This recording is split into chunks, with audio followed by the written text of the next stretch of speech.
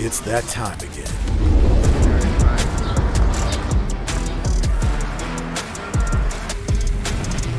Welcome to the stage. Oh yeah.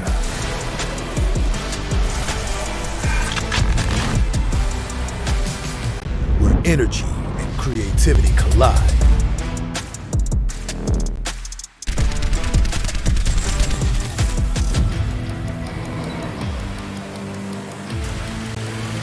Here we go. Let's level up. Make this something to remember.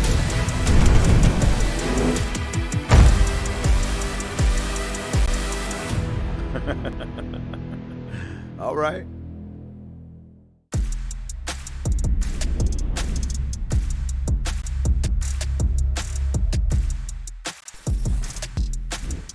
It's been a long road through the season here at the NACE Star League. We're not yet done, but the end is indeed near. Welcome everyone to the show as we get set to kind of complete our playoff bracket here. We start, of course, as we always do, with our first show of the day, the Varsity and Open Premier League having their round of 8 today. It's myself, LaFawn, alongside me, Jungle God, bringing you the action continuing through this playoff bracket, and what a fantastic slate we have today. Yeah, absolutely phenomenal. Can't wait to get into these games today. First one, we have got Harrisburg University taking on my alma mater, RIT. So I honestly couldn't be more excited about this match. It's going to be a fantastic one, of course, though. The season format, the way we got to this point, regular season gameplay, obviously followed up by conference play-ins into the last chance qualifiers. But that, of course, is in the past as we have now moved into the actual playoff bracket itself. Now, there are no mistakes to be made. The playoffs are underway. As I said, the round of 8, we will be heading to the grand finals, a chance to fight on those grand finals. Let's see the dates coming in November 28th to December 4th. That is going to be the real test for these teams, but you still have to get there. We are not quite done. Today and tomorrow, last major chances to kind of run through this round of 8, then the round of 4 into what is going to be a pretty incredible finish. That being said, the schedule for today, as we highlight here on the A stream, starting off with Overwatch for our first 2 games. Impressive stuff, of course, and then following up for the last 2 of the day, I believe it is going to be Call of Duty and Rainbow Six. Yeah, and just a fantastic pair of teams, or rather quartet of teams that we're going to be watching today. As you said, this is the round of 8. So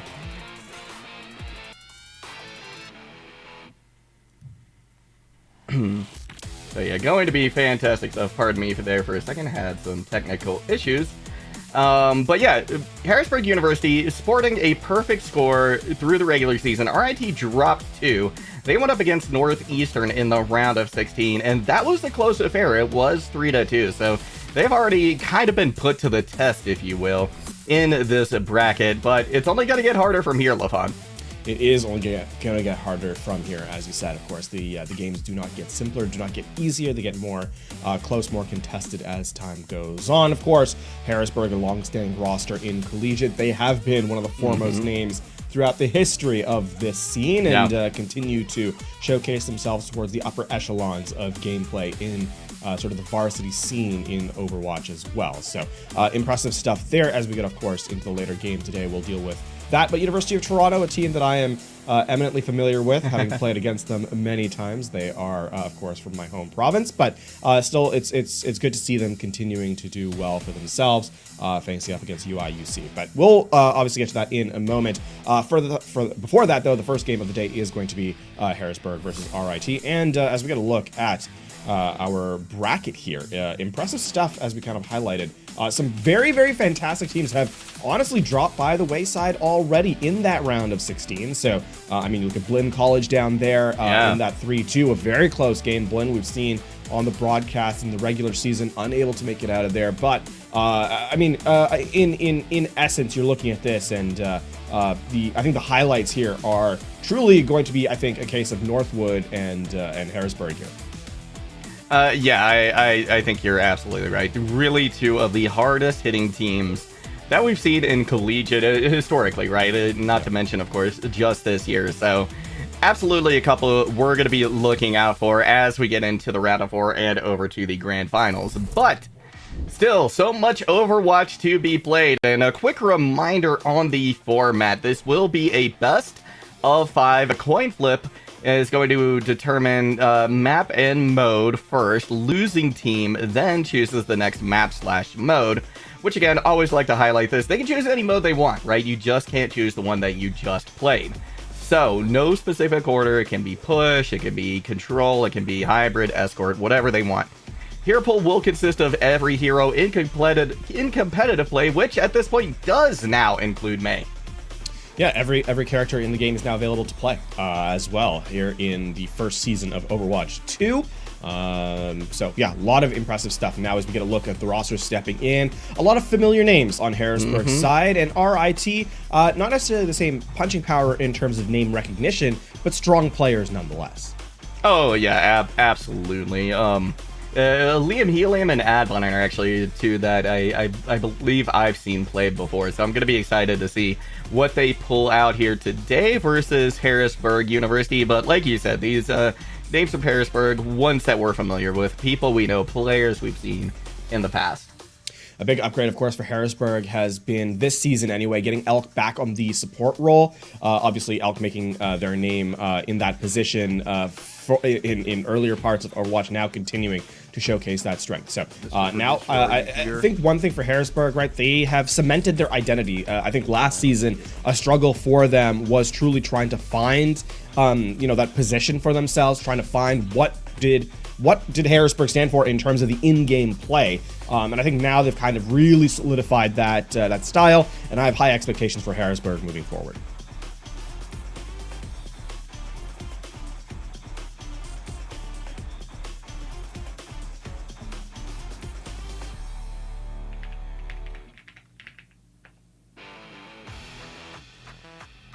So as we set into the actual game itself, yeah, good stuff coming through in a moment here as we get into the games itself.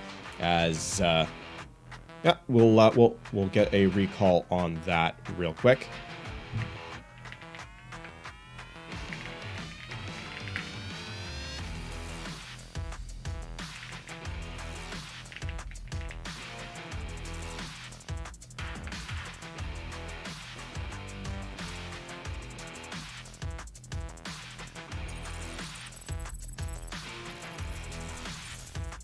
So, yeah, as we get into map number 1 here in just a moment, we'll get a sense of where the game is going to go.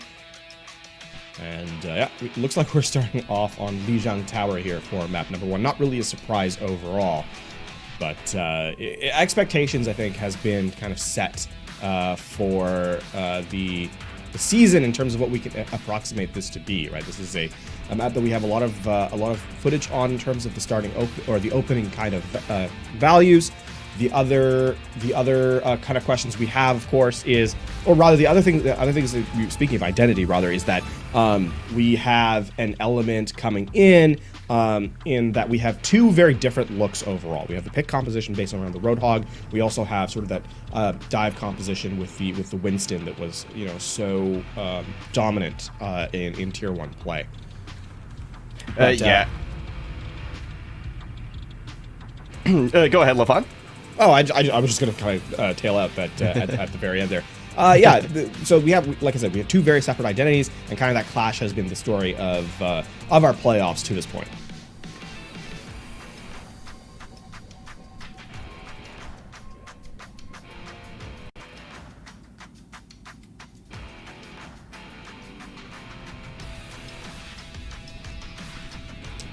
As we get set to get in terms of, as my caster just said a moment ago, the flexible choices coming in for sure. But it really is, I think, going to come down to what is the truth and identity of these squads. So for Harrisburg, I mean, in the past, they have chosen to go more mobile. They've chosen, historically to play very high-tempo compositions. So I'm expecting to see them kind of continue with that style here. RIT, a little bit less of a known quantity overall. I'm hoping anyway that we're going to get a very competitive starting fight here as we get into Lijiang Tower in just a moment. Now, starting off on that first stage, yeah, looking like, at least for the moment, Harrisburg going to go. I think something's going to be really interesting, of course, is that we've gotten 4 tanks that are playable, or have been played, rather. Orisa, Roadhog, Winston, and Sigma, and they all kind of play rock, paper, scissors into each other. So, as we load up into Command Center, or Control Center, rather, here on Lijiang Tower for map number 1, we do, in fact, have the Winston Reaper. So, RIT going hard. Engage. Harrisburg a little bit slower here with the signal. Yeah, just a little bit slower indeed. We're going to see now Harrisburg potentially, actually just Noxious rotating down to the low ground, but Elk able to find Chaco main. So, Rochester Institute of Technology looking a little bit worse for wear at the moment. We're going to have Adbon jumping back in, trying to create a little bit of space, keep everybody pushed on that high ground, but the picks still keep coming in favor of Harrisburg. The big problem there, of course, is that RIT don't get to stage in an engagement that they actually want to take. And by the time Chaco Man is trying to find value in the backline, you know, they're already being swarmed by 4 players. So Harrisburg are able to keep their backline pretty stable, and Divio, the main beneficiary of it, now up to 90% on the Gravitic Flux, well ahead of like anybody else in the lobby. Yeah, absolutely tremendous building up of that ultimate. So, gonna be online now, but Noxious already out of the fight. Is Divio gonna go ahead and use the Gravitic Flux? They are able to catch a couple of players. Tap falls shortly after that. But in the meantime, Liam Helium loses their life on point. RIT able to flip it over, though, in no part as well. Helped by just this intense pressure that they put on. But now Harrisburg trying to catch it again. Estel out of the fight. Actual very low gone as well. So RIT briefly gets the point, builds up a little percentage, but Harrisburg still wins the fight in the end. Yeah, the only reason the point gives over is because Harrisburg has to kind of retreat for a moment just so they can get an actual recontest in. So they're willing to give up 50%. An utterly meaningless number in the grand scheme of things to actually win the engagement and get a steady lead on the point. Now, here's where Harrisburg takes the full lead in the ultimate economy. Although this is going to be a very expensive fight for both squads. Expect to see dueling Kitsune rushes here, as well as a sound barrier to defend against it. And here come the Kitsune rushes right off the bat. Actual force to use the sound barrier, but that's just going to allow more players on RIT squad to just go more aggressively. We can see Adbon pushing back very hard against Divio. Few players now left for Harrisburg, and RIT will be able to secure the point.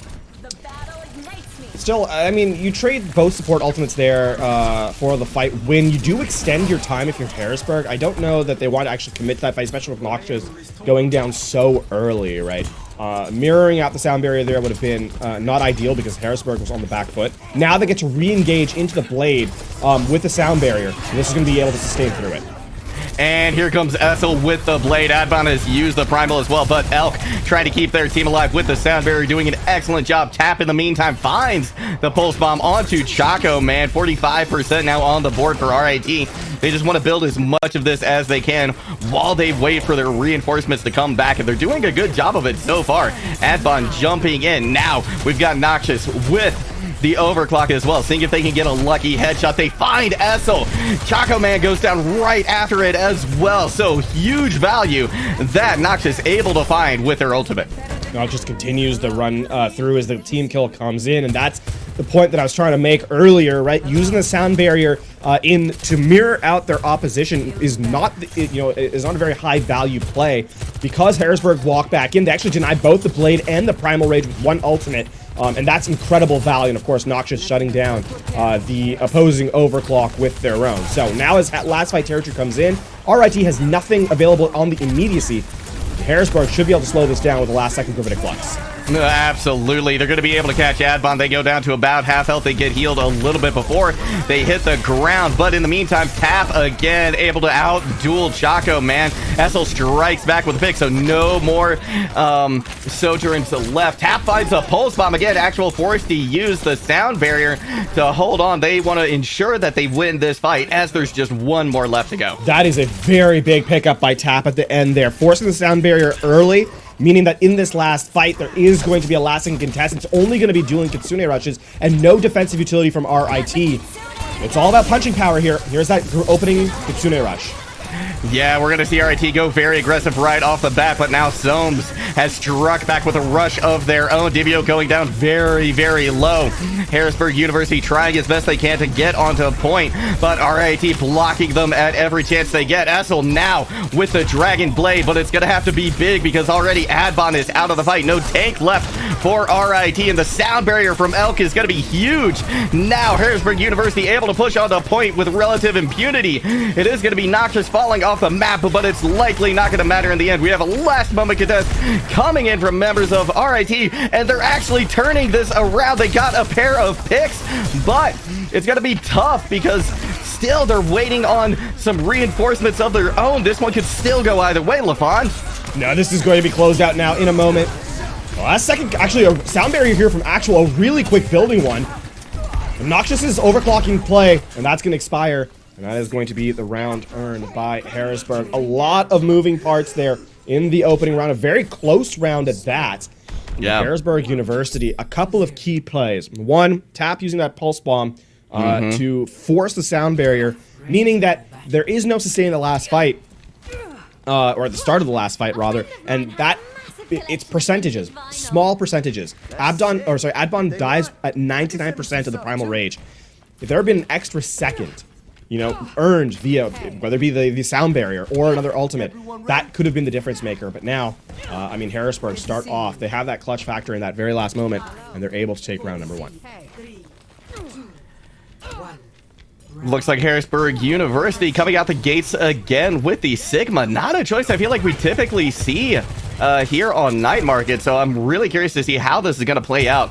Harrisburg taking the point immediately. They want to make sure they've got a nice place that they can use this cover, use this geometry of the point, make sure they stay out of the way. RIT now posturing in front. Here comes Adbon now going in very hard against Soames. They're going to be able to get out of the way, though. Divio losing a lot of health will be taken out by Actual. Now Adbon chasing down Lucio as well, keeping them off the point, keeping them from being able to help. But Elk able to find an environmental onto Actual. Both supports now down for RIT, so what was looking great for the Tigers, now they're going to have to back out and try again.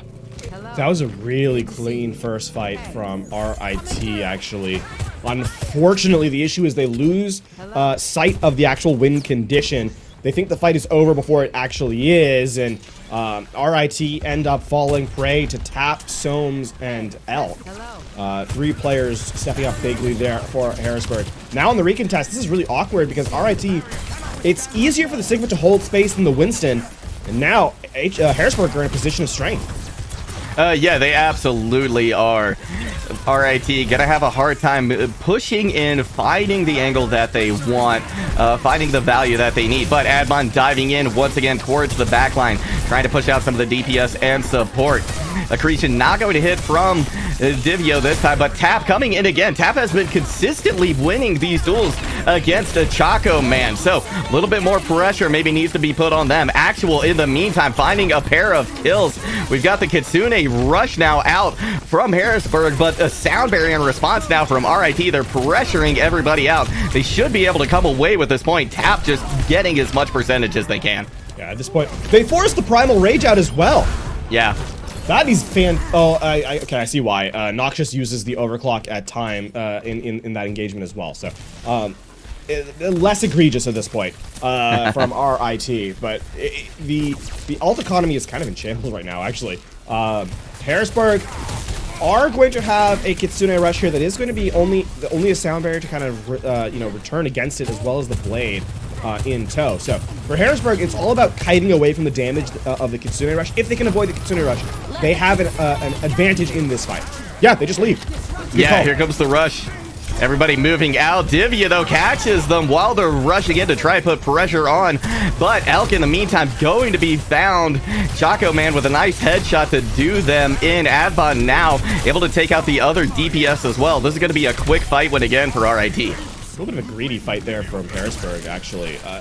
Rochester, RIT's Kitsune Rush is a little bit it's a little bit preemptive, right? Harrisburg hadn't quite turned the corner into the engage zone, but Harrisburg postured a kite away from it, and then they decide to recommit, and then they just fall back into the area where Rochester has strength. Now, though, it is going to be down to the blade from Essel. Oh, Divio comes in quick with a pick on the Chaka Man, and that is huge because the overclock was just about ready to go. Essel not able to find any value with the blade.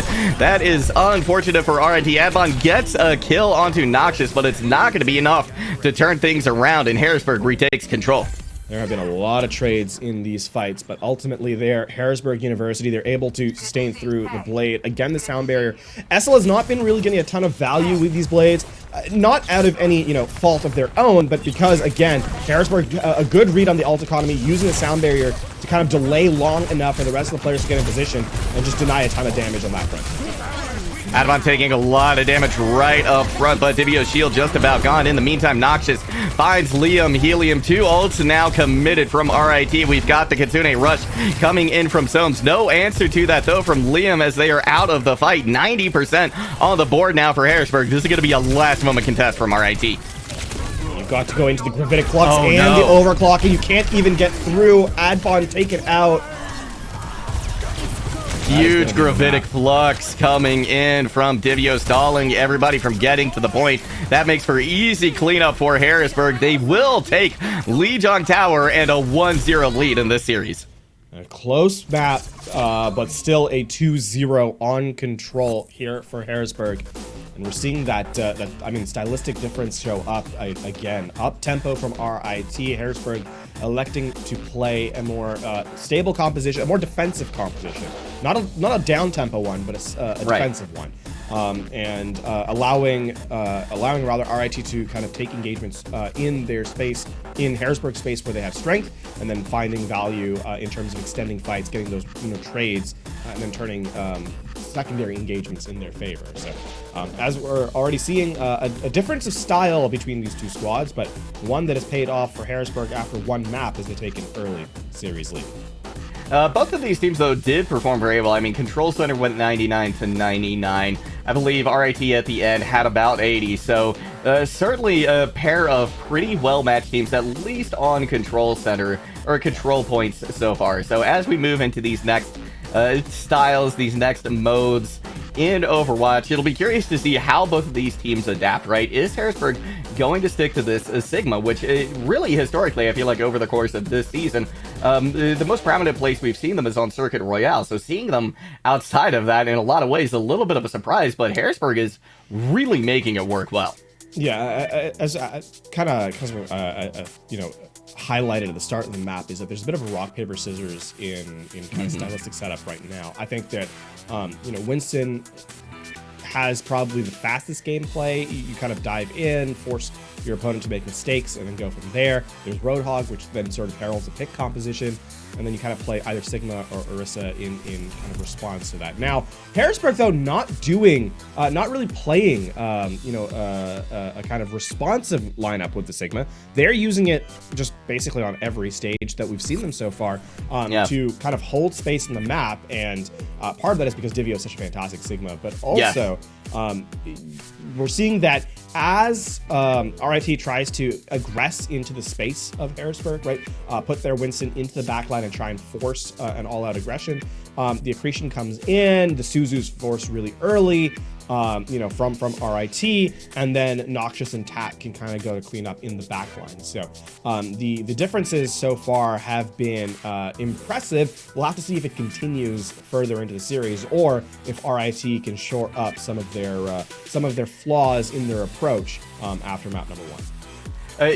One of the big things that I have to think about for RIT is just keeping Chrono Man alive, right? Because Tap has been consistently winning that duel on Tracer versus the Sojourn. So getting an early pick like that in a lot of these fights, I think, really also put Harrisburg on a very good foot forward, right? It's not necessarily a fight-winning moment, but it gives you such a tremendous advantage, really, before things have started to settle in, started to materialize. It makes it so much difficult for RIT. But we are heading to King's Road next, Lafon. We've got the the dynamic duo right off the bat here. No surprise, I don't think, for either of us, but from what I've seen so far, I feel like this plays into Harrisburg's method, their style of play, a little bit better. Yeah, obviously the sort of shortened engagement areas on King's Row do play into the defensive style that Harrisburg were running, right? So the fact that RIT elect to go here is, I think, noteworthy, but the expectation, I think, is that this is a map they practiced a lot, right? Sort of the collegiate special, Lijiang Tower and then King's Row. Yeah, exactly. It's more of a surprise when we don't go to one of those two maps than when we do. Yeah, that is the truth. That is absolutely the truth. Harrisburg starting out on defense this time. No surprise, Divio again on the Sigma. Quick shout out to one of our sponsors as well, Extra Life. Thank you so much for participating in the Naystar League, helping this make this happen for all of these students in collegiate. Good to see you. 3, 2, 1. Hold that. Something to kind of highlight as well, by the way, is which Sojourn gets up to energy fastest. Because with the Sigma, you're shooting a shield much more. Your energy generation is much lower than, the Winston's rotation on the bubble. You can see Noxious already at 100 charge. I do not believe that Choco Man is anywhere near that. So keep an eye on this railgun as the Winston kind of comes in. Yeah, RIT going very, very aggressive, but Dizio able to take Choco Man out once again, finding themselves the first person picked out. Divio comes away with another pick. RIT gonna be forced to back up here, but at least several of them gain some pretty significant charge. Neum Helium not too far behind Soames right now. And Advon actually gets eliminated as well, so they don't even get to give the support ultimate, or generate support ultimate off that extra damage, which is tragic for RIT. They're going to get slowed down pretty tremendously. You can see Choco Man has to take much more aggressive angles to kind of farm up this railgun. Meanwhile, Noxious playing fairly safely, actually. And as a result, in the mid-fight, is going to be a much bigger threat. Yeah, they certainly will be. Now, once again, aggression coming in from RIT, trying to push the point, flirting with the idea of going through Hotel, but in the meantime, Essel picked off before things really can get started. Liam forced to use the protection Suzu as well, so RIT backing off again. Not much to show for this push either. That's, Noxious is the one that opens it up, right? It's a body shot to Essel once the deflect is kind of forced, and then the team fire to get the remaining eliminations. So Harrisburg have now gotten 2 fight wins in a row, not needing to use any resources. Here's where they get to actually turn around and take their their lead in the ult economy into a possible fight win, as they have 5 check marks on the board. We're going to see the first one used being the Gravitic Flux, a pair of picks off the back of that, and Noxious is overclocked. So quick, decisive fight win again for Harrisburg.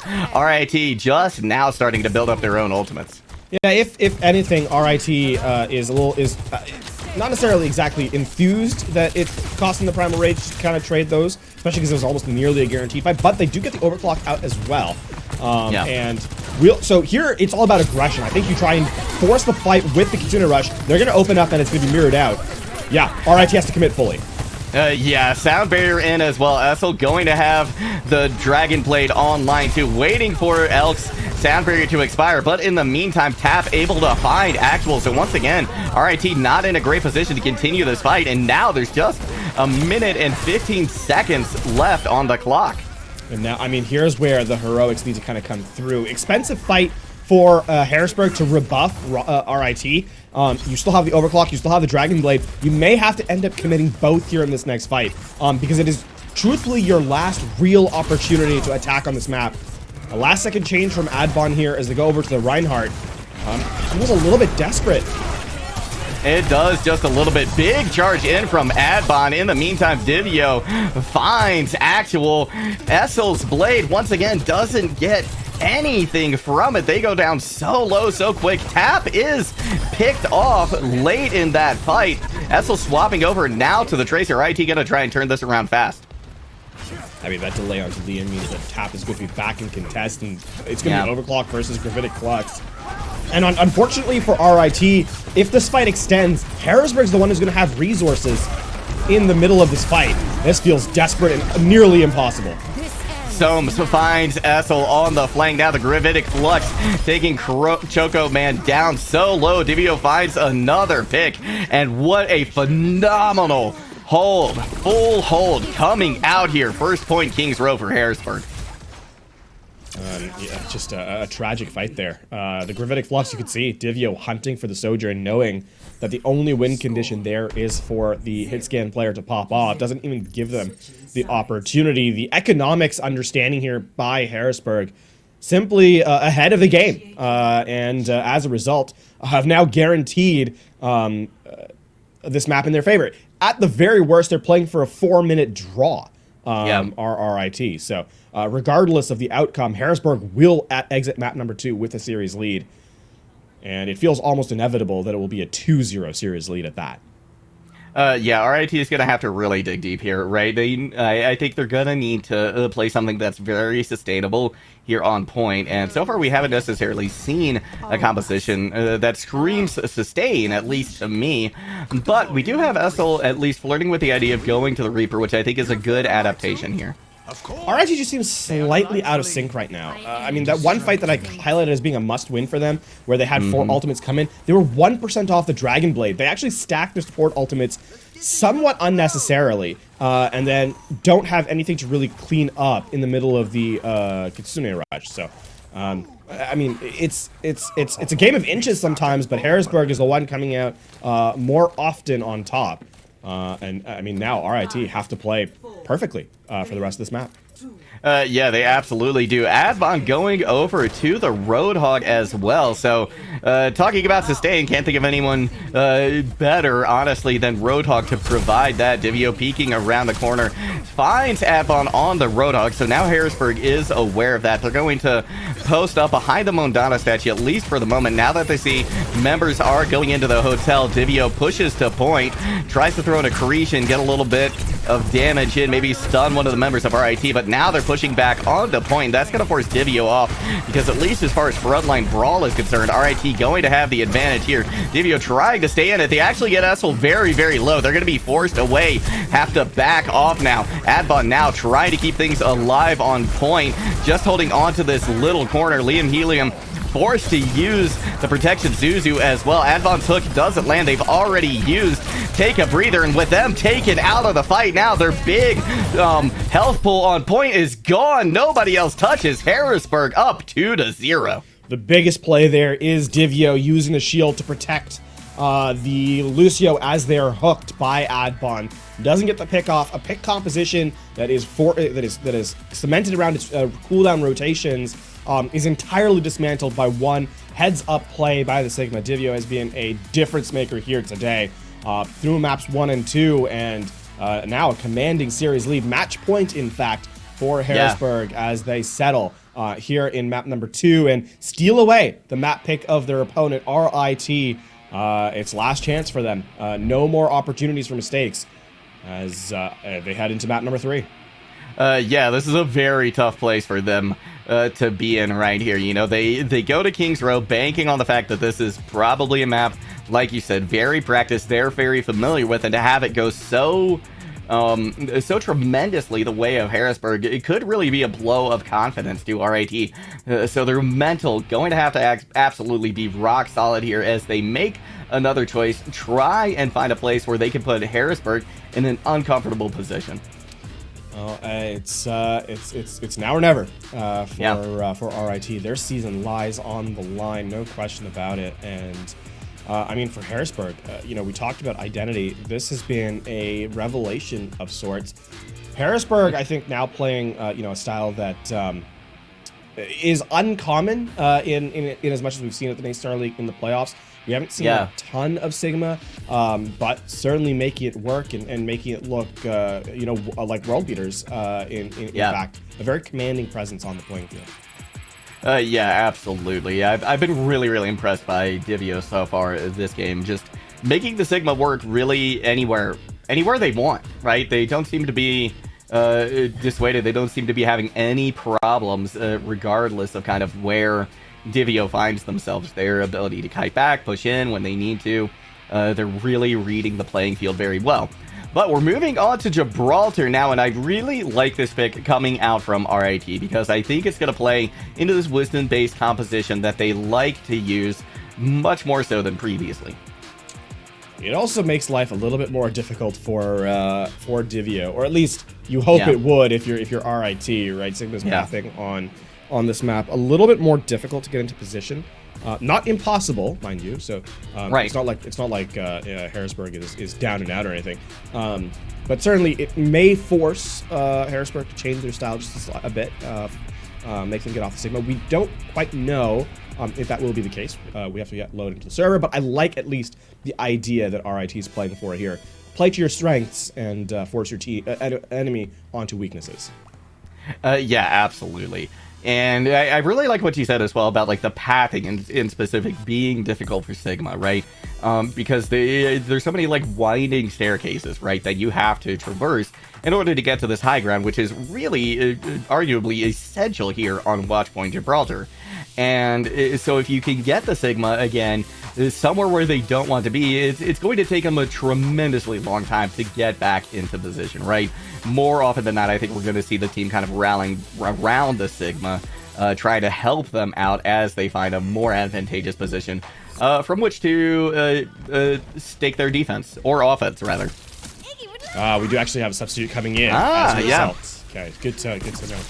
Yeah, that makes sense. Akawa stepping in for Harrisburg University now, and so what's the solution to a map where Sigma is a little more difficult to find value? Get to a tank, can play Winston rather.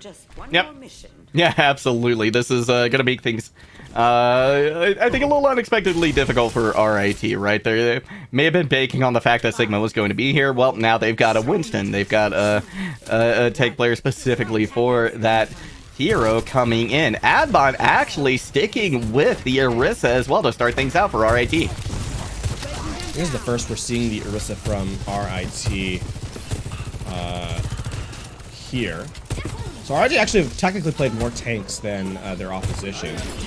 That's a big anti actually from Elf onto Adbon. No follow through, but Essel forced to dash away. So a lot of pressure being applied here by Harrisburg on the high ground. Yeah, Adbon briefly trying to gain some momentum on that high ground, but Soames coming in a huge way, finds a pair of picks. Noxious gonna finish things off. Now Akawa diving onto the rest of the players that are left. Liam Porsky used the protection. Suzu will find their way back to spawn. Oh, and Adbon barely does as well. Nice javelin there from Adbon to get rid of Tap. So a soft reset there for the Tracer. But interestingly, RIT choosing to go, as you said, with the Orisa against an Ana here. This is actually really difficult to find value. You can't contest the high ground. Contesting the card is also really difficult between the Antian and the Sleep Dart. And it really forces Liam to use the Protection Suzu somewhat more reactively and defensively to cleanse cooldowns. Not a very efficient use of that ability. Oh, wow. And Essel gets chased down by Akawa. That Tesla cannon firing on all cylinders. Noxious able to get a pick as well, and now once again RIT forced to back off, and the old advantage right now that Harrisburg has is just tremendous. I mean, Adbon right at the moment sitting at only 60% for RIT. I can't peek around a corner too aggressively here. There it is. Wow. Goodbye. Oh my gosh, that in conjunction with tap finding Liam Helium as well just sets RIT back further. And now Adbon getting picked as well, pushing forward when, yeah, really they should have been just regrouping, waiting for the rest of their team to catch up. I mean, I'm struggling to understand what the win condition for RIT was in that previous comp. They wasted about 2 minutes of their time before now switching to a functionally better comp on this map and against what Harrisburg is running. Yeah. I mean, you have to kind of put pressure onto Elk here, but it might be too little too late. There's so many ultimates available to Harrisburg.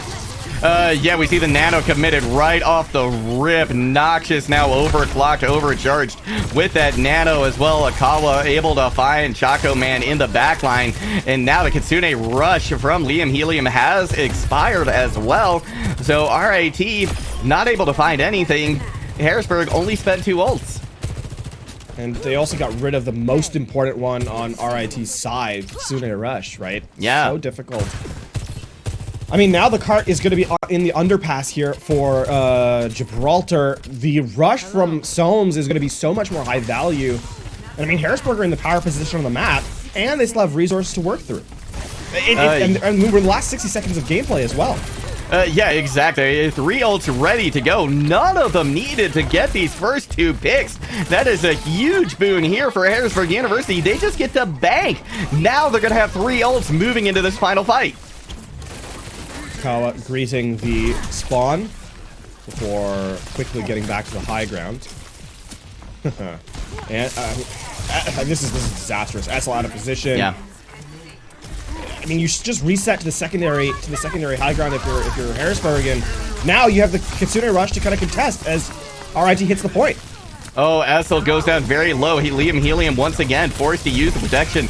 Suzu anti-nade hits, and that is big because, again, no Suzu to be found. But Akawa able to get a pick onto Chaka Man. Actual finds the sound barrier. Essel now with the blade. Soames has the Kitsune Rush on point, but this is RIT's moment. They have to find picks here, but nothing from the Dragon Blade. Harrisburg able to sustain all throughout that, but they're down every single one of their ultimates. Elk gonna get this nano online soon. Chaco Man forced to use the overclock as well. Just now rounding this first corner. Adbon jumping into the backline, trying to put a lot of pressure now onto Noxious. Trying to see if they can get a little bit more space. They will potentially be able to find this final point, but Elk has committed the nano as well. Noxious is down. Essel able to finally get a pick there as well. Adbon going down very low, forced to use his bubble, which expires almost immediately. Kitsune Rush back now for Liam Helium, and with that, Chaco Man will find a pick onto Akawa. The point will be theirs as RIT in the nick of time finds a way to survive. Nice little skirmish there as they get the last couple trades through, and finally RIT elects to use their compositional advantage to actually put pressure onto the backline. A little bit scattered, a little bit harried, but I mean, in the backline there, the fact that you're able to keep up so many players and then get Essel to the blade, able to deal damage to the backline is a big part of why RT is able to win. Not out of the woods yet, though. They still have less than 2 minutes, and they need a clean fight here to try and get third. Yeah, unfortunately, Harrisburg's still in a fantastic position. Yeah, they really are. Noxious does have the overclock ready to go. Tap whiffs with the pulse bomb. Not a huge deal, though, for them, as they're going to be able to get that back relatively quickly. Advon forced to use the Primal Rage now. Essel going very low. They're likely going to have to back out before they can jump back and rejoin their compatriot Advon. Heals come in hand over fist, though. Now we've got a tree of ultimates coming in for Harrisburg, and with that, there's not much that RIT can do. It's going to be 2 players down already. Actual sound barrier already expired. Minute 15 left to go, and Harrisburg has control of the point. Good to see you. Fairly expensive fight for Harrisburg, though. Yeah. As they use 3 ultimates there. It's going to give a small window of opportunity for RIT. I mean, Blade and Overclock, they have to kind of soak through the amount of... Just have to kind of land these damaging abilities. You don't want to spend the Kitsune Rush because you kind of need it for third to move things forward. And Essel, a great read by Akawa there. Yeah, absolutely huge. That's going to stop this fight before it starts. It also RIT knows. Yeah, they're on last fight territory. It also gets Elk up to the sound barrier, though. The delay on that elimination actually means that Harrisburg are now going to be at advantage in this final fight. Yeah, that's absolutely huge. A lot of it could come down to which of these support ultimates is going to get the value they need. Actual just about taken out of the fight before it starts. Tap finds Liam with the pulse bomb. That is a huge boon for Harrisburg. No Kitsune Rush going to be available for RIT. It's going to have to be off the back of both of these DPS ults. Elk going to have to use this. Going to have to use the sound barrier very wisely. Still, you can see the last second contest. Who's going to go to touch? It looks like it's going to be Advon. Essel now with the blade. Liam Helium back in the fight. Akawa, though, finds Essel. Chaco Man able to strike back with a pick onto Tap. 1 player down from each side. Here comes the Kitsune Rush now from Soam. In conjunction with the sound barrier, that is so much that RIT has to try and push through, and it's proving to be just a little too much as Advon will fall, and Harrisburg stops the card on second. And what a tremendous showcase there from Harrisburg, understanding the economy of the game. And a lot of it comes down to that 1 pickoff from Akawa, just extending the timer.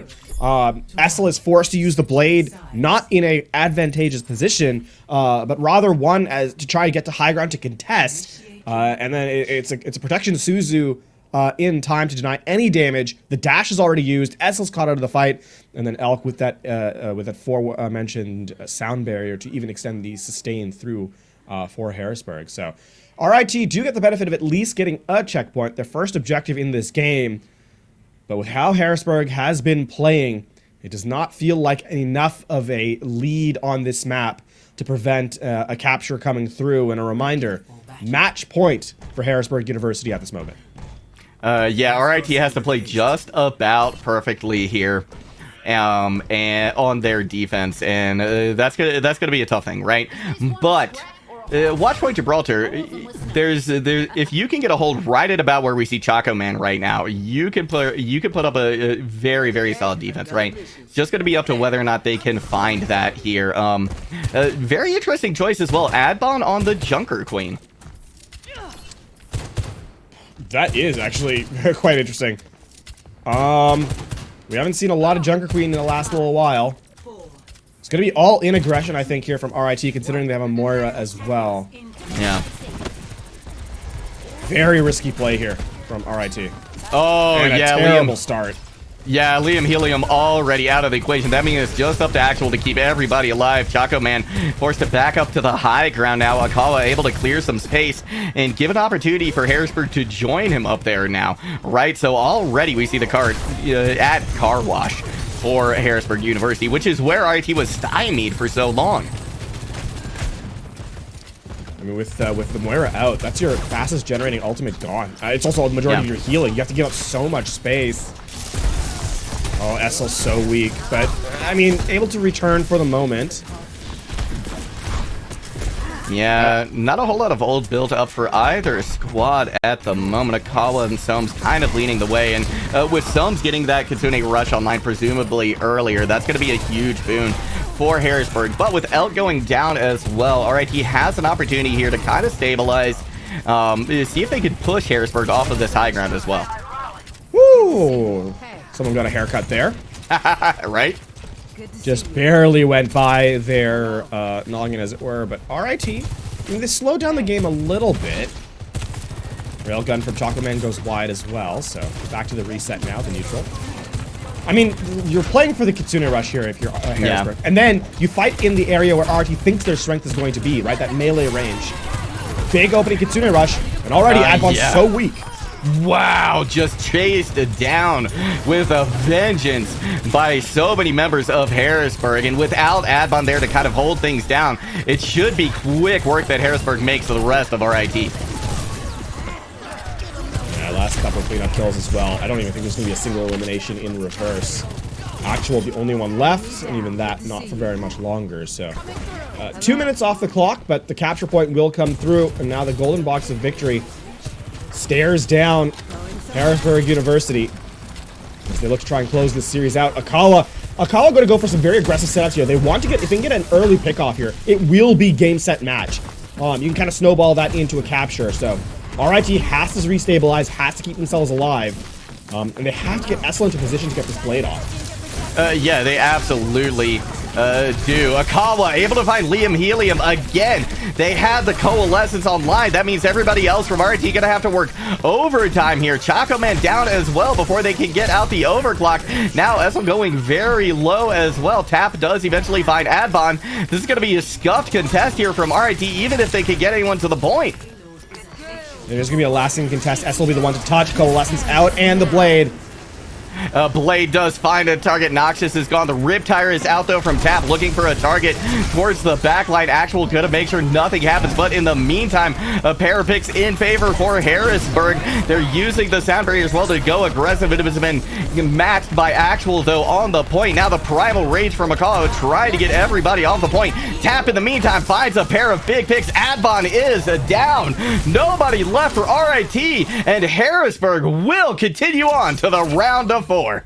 What a stellar performance here from Harrisburg as they shut out their opposition. A 3-0 scoreline here to end the round of 16 for them, moving forward in the Naystar League playoffs and going for the hunt, trying to get that finals berth. that has eluded them for a little while. A fantastic showcase here now from Harrisburg University, and a fundamental understanding that RIT simply could not match. We say farewell to RIT, but what a long season from them nonetheless. Oh, yeah, absolutely. The perfect storm, though, from Harrisburg. Just a little too much for the Tigers to overcome today. So we will see them again next season. But for now, once again, Harrisburg continuing on. They will face the winner again of UTD or K-State, whoever comes away with the victory in their round of 8 match. And congratulations, though, to everybody on a well-fought map. Harrisburg today definitely, though, outclassed RIT just about every step of the way. And we're finally seeing the evolution truly come to fruition here, an understanding of this current patch, of this meta, and growth in ways that simply, I did not expect. I did not expect when we saw the start of this, the playoff season, when I heard the patch was coming through. I've been really impressed with the performance from these teams, and Harrisburg continues to take the next step onwards to greater things. Yeah, fantastic showing again from them today. Gonna be excited to see where they end up, right? Because round of 4 is what's up next, right? They are one step away from making it to the grand finals in Philadelphia coming up. So, and to come away with a victory like that right on the birth of getting to the grand finals, that's gonna be just a huge confidence booster to the Harrisburg squad. Yep, and again, that next step is clearly what's for them as they get set to go underway. Now, as we kind of get into the actual action, though, or as we kind of wind down the action from this first game, let's get an interview with the winners of this series from Harrisburg University. Congratulations, Noxious, on your win, a 3-0 shutout here in the round of 8 as you guys move forward still. How's it going after that game? Pretty well. I think I'm pretty happy with the way we played. We had a lot more practice this week, and it was really fun game. Awesome. Actually, I want to kind of focus in and get your thoughts real quick. We obviously moved into a patch fairly recently in the playoffs. One that upset the sort of meta that had been existent so far. What's that look like for Harrisburg preparing into it? Obviously, we saw Sigma from you guys for the first 2 maps. Much more different look than we've expected or have come to expect from other squads. So what has been Harrisburg's journey through this current patch? Well, I think prior to the patch, everybody kind of had this idea of the monkey was just a meta and everybody should play it. And quite frankly, I think there is not a meta. I think that anything can be played if you play it to the best of your ability. And so us kind of going through that patch, we saw that there was nerfs and things like that and things we could exploit. And I think we've done a good job at adapting around Roadhog or monkey comps a lot with Sigma. So it's been working pretty well for us. That's the point that I want to go next to specifically, is just the fact that we saw Sigma so much from you today. Of course, Divya, just a phenomenal Sigma player in general, but is this a composition that you've been running through a lot of the regular season here at NACE, or was this something, like you said, that you put together specifically after this patch? Is it something, that you've been using for a while, or is it basically something brand new? It's something brand new. I mean, we literally had a VOD review before the match to tell us, hey, this is how you play Sigma, and then we came into the match and we played well, so can't complain. Now, one question here, of course. Harrisburg has been a long-standing roster in collegiate, right? The name Harrisburg has been around for some time. What does it mean for your squad now? What's the next step for you guys to kind of continue that legacy? Well, obviously, next semester, a lot of people are graduating, so it will be a lot different. But I think everybody wants to play to their best and try to win this season, since it might be one of the last for a few of us. So, obviously, I'm the only new person on the roster for this semester, and seeing kind of how far these people have come in so many years of being here is awesome. Being a part of this family and, being able to play with my friends and enjoy my time, so... Well, before we let you go, just one final question from me. Would you like to give any shout-outs today to friends, family, teammates, whoever? I want to give a shout-out to Minnie, fitted in a hoe. We out here, we're playing. So, yeah, there you go. All right, well, thank you so much, Noxious. Again, congratulations to you and the rest of the team, and best of luck to you through the remainder of these playoffs. Thank you, appreciate it. All right, with that, we have wrapped up the first game here of the day. Not to worry, though. We still have more action returning as we get set for University of Toronto versus UIUC. That's coming up next. Don't go anywhere. We'll be right back.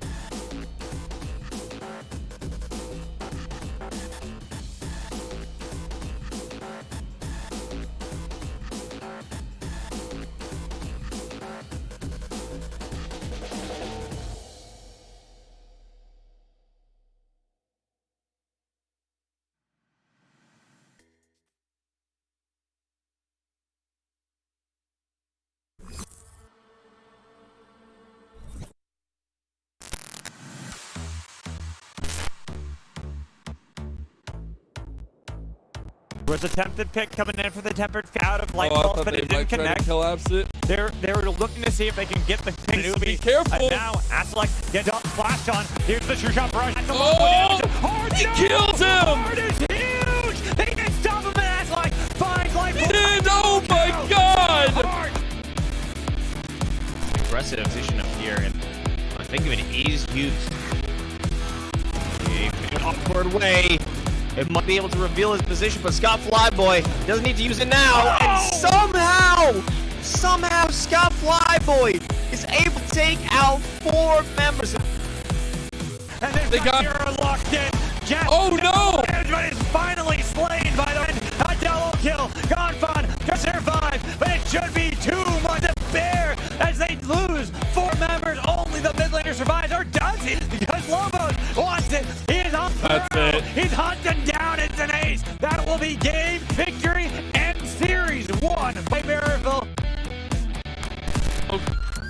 Ultimately on 2. Pulling out. Last one alive. That'll be a destroyed rendezvous. They're running out of bullets. They have to make a willing effort if they want to repeat again, but the op is here. Jump for a shot. Bait it up. Oh, one from Bolo. 3K. God. Unleash power, always getting him. Oh. Gets 2. They actually turn it around because they got the solo kill on the other side that helped out. They Now killed each other in bot You lane. gotta kill Gora. Can you kill Gorka? I don't think so. Bam, He's too bam, low. bam, bam, He's bam. huge. He's throwing those axes and gets triple kill. I really don't know what all this utility is supposed to accomplish, but I guess it's doing it. They're still alive. 1 HP, 1 life, 1 chance to stop and keep this opportunity under their belt. 1 more shot needed. 6 bullets left. A kill. Can't do it. It's Flowery with another 4K.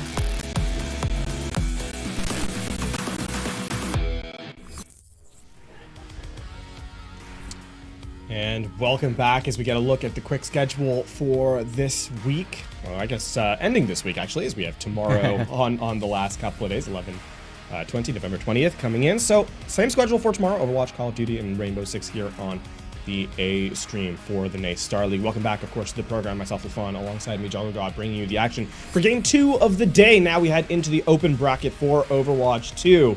As we got a look at UIUC versus University of Toronto in the round of 8, continuing the process forward to see who is going to make a stand for that final position in the grand finals. That being said, it has been an exciting day so far, as we had a 3-0 earlier, Harrisburg staying alive in their run, in their bid for a finals berth, as we kind of dial in now onto the second game of the day.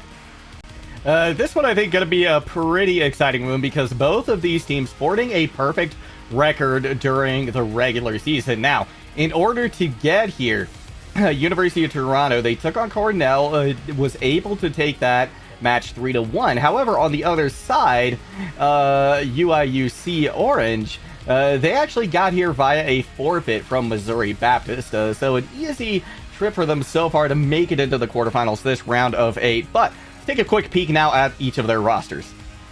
Yeah, University of Toronto, obviously north of the border here in Canada, in Ontario, actually, former rival school of mine in Overwatch. But those are days long past as UIUC kind of heads up against them, trying to take the victory.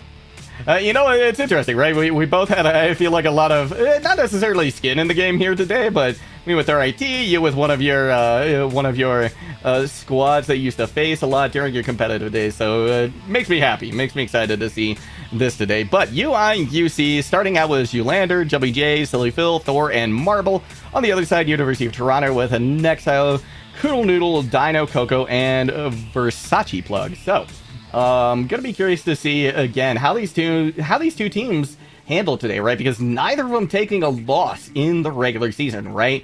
What is the team that's going to go behind early on in this season, or early on in this series? How are they going to adapt, right? How are they going to come back? Because a lot of times when you have these really, really dominant teams, right, they're not necessarily used to losing, right? Used to dropping a map. So that mental aspect, I think, could be a very important thing as well moving into this next series. Indeed, as we get set to see where we're going to go in just a moment. So, one of the things to highlight, of course, is we just talked to Noxious of Harrisburg University after their victory in that 3-0, talking about the compositions they were running. Right, we did have a new patch come in the last couple of days. In fact, I think it was 2 days ago at this point. 2 days. Thursday. Yeah.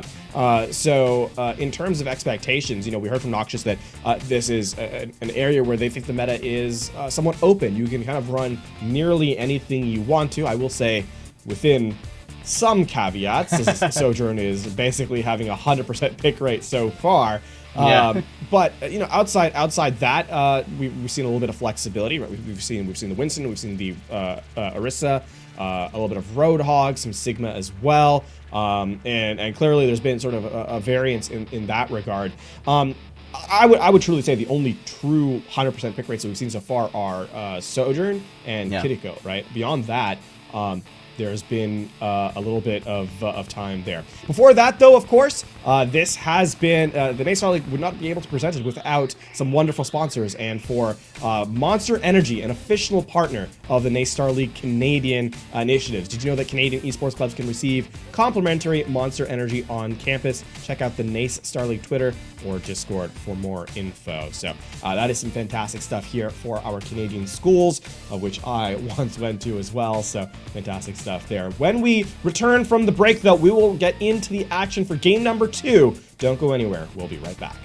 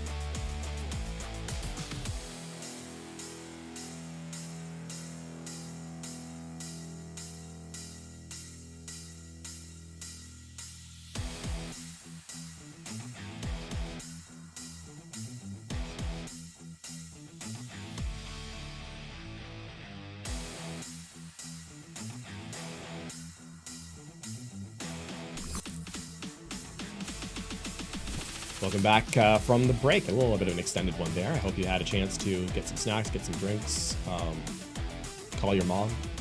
That's something you haven't done in a while. You should do it. Yeah, especially with Thanksgiving coming up, right? Gotta call Mom. I mean, we're on as a resident Canadian, we got our Thanksgiving out of the way. Oh yeah, that's fair. Month and a week ago, so quite some time. But I mean, in general, talk to someone in your life that is important to you. Doesn't have to be. It doesn't have to be a maternal figure. It could be literally anybody. Let's get started on the series though, because we are in the round of 8. So some important games going through here as we tend towards the finals overall. Starting off on map number 1, Lijiang Tower, UIUC versus University of Toronto, Canada versus the US. Only loosely. I'm playing that way. It's not actually a rivalry that way. Yeah, exactly.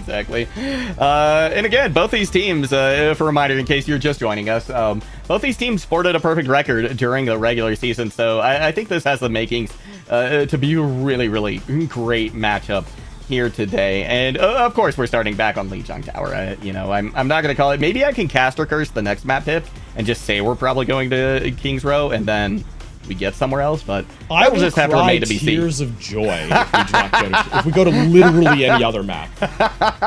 Okay, you've heard it here, teams, right? Let's see some tears of joy from LaFon today. But as we go ahead, to mention my tear ducts are broken. They don't work. Your tear ducts are broken. No, that's a Oh my god. I was like, is that even possible? Your eyes would just. No, it is possible. But it's not true in my case. It's just a fiction. Well, real quick shout out to one of our sponsors, Duncan. Naystar League runs on Duncan. Again, thank you so much for helping make this happen for all of the schools here today. We're getting ready to go. University of Toronto, Illinois at Urbana-Champaign, starting out on Control Center. And University of Toronto actually running in with a Roadhog composition, but they're met with stiff opposition in the Orisa. A lot of sustain on a UIUC side. University of Toronto backing out for the moment, electing to regain space rather, and reset their control over their health pools. Point gonna unlock in about 5 seconds right now. Both of the teams trying to make a pitch for control over it at the moment. That will be Versace, who comes in with an early pick in favor of Toronto. King Bunny now trying to back up off point while still keeping it alive, still keeping it contested for the moment, but so much damage coming in from Coco and other areas as well that they're forced to back off and yield control. This is the strength of the pick composition. It can extend or delay a fight pretty heavily with one wayward hook. Versace plug going wide with their last one though. Now you can see Coco take it to the space here through server. That's gonna be. That's another pick.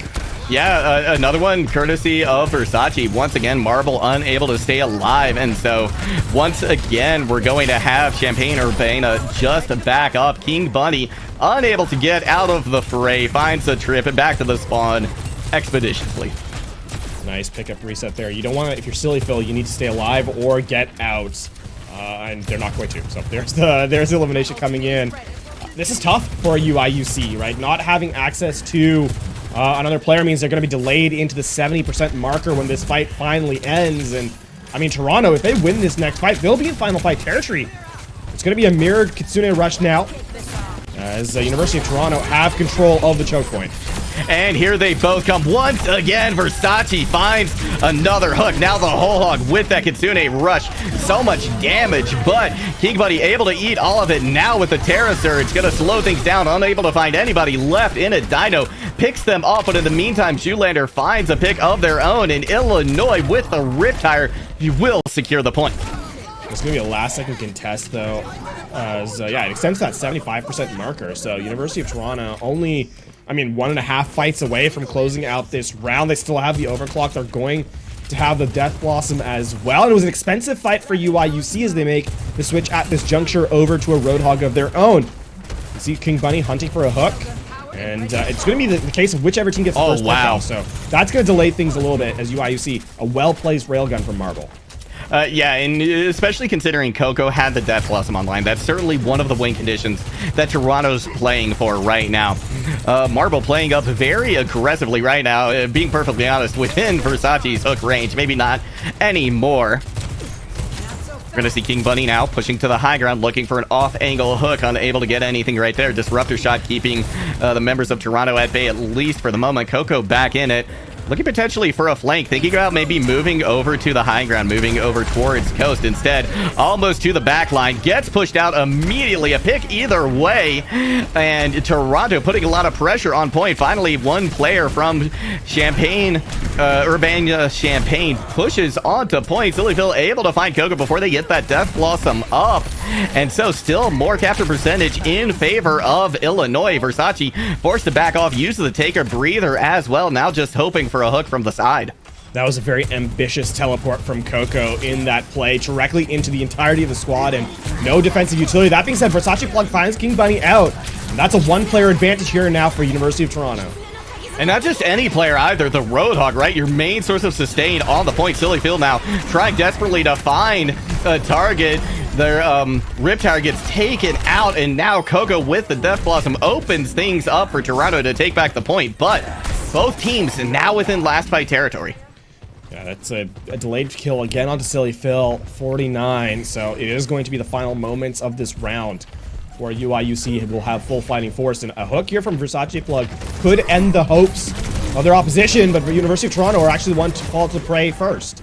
Yeah, and that is big because now that take a breather out of the equation now for Toronto. So Archony forced to use the sound barrier, but in the meantime, Thor is taken out. Nobody touches from Illinois.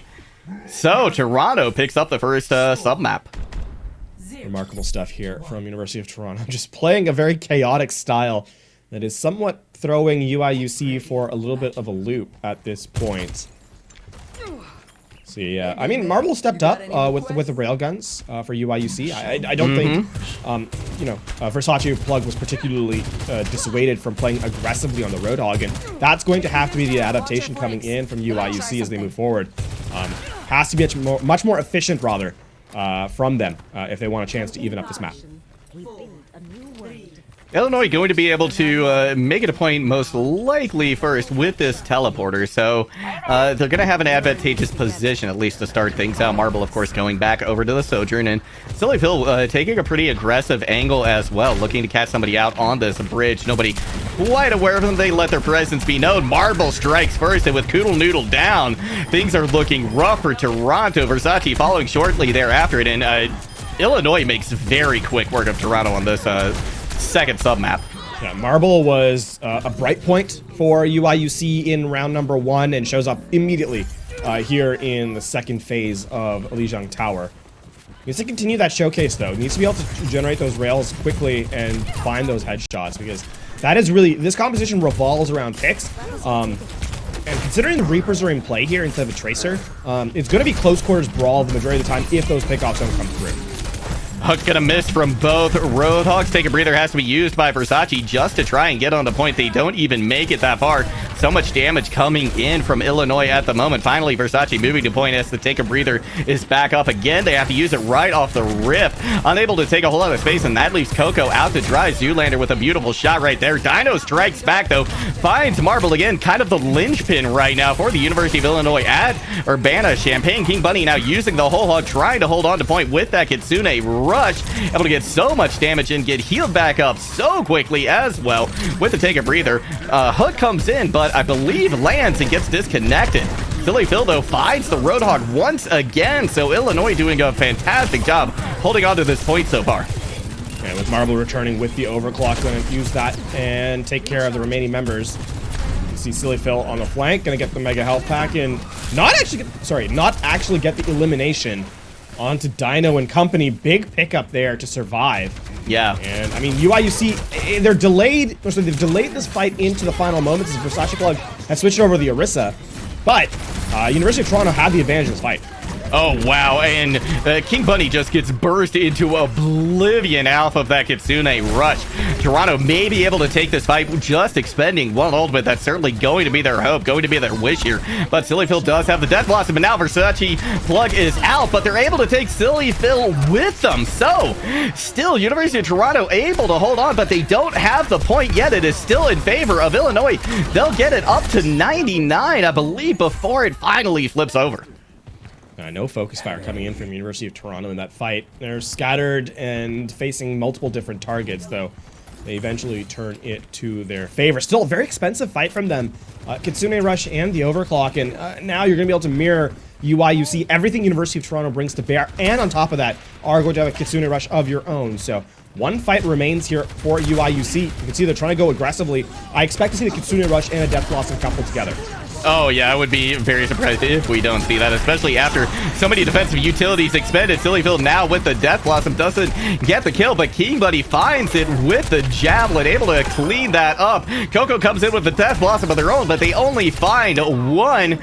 Everybody taken out. That's gonna be Urbana Champagne evening the map at one apiece. I mean, in University of Toronto, just take too much damage on the entry rather, as UIUC comes in to contest, and sound barriers forced very early from University of Toronto, and then I mean the Death Blossom, the Kitsune Rush, anything after that is basically just free value for UIUC, and they're able to close out the round. The one thing to kind of highlight right now is University of Toronto's pathing into the objective is somewhat scattered. They're not really reducing the amount of damage they're taking on the entry, and UIUC punishing that aggression from their opposition. So we head into round number 3, though. The avenues to enter into the objective are a lot easier to stay healthy going through. As I say that, Dino gets taken out from a bunch of spam. Yeah, huge pickup early on for University of Illinois. It looked pretty likely they were going to be able to take point set up on it first, but with that pick, they just about ensure it. Marble doesn't land the headshot, though, with the charged up railgun. This is a really tough place now for University of Toronto to situate themselves, though, because despite having a pick composition, they're aggressing into an Orisa, and that's a really, I mean, you expect the Orisa to be able to sustain through all that damage. Yeah, you absolutely do. Now we're going to see Versace starting to push onto point. They're able to get rid of King Bunny right off the rip. Dino finds Sillyfield with a rail shot as well. Marble trying to see if they can pick up something as University of Toronto are going to be able to take this point in their favor. I mean, the one thing there is that actually University of Toronto do pretty spectacularly is their Versace Plug just muscles their way onto the objective, forces King Bunny out of position, and then even with the protection Suzu, there's not enough sustain to keep the Orisa alive. I'll have to continue to keep that rolling, though, as UIUC exit the choke point early. Here comes the Kitsune Rush now from Koodle Noodle. They're going to be pushing again. University of Illinois pretty hard right here. King Bunny going low once again. Going to be the first to fall once again. Disruptor shot trying to keep players at bay, but Versace just pushes through it. Not a care in the world. Really cheap fight for University of Toronto as well. Just the Kitsune Rush, right? A very efficient usage of that. There's nowhere for UIUC to escape to. And now, I mean, the other thing too is with the setup, aggressive setup that University of Toronto is setting, you expect to see the Kitsune Rush to exit the choke point here, but you can just kite away from it if you're University of Toronto. Here comes the big Kitsune Rush to start things off. It's going to be Illinois trying to gain control of this neutral territory at the moment. Versace, though, and Dino combined with their ultimates, but a huge Terra Surge from King Bunny finds, too. That opens things up, and Illinois will take the point back for their own. Still a really greedy play from University of Toronto, actually. The Kitsune Rush is used out of choke, and rather than cutting back to point and just taking away one of the ultimates from UIUC, University of Toronto elect to fight in close quarters, and I mean, UIUC is grateful for the ultimates that University of Toronto just kind of spent for free. So this next fight, really difficult to re-enter into, and the hook's going to go wide. Both Death Blossoms online. Coco going to use theirs first. No picks coming from it, but one support and one DPS down from each side. So University of Toronto are able to recapture the point as well, despite Thor finding a pick onto Dino. So things have been flipped in favor of Toronto. Now King Bunny forced to try and push back onto point, despite having it at the beginning of this fight. Protection Suzu gone now. Everybody from Illinois being pushed out to the, or rather everybody from Toronto pushed out the side. Nice push there from King Bunny to take Coco out, but 90% will be on the board before this fight is over in favor of Toronto. And and that means that University of Toronto have one final fight. That being said, UIUC are actually in a better position overall. University of Toronto, obviously having spent so much in that one contested fight, now has both the Kitsune Rush and Sound Barrier available at the outset of this engagement. So UIUC realistically should wait till University of Toronto enters into the objective and then use the Kitsune Rush defensively, where University of Toronto have nowhere to escape from. Dueling Kitsune Rush is now on the board. University of Toronto forced to use the protection Suzu right off the bat as well. Dino, though, finds a pick onto Marble. Now the Sound Barrier in from both sides to try and sustain onto this. University of Illinois knows that they have to get this fight. It has to go their way despite it initially, and continuing to go the way of Toronto. They may be able to get a quick reset here, but they're going to have to come back onto the point post-haste. That's a big boop. Doesn't quite knock the Orisa off the map, but it forces the Suzu early.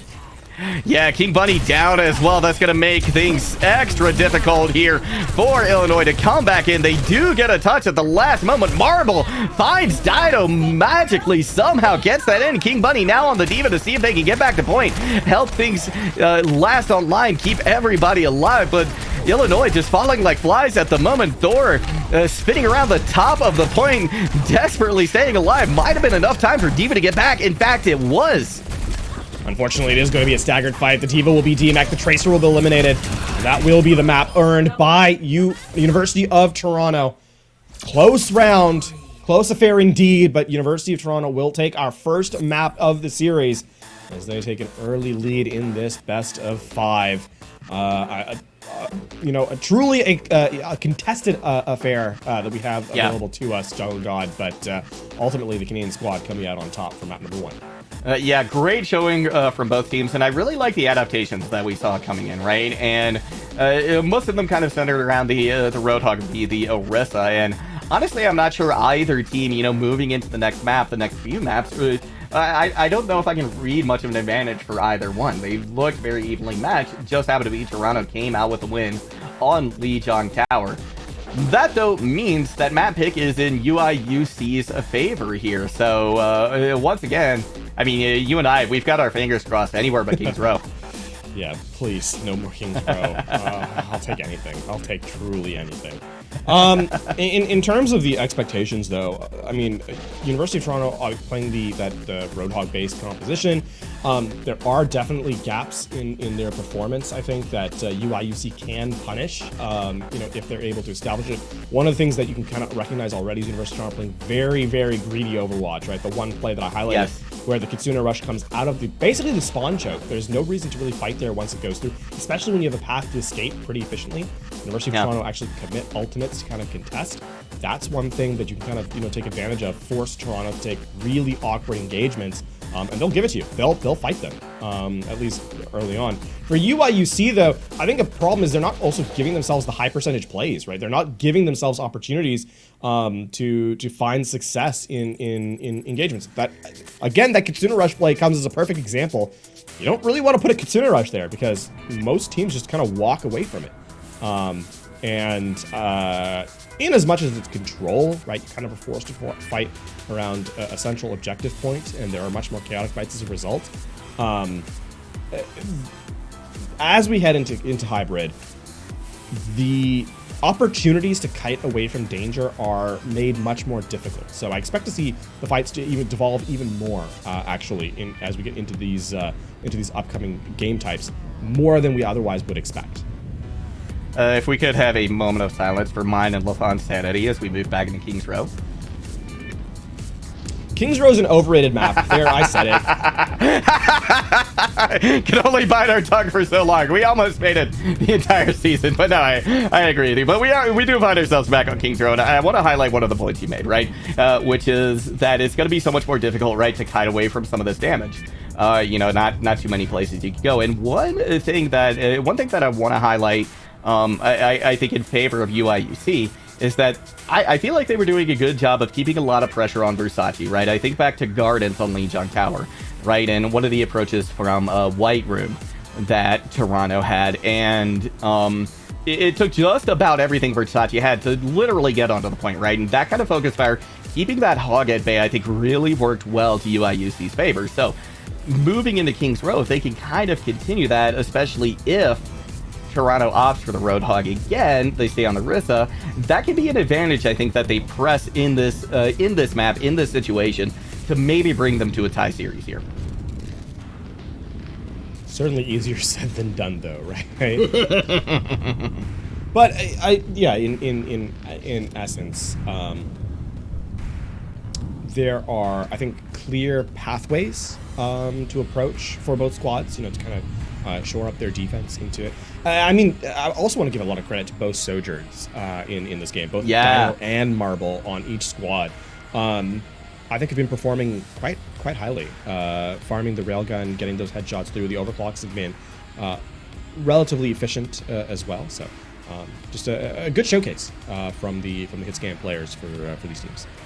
Yeah, it absolutely has been. They're, you know, and with that one-shot potential, I mean, you've just got to be hyper aware of wherever these Sojourns are going to be, right? And they, in a lot of cases, I think, should be public enemy #1, right? That's who you want to try and pick out first if you can. Yes, put pressure into the tanks, prevent them from making space.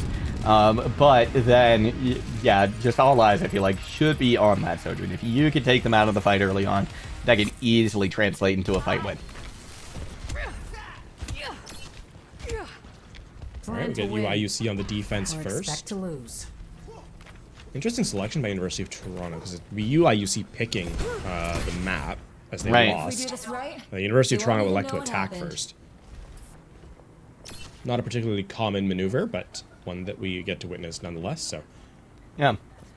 Defensively, I mean, this composition here is basically designed to, like, the Orisa rather, is kind of a, we don't know what the opposition is going to run, but is most efficient against most things. And despite not seeing a Roadhog from University of Toronto, we see Orisa instead. It's also kind of fine in the mirror as well. You're right, yeah, it absolutely is. University of Toronto already through choke without much problem at all. King Bunny trying to put a lot of pressure here into Versace on the other side. This nice disruptor shot coming in from Dino. That's going to push many of the members of Illinois off the point, but Thor able to strike back, take them out of the fight. And now Illinois pushing back in with a vengeance. They've got one player in the backline. King Bunny does chase them down with their Javelin fan. Finds them, and with that, Illinois will hold. There's that greed from University of Toronto again, though.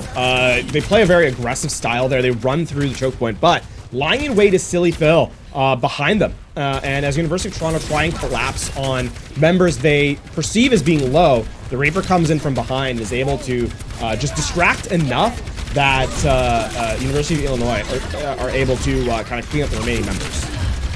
King Buddy already used a lot of utility while Toronto trying to push in. Now gold has been used, but here comes a huge Kitsune rush. We will see Versace fall after getting a pick. 1 point will be awarded to Toronto, but this fight still in favor of Illinois. Another really greedy play by University of Toronto. They chase down Marble so aggressively that there's no way Versace play can actually be sustained through it, and despite UIUC giving up a tick, they actually end up winning the fight. So Zoolander's the one that uses the Kitsune Rush. Now University of Toronto walk back in with an ult of their own. Yeah, Kudo Noodle pushing against them pretty hard. King Bunny tries to find someone with a Terror Surge, but Dino instead picks off their head with a well-placed rail shot. Now very little standing in the way of Toronto capping this point. They will be awarded it, and now Illinois just has to back off and regroup. Yeah, you cannot lose. You cannot lose Zoolander here. Yeah, good swift step out. Oh, can't quite get far enough away. Yeah, this is the speed boost here from the Lucio. So tremendous. If Marble dies, that would be disastrous. Oh my gosh. Okay, this time the aggression really rewarded here for University of Toronto. That's so much time built off the clock. You're gonna get up to Bookshop at least, maybe even further.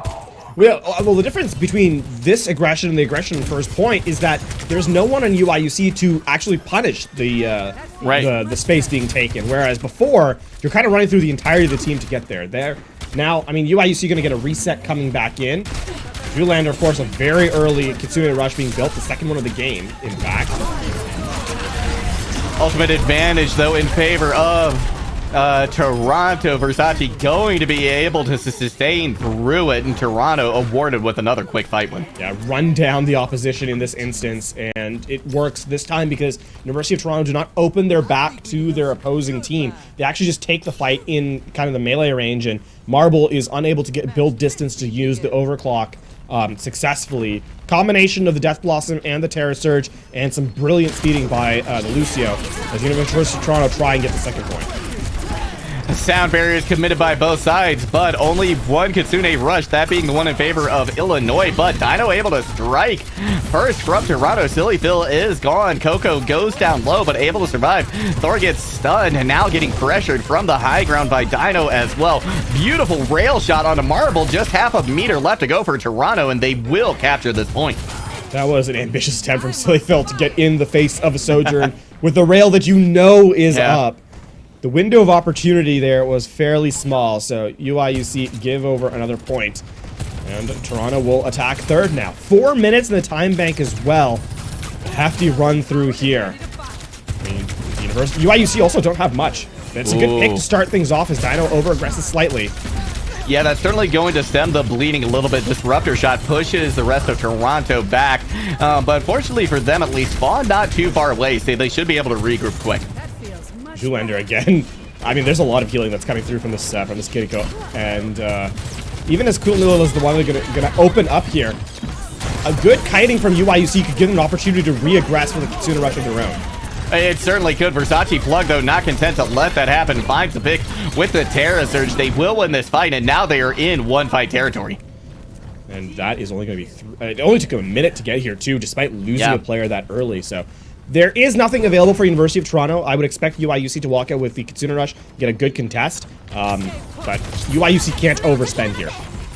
No, they really can't. They need to make sure there's enough in the bank for the next fight. They've got to win this economically. Nice protection, Suzu, coming out from Kitten Noodle. In the meantime, though, Coco removed from the equation, not going to be there to help them at all. So, Toronto, they're gonna save their hand. They're gonna save their chips. They're gonna back off and try again.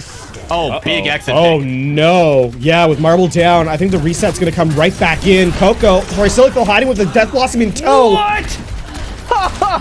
4K Death Blossom coming out from Silly Phil. King Bunny puts the finishing touches on that, and it cost a lot, but they got the fight win. I mean, that is University of Toronto in a nutshell. They find a small advantage and overcommit without checking their corners. Credit to UIUC for taking advantage, setting up a trap play there. And the Death Blossom from Silly Phil, fantastic stuff. The University of Toronto slowed down tremendously at this stage. Toronto going to have a Death Blossom of their own here. Going to be sound barriers online for either, so it's really going to come down to which DPS is going to get more value, because Marble does have the overclock. Here, we're going to see a sound barrier come out for both sides. Here comes Marble with the overclock as well. Coco still nowhere to be found. The moment they drop onto point, Marble should have them in their sights. Post haste. Here comes a Kitsune Rush as well. On top of it, the Death Blossom too. That's going to be a quick team wipe for Toronto. Thor trying to stay alive as quick as they can, so hopefully they get another recontest, but I don't think that's in the books. No, they're not going to, and unfortunately for UIUC, they don't even get it below a minute. And as University of Toronto completed with 126. Still, I mean, a remarkable showing from UIUC on that final defensive point. The reset, the presence of mind to not overcommit with the Kitsune Rush and don't add anything on top of it allows them to actually drain that 4-minute time bank to a minute 26. It goes from insurmountable to more than doable. Now they just need to complete the map with time remaining. A tall order, sure, but one that is at least eminently doable as they set up for their offensive half. Yeah, and in my mind, I'm reminded of something you said, in one of our more recent broadcasts as well. I feel like a lot is going to come down to this first fight, right? Because if Toronto is able to bleed off some time here on first point, then that just has such a big ripple effect throughout the rest of the map. So Illinois really need to get this first fight win, I think, if they're going to mount as healthy of a time bank as Toronto just did. To win, or expect to lose. Hello, University of Toronto. This is unexpected, actually, considering this is King's Row. Yeah. But I am not trapped. My colleagues give me It's everything. an old meta actually. This is one that we've seen. I think it's about a year old now. This is what King's Row used to look like. 5, Yeah. 3, 2, 1. The one thing is, Attackers incoming. it's actually pretty strong as what UIUC is running, because there's no way to actually aggress onto the Zenyatta, who Right. is able to put down a lot of damage, and critically, King Bunny is going to be very vulnerable to both the Ashe and the Sojourn. I think if you're UIUC and you see this, though, you should be changing off this composition.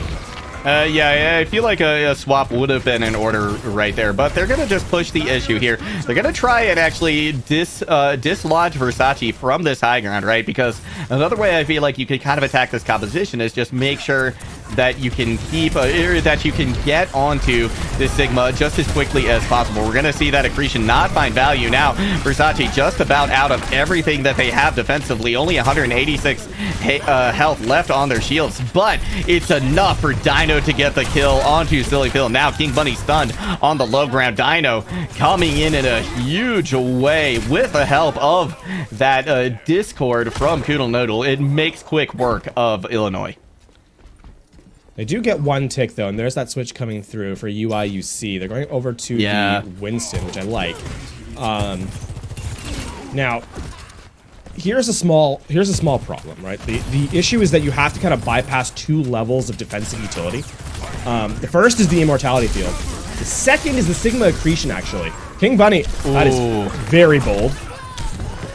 Yeah, should have been a soft dive in there, but stays too long, and this Disruptor shot does what it needs to do. However, was going to say, still an advantage for Illinois. They do have a 1-player advantage now. Trying to push back in is Toronto. They're going to give up 1 more tick. I'm not sure if they're going to be able to contest it, especially with Versace out of the equation. That will be first point capture now. So, Illinois keeping pace, at least, with what Toronto did. Yep, it's a really good read there, and one really good thing that, you know, we've been talking Marble up a ton, continues to showcase themselves here. Gives enough pressure with the Disruptor shot to allow Silly Phil to get into the back line and, you know, have be able to stay in the Disruptor shot, get into melee range, and free damage being dealt to the back line of University of Toronto that couldn't, you know, kind of contest in the zone that they wanted to. So, University of Toronto now on the Doomfist. But I mean, UIUC are okay with this because they'll have a Kitsune Rush they can actually use aggressively here, and the Transcendence isn't available to defend. Yeah, that's an ideal pick if you are Illinois. But Immortality Field now committed. Marble able to take it out. Nice Disruptor shot leads to a flurry of kills for Illinois. I mean, you expect to see University of Toronto make some changes here. They actually give it the Transcendence, which is a little awkward, but they're going to go over to the composition, that pick composition once more.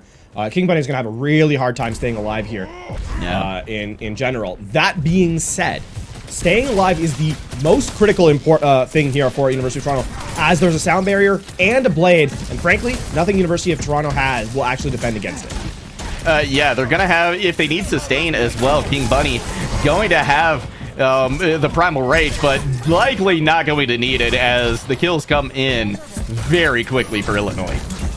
I mean, that's a perfect fight. You want to spend both those ultimates to actually just guarantee the win, because now you have 4.5 minutes here to take third. And University of Toronto, because they switched to a sort of secondary staging composition at the loss of the first point, don't have many ultimates to kind of force this early fight, which UIUC, while they are sort of bare on the cupboards, will have an opportunity to at least get through that first corner. Reminder, they need to just complete the map with time remaining. They have a lot of time to work with, so.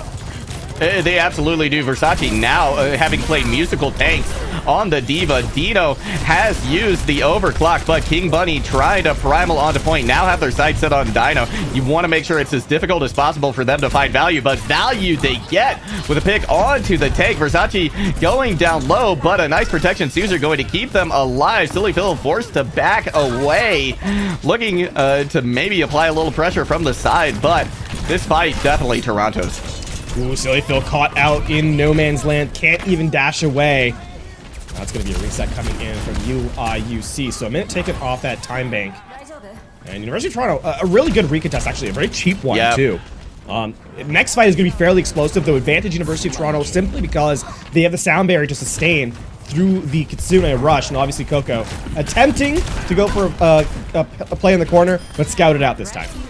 Yeah, not able to get that sneaky Death Blossom in. But in the meantime, Marble does fall, so gonna be pushed back is Illinois. The DMAC comes in as well on the King Bunny. But they're likely just gonna swap and then come back onto the Diva here in a second. Or maybe just stick with a Hug. Yeah, the Roadhog's not a bad pick either. Yeah. Going for the hook, right? Yeah. Give yourself an extra win condition. This fight is critical for UIUC. They need to win this one. We're going to see Disruptor shot up top. Toodle Noodle, though, with the Kitsune Rush. We see one on the other side. Coco, though, finds the value first, and Toronto going to ride that initial Death Blossom kill to another fight win. That is a tough place to be because now UIUC are unlikely to take the lead in this map. In fact, they cannot capture with more time than University of Toronto at this stage. Also a very expensive fight for them, right? They're still kind of dueling in kind with whatever ultimates University of Toronto are bringing to bear. And you're looking for a big pickup from Marble here. You're looking for this overclock to find value. Yeah, either that or a big hook to come in, but Sound Barrier now committed. King Bunny trying to push everyone away with the whole hog. Forced to use the Sound Barrier now as Thor, but that means Illinois in the remaining moments of this fight going to have an advantage. Versace D-Mech, with that Coco falls, Illinois should be able to take this fight. They just need to make sure they've got, again, enough in the bank for next. They will be able to get a recontest here at University of Toronto, but I doubt that they're able to actually win out this next fight. Silly Phil hiding in a corner, waiting for this Death Blossom. And should it fail, the Kitsune Rush will be following up very closely on it. The question for University of Toronto is, can you extend into overtime? Here comes the Death Blossom right off the rip. Dino taking out. That is just about exactly what you're hoping for if you are Illinois. Now Versace forced into the background, going to be removed from the equation again. And University of Illinois will finish the map. Not even 20 seconds separating these two. 18, in fact. Is the difference between the two defenses. And I mean, University of Toronto, right? Losing. There was a singular moment that kind of spells the deficit for them, and that was when you are, again, it's University of Toronto not being able to kite away from damage very effectively. They consistently are over damaging without getting eliminations, and so Zoolander's actually able to generate the Kitsune Rush fairly effectively.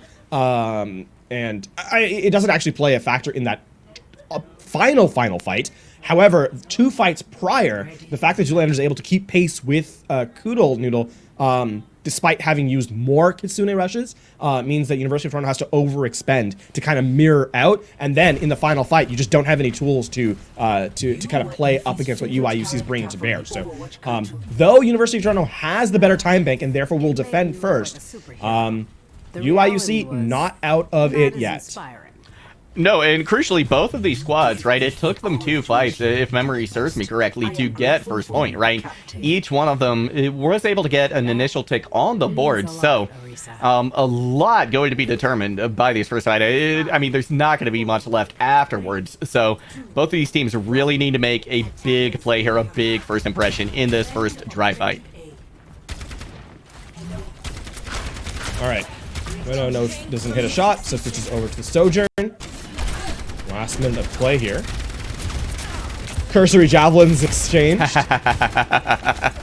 1 for 1 there. A little bit of room being given now by Toronto. Illinois able to push up onto point. Both Reapers, though, going very low, forced out at least for a moment. Now we can see the aggression coming in from Illinois, but Sillyville taken out. Dino finds the head of the Reaper. Nice javelin as well to get rid of King Bunny, and with that, 30 seconds left here for Illinois. I am really impressed with University of Toronto in that fight, actually.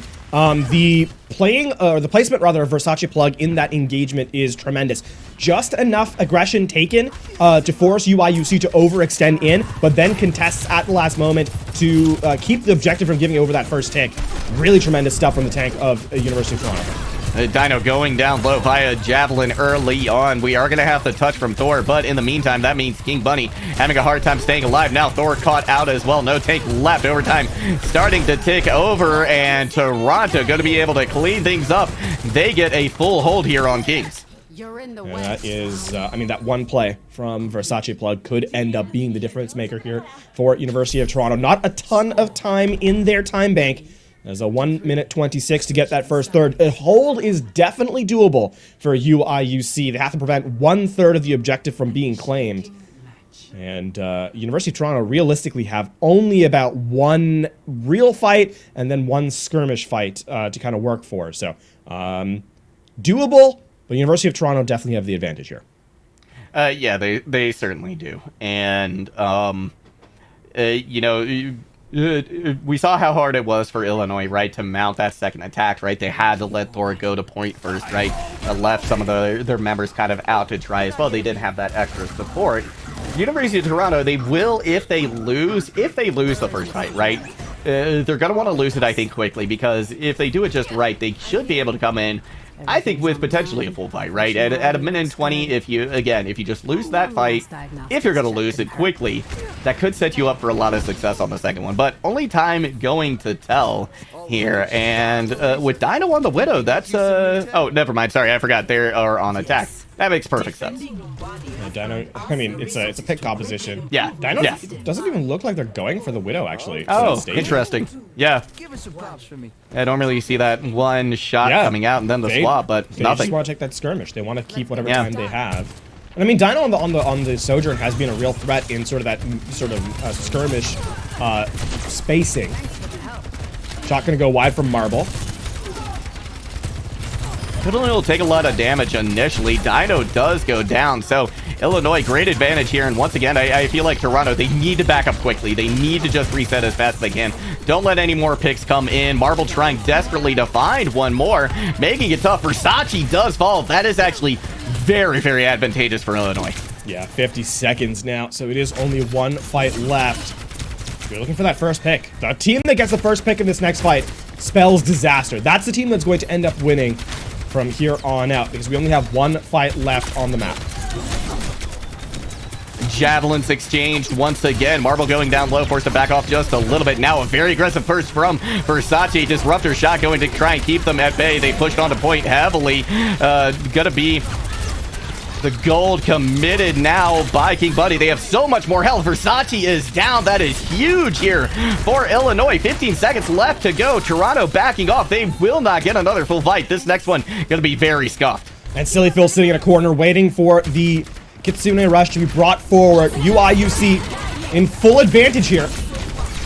Yeah, here we go. Big push coming out, but Dino finds you, Leonard. That's absolutely massive.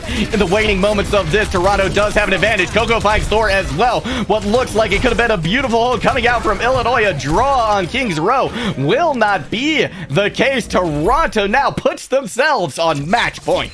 What a recollection from University of Toronto in the final moments there. UIUC were in the power position the entire time. Defensive advantage. They had they saw the Reaper having to use Wraithwalk just to get into the point to force overtime. The Kitsune Rush was down. Silly Phil was sitting in a position that you should have gotten a ton of value. But I mean, just great positioning from University of Toronto to take that fight. And Kitsune Rush, they got a little bit of more space. And critically, Dino, who's been popping off all day, gets the only kill that matters in the end game. A last-second railgun on to the Kiriko. No healing for the defense. No hold available. University of Toronto will eke out a victory here in map number 2. Hard fought. Both of these maps have been so far. You know, it's just very, very minor differences, I think, making the case for Toronto, bringing them up to 0. But you know, this is a game that is won and lost by inches a lot of the time. So now it's back to UIUC as to where they decide to go next. But you know, even if they pick a good place, right, even if they give themselves an advantage, I feel like they still need to modify a little bit of how they're playing, right? Because we're seeing this kind of all-out aggression from Toronto. Yes, sometimes they punish it, but it feels like just as often as not, it's paying dividends for Toronto as well. Yeah, I mean, I will also highlight, though, that UIUC has only barely lost these 2 maps. Yes, right? Barely. if anything, you're looking at 2 fights difference on each map, right? For Kings Row, that should have been a draw, realistically speaking. And then on Lijiang Tower, as we open up the series, it was a 3-map kind of affair, right? It went to 2-1 in the final scoreline, and on top of that, both rounds that they lost were fairly close. So, Yeah. UIUC not out of it by any stretch of the imagination. It just so happens that with the cards falling as they did, University of Toronto are able to take out the final fights to give themselves the victory. Truthfully speaking, it's going to be interesting to see if you can kind of distract that all-out aggression, because that map pick goes to UIUC. You want to be able, I think, to slow down the game here. And you head to Route 66. So perhaps not the... It'll be really interesting to see if they can do it on Route 66, a map not necessarily known to be slow and methodical in its approach. Yeah, this is interesting, but you know, one thing I think it does provide is a lot of flexibility, right? Especially for the defending team, you know, because you can position yourself on this high ground to stage, right? And that could lead very well to success, right? With a Winston-based composition. But I feel like just as often as not, we see people brawl it out, right, on the low ground, on the point, and it just seems that these two teams prefer this kind of brawly style, right? It's been primarily Roadhog and Orisa for both squads today. So I'm not sure if we're gonna see really a departure from that. I mean, we could even see the Sigma come out, right? Such a big part of the win in our last match. Yeah, lots of options here, but I kind of agree with you, right? Not necessarily a place where I think, okay, let's slow things down. Let's go to Route 66.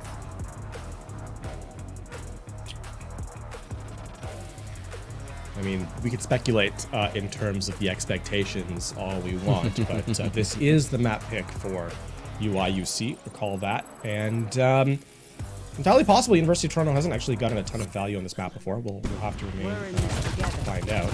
All of us. I will say something that is an odd choice, though, is that University of Toronto has been the team that has wanted to run the Roadhog more, and Route 66 is really good for the Roadhog, right? The angles you can kind of take, the places where you can get hooks are fairly easy. And on top of that, there's angles to provide physical covers. The Roadhog takes less damage. Two things that can that can make the Roadhog struggle. I think the bigger surprise, actually, from UIUC is that they're running the Lucio's Kiriko backline instead of an Ana. Defensively, the Ana with the high ground can really find a ton of value, especially considering how much University of Toronto likes to over-aggress into the space of the defense. Got a sub in on the Echo as well. So I'm going to be curious to see how this plays out, but Versace lands a nice hook. Zoolander is gone. So this defense falling apart at the seams, honestly, right here for Illinois. Toronto going to be able to push up. They find exit picks as well. That's going to be good for a lot of space. That's a greedy play from UIUC. It's not unexpected. You kind of have to go for those plays if you're a team this far behind. But you expect the Kiriko to kind of farm some damage and teleport back. They just overstayed their welcome and get punished for it. Quick change. Marble goes over to the soldier, and it doesn't do any better. Oh, no. Yeah, instantly taken out of the fight. Doesn't even necessarily see the point. Might not have even seen what hit them. Nice focusing beam coming out from the Echo there as well. We do get one pick onto Argini, but it's not going to be enough to slow things down as Versace able to take Sillyphil out once again. That's going to be a quick first point here for Toronto. Marble finally gets their revenge. Alas, it will not be enough to win the fight. That's going to be a reset coming in for UIUC. University of Toronto, they do lose a couple players and are going to have to reset now. Still a fairly... I mean, you look at how efficient those fights were for University of Toronto. They don't actually have that much available to them coming in, right? I mean, I guess Versace plugged the most efficient damage dealer for their team. But the whole hog, not exactly a game-winning ultimate. No, certainly not. We're going to see the protection Suzu used very early here by Toronto. That means University of Illinois has an opportunity here, but they're not really organized. They're not really the place where they can make a concerted effort on the point. We get trades coming in. King Bunny, though, in the end, going to find a pair of picks. We see Echo able to focus one player down as well. King Bunny most crucially. So no Roadhogs to be found, but Versace going to be back in the fight first. So advantage still for Toronto.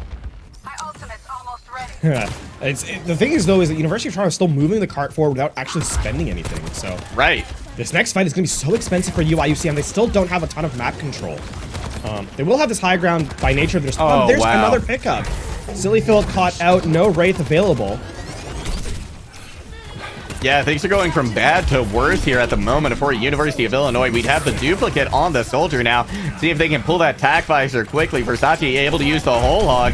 Gets the pick on the King Bunny as well. Here comes the tack visor too from the high ground. Nice hook. Able to get the exit pick onto Shoelander. And that's the second point just as fast as we saw first. 5 minutes. Another nice hook. Oh my god. And the one from King Bunny goes wide, so Versace Plug gonna stay alive. UIUC aren't even being given the opportunity to use ultimates here. Like, they have the tools to work with, but just haven't been able to set up on a place to use them efficiently. And, I mean, a Kitsune Rush that Zoolander built on first point is now going to be used in mirror on the third point. Yeah, that is not a place you want to find yourself. We see both support ults being committed from both sides. Marble now with a tack visor of their own. Following up on what we saw from Echo earlier, Koodle Noodle taken out with that. Toronto, again, things just seem to be falling apart for this squad right now. I mean, that's the tactical flash inside a Kitsune Rush, right? We saw Koodle Noodle literally evaporate. Yeah. Still a fairly expensive fight for UIUC, and time is not on their side. No. I mean, you're looking for a pick here from the Roadhog hook. It has to come through. It's a good start. That's a really good start.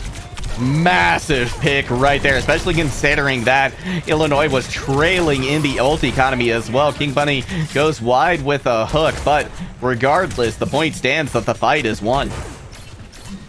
Now, University of Toronto, I think, have to calm the game down a little bit. Where they've been getting value with aggression, now here's where they have to slow the tempo down and change things up just a little bit. Force UIUC on the back foot, another big hook. But it's actually Versace Plug who gets taken out first. Oh my gosh, yeah, headshot coming in from Jew Lantern. So devastating with that Kiriko. Even a hog can't withstand that kind of aggression. So, another big fight when coming in from Illinois. They've been able to bleed, just about 2 minutes off the clock now here on third? It's a duplicate onto the Roadhog just to stay alive, but the hook's not going to land. Oh, never mind. Ooh. Yeah, it does come in. Almost got the whole hog build, but it's going to be King Bunny who strikes first with it. Might not matter, though, because Dino has the picks in their favor, and now things are getting dicey. Things are getting desperate, but at the last moment, we're seeing some heroics coming in from Illinois. Marble and Shoelander combining for a pair of kills. That's enough to make Toronto back off. This is the critical moment of the map now for University of Toronto, because where their time bank was once a 5-minute lead, they're now down to 2.5, and this fight is critical. If they lose this one, it will be at best an overtime capture, in my opinion. They have the advantage in the Kitsune Rush. Marble on the high ground with a soldier with a visor. Wow, that's going to be Dino removed expeditiously. RGD forced to use the side barrier. That's going to let Versace to get aggressive. Now we've got a kill coming in. 2 picks for Versace. 1 courtesy of the Terra Surge. Now it's going to be a scuffed final fight here for Illinois. King Bunny swapping over to the Diva. Oh, the Lucio's 1 HP. Take it out. Thor, no sound barrier. That is absolutely huge. Sillyfield doesn't get any value either with the overclock. It's going to be Kiro getting pressured very, very hard. King Bunny out of the fight as well. And that will be the point capped. Minute 41. Even a better time bank than we saw in Kings. Score. A better time bank than the previous map, yes, but considering how much time University of Toronto entered and with what lead they entered into the third point, a respectable defense from UIUC. Quick shout out once again to one of our sponsors, US Army, ROTC. Become a leader for life. Thank you again for helping all of this happen here at the NACE Star League. So, like you said, right, Illinois, they burn off a tremendous amount of time, right? Over 3 minutes on that last point. So, you know, there's that is a silver lining here for Illinois. But they're going to, you know, again, they're going to have to match, right? They're going to have to get really good times here on a couple of these points just to set themselves up for any kind of success on third. And, you know, they were able to pull it off on King's Row, right? Both of these teams, I feel like, are much more comfortable on attack. But again, I mean, this is Route 66 at a minute 41. That is not a time to sneeze at, right? A lot of times we don't even see full caps happening. Yeah, indeed. I mean, it's tough because I think University of Toronto actually has some great changes here. I think the Sigma right is going to play really well defensively. I think the only weakness that exists for University of Toronto is that if a Vincent comes through, Zenyatta is fairly vulnerable. Oh, that's a nice hook. Oh, big hook. That is just the kind of opening Illinois is looking for. But with Zoolander out of the fight, there goes your main source of heals. You've still got the Sigma up and online, but you know, at least King Bunny, right? They have that own sustain. They have their own sustain with the take a breather. It has been expended though. Versace tries to make something land with that accretion, doesn't find it, goes down low. Nice hook coming in. That's going to pull them right off the high ground. Thor back in the fight, able to find value as well. So Illinois going to be able to get this fight win. They're going to be very close to finishing this first point. Yeah, using the hook there to interrupt the kinetic grasp and deny the extra shielding to Versace was a big part of that. University of Toronto will elect to switch off the composition they opened up with. Second phase is a lot harder to sustain the Sigma through. So look at test available University of Toronto. They're going to get to the point and both boats go wide. Oh my gosh, Zoolander though, able to find Archony. That's a big pickup. King Bunny going down very low there. They're not long for this world. However, still the lion's share of the kills going the way of Illinois. They will get this point. Yeah, very expensive for Illinois though. And on top of that, you actually get a very delayed kill. I think Zoolander spawns in the far spawn, so University of Toronto are gonna get a high ground defense. You're gonna be able to get a first fight here fairly early. Silly Phil could make it be a difference maker. A pulse bomb here that lands and is not cleansed by a Suzu could end the fight before it begins. And if, you know, even if you don't get the kill, if you can pull out that protection Suzu, right, and then come in with the overclock from Marble or that Whole Hog, things could be pretty difficult for Toronto. The stick is there, though. Dino is gone. Huge advantage in favor now of Illinois. They're not going to have one of their big damage dealers, one of those win conditions with them, so a lot of space now gained for Illinois. What a hook! That is going to shut down the overclock in its entirety. That's go time now. Yeah, Versace now trying to find value, but a well-placed duplicate and hook. Rather, King Bunny trying to find value. Well-placed duplicate and hook going to reward Toronto with another fight with another beautiful hook to pull somebody onto the low ground there. Illinois forced to back out. Tremendous stuff here from University of Toronto to reset that. They're going to keep it going as well. Wow. Marble unfortunately hooked once more. University of Toronto, this is going to be a big stall for UIUC. Even with that 3:30 time bank, right? The next fight is going to take about a minute extended, and then you have to take another fight at the very least. So even if everything goes perfectly for them, for UIUC, and it's desperately not. It's going to be at least 2 minutes to go before they even capture that first or the second point. They get the Constellation pick onto Koodle Noodle. Archony goes down low, but yeah, there was no way, realistically, that Toronto was losing that fight. So, a huge fight win for them. That's going to make everything so much more difficult for Illinois. And now, I mean, a Cassidy here. This is likely to try and duel the Echo out of the sky, but you don't have a lot of pressure onto the front line anymore. King Bunny is going to have their work cut out for them with Versace Plug because there's nothing to really keep them in check. And look at this, like, huge flank coming out from Versace as well. Nice pick onto Silly Phil. We've got both Kitsune rushes online. Thor, though, able to keep their team up. Koodle Noodle is down. Dino falls shortly thereafter. So Illinois with an advantage as long as they don't make any mistakes during this cleanup. This fight is theirs. They do commit the whole log as well just to ensure things, but that means it's just one less tool for them for this next fight. And like you said, they've still got one more to win before we see third. Yeah, there is going to be at least another fight here on this final phase. Echo needs to be taken down. There it is. So that delayed kill means that it's going to be a very late contest on the point. But again, I mean, UIUC don't have anything to stop this contest from happening. Meanwhile, University of Toronto, a well-placed duplicate or a whole hog could spell disaster. Versace Plug gets down to the point, but without any help, they are burst down very, very quickly. RGD not gonna last much longer either.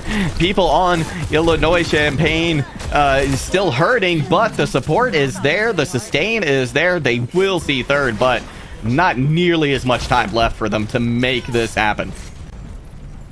If they're flawless here on third point, they can still extend the map with more time than what University of Toronto has. Easier said than done, no doubt about it.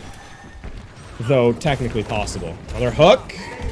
No kill though. King Bunny not going to be able to escape with an elimination. Duplicated hog going down very low. In fact, they're gonna be taken out, but that's not nearly as devastating as seeing King Bunny go down for Illinois. Versace Plug with very little health, but they are able to get the clear. They get a couple of kills. They do go down though, so Illinois, they should be able to regroup here quickly and at least get some time on the card, if not get a fight win. Before they go, Versace Plug actually gets 2 eliminations to reset. Yeah. And with the switch now over to Orisa, University of Toronto in a prime position to delay time. Railgun actually hits the elevator there, the moving conveyor belt thing. So not going to get an elimination, but I mean, Toronto's still in a fantastic position. Yeah, you know, there's no way right now that Illinois is finishing with as much time as Toronto did, right? That's out of the question at this point. Zoolander, though, going to use the Kitsune Rush. There's no one to answer from Kitten Noodle, Coodle Noodle until just now. So, not going to get anything either with Cassidy's ult. We've got the overclock now and the whole hog. Literally everything committed in this fight from Illinois. Okay, so that delayed elimination onto the Echo means that there's a possibility that UIUC can actually capture. However, University of Toronto are the only ones walking in with ultimate. Sound barrier at the ready, overclock as well. And University of Toronto are going to be able to contest. Yeah, huge sound barrier here from Toronto. 1 meter left to go, but they're hitting a wall now. Versace able to make the space, get the kills. Now with a minute left to go, Illinois will not finish again with over a minute. They have to get this last point because their playoff hopes are on the line here, LaFon. That was a disastrous fight for UIUC. They don't even get everything out from University of Toronto. That's 2 fights now where it just overspent. And University of Toronto in final fight, 40 seconds left. Have the duplicate, have the Terra Surge. Sure, they're not game-winning ultimates, but they're tools that UIUC just don't have anything to respond to. No, and UIUC, they're not going to build anything up until the last moments of this fight, if even then. This is very, very bad news for them. They're going to have to play this perfectly, and that is not the way you want to start. Got the duplicate onto the hog as well already with the whole hog. Using it, 15 seconds left to go. Everything falling apart for University of Illinois. 10 seconds now. Somebody desperately going to have to touch, but I don't know if that's even in the equation. University of Toronto will be able to 3-0 continue on to the round of 4, the semifinals here in the Daystar League. And the Canadian team stays alive once more as they get on through the bracket. A stellar showing there from University of Toronto. 2 close first maps, but the third one not so. And University of Toronto walk away with the shutout as they'll complete their run here on the round of 8, moving on. Still got a tremendous performance once again from the squad from Ontario. Yeah, it really, really was. Absolutely standout. You know, the first 2 maps, I think, were very, very close, right? Illinois, a fantastic job making it a close affair, but that last one on Route 66, things just kind of fell apart for them, right, along the way, especially when they got the third point, right?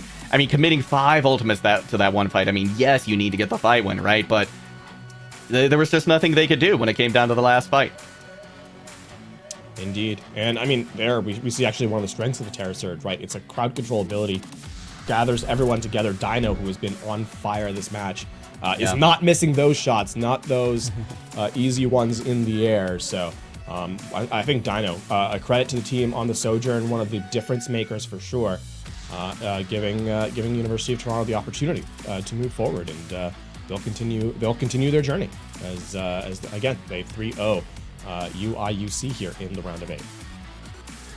And as they go to the semifinals, they will either be facing Oregon or Redbird Esports. So not going to be an easy time for them moving forward. But you know what? Today I think was a statement, and I think this kind of a match, right? Again, close for the first two, is going to serve them well moving into tomorrow when they too get to that round of 4. Yeah, and the other thing to highlight, of course, for them is that the flexibility is clearly there, right? I think the only combination they didn't really play was the Winston.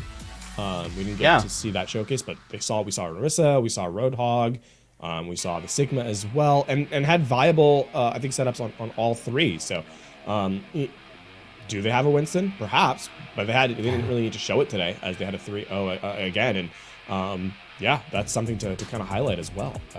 Having that flexibility in this meta is becoming more and more important as time goes on, as teams show, I think more and more what the flaws or what the weak points, the vulnerable points in each setup is. And I'm very curious now to see how Toronto kind of fares in the future against the upcoming teams.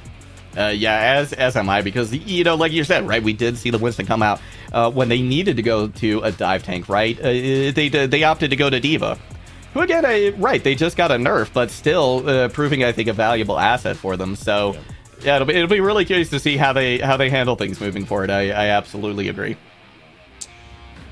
Well, that'll be an interesting thing. I mean, the other thing is that for the first time, right, going to that Route 66, a map that favors the style that Toronto wanted to play, they made full act of it, and I mean, that's another thing to highlight, right? The map pool does favor Toronto just a little bit, and they take a little value. With that being said, though, we do have an interview with the victors, with Toronto, University of Toronto.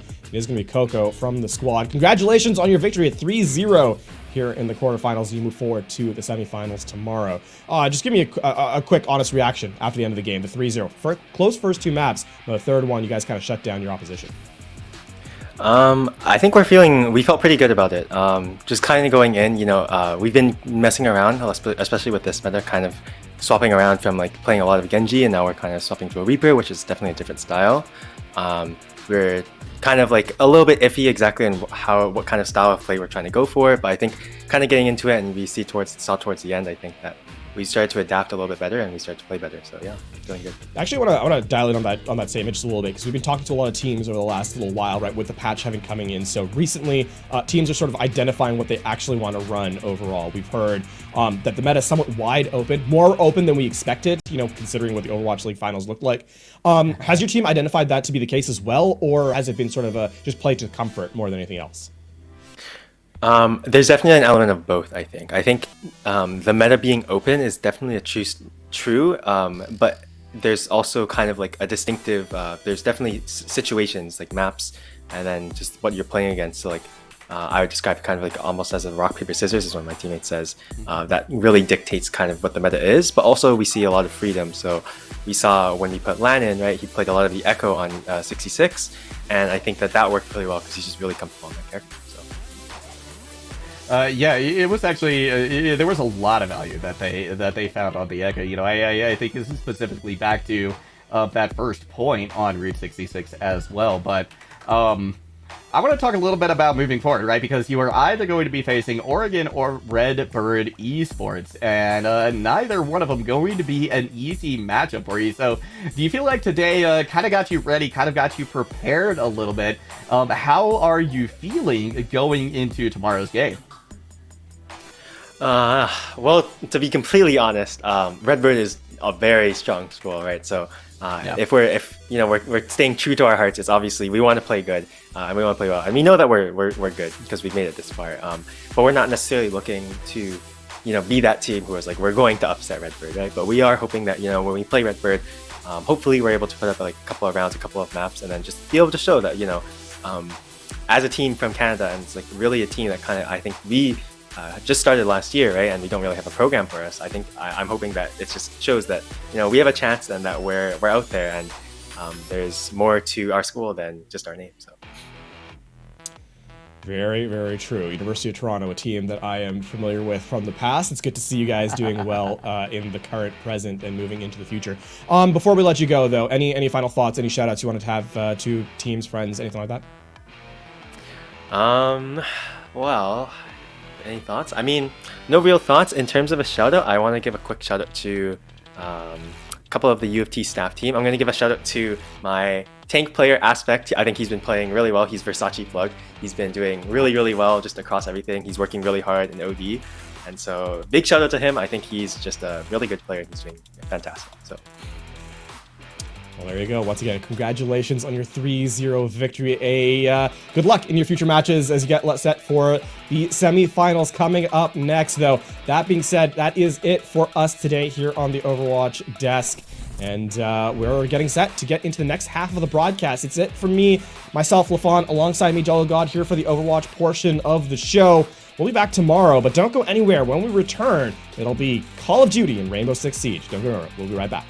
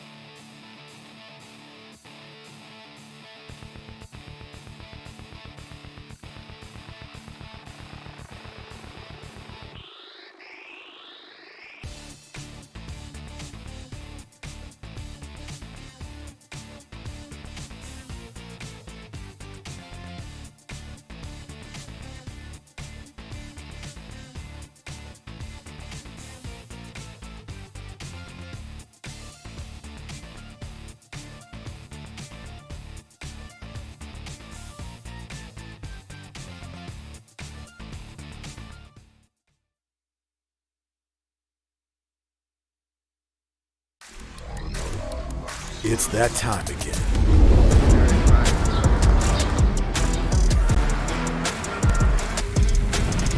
Welcome to the stage. Oh yeah.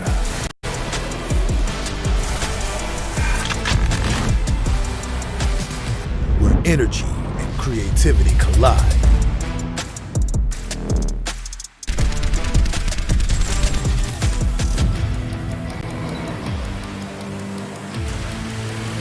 Here we go.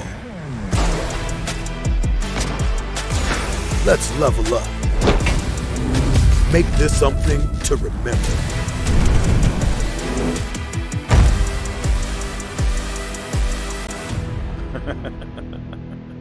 All right.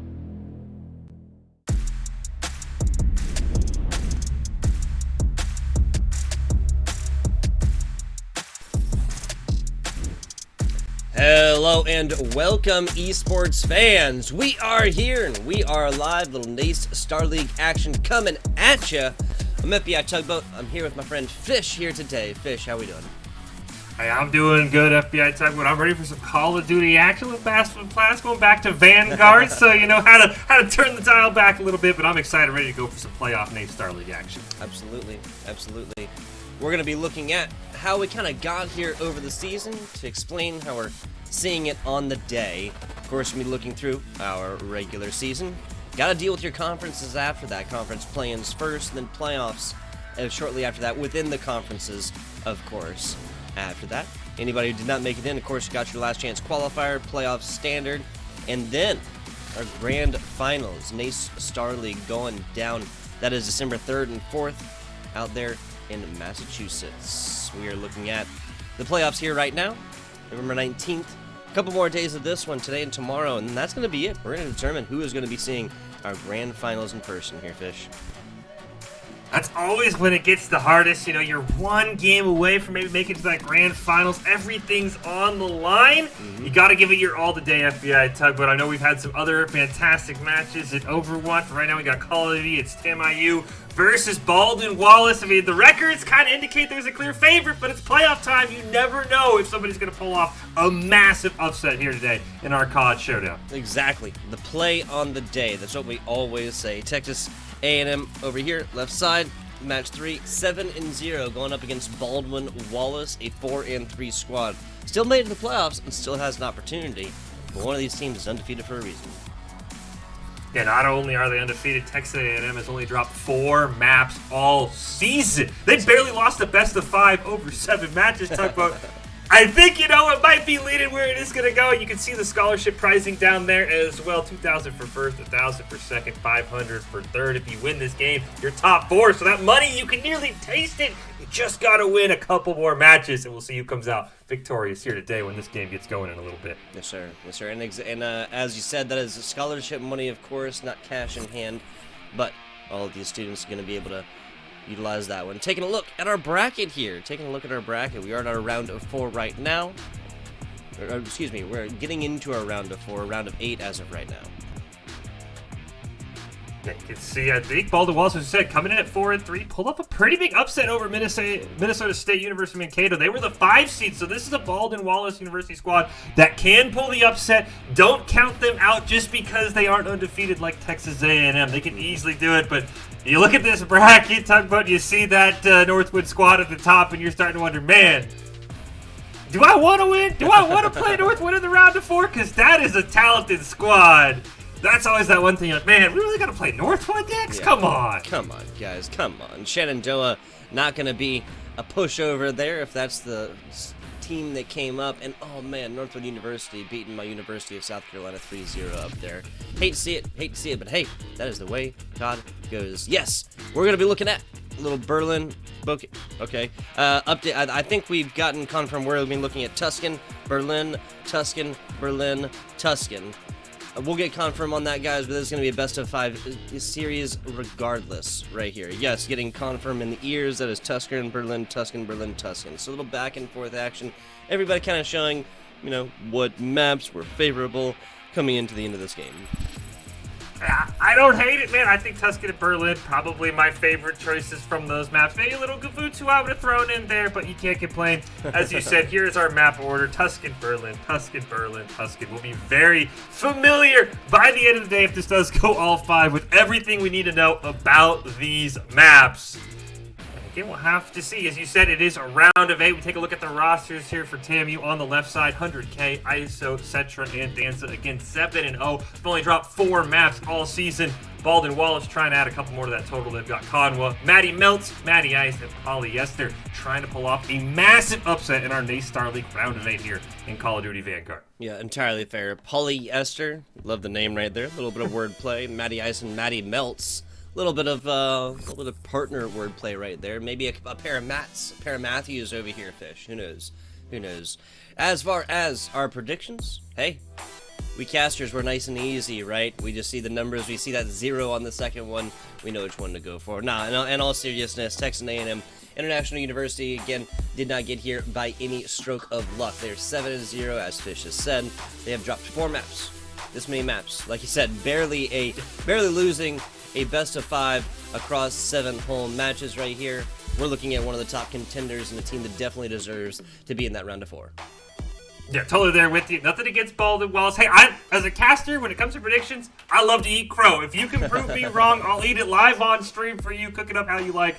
But as you said, we look at the numbers, and it just seems like Texas A&M International University is the champions. I mean, they're going to be one of those top 4 teams, so we'll have to see. That's why they play the games. That's what they say, Tugboat. We don't play games on paper. We don't play games with stats, as we're ready to hop in for our first rendition of Tuscan here, potentially the one of 3.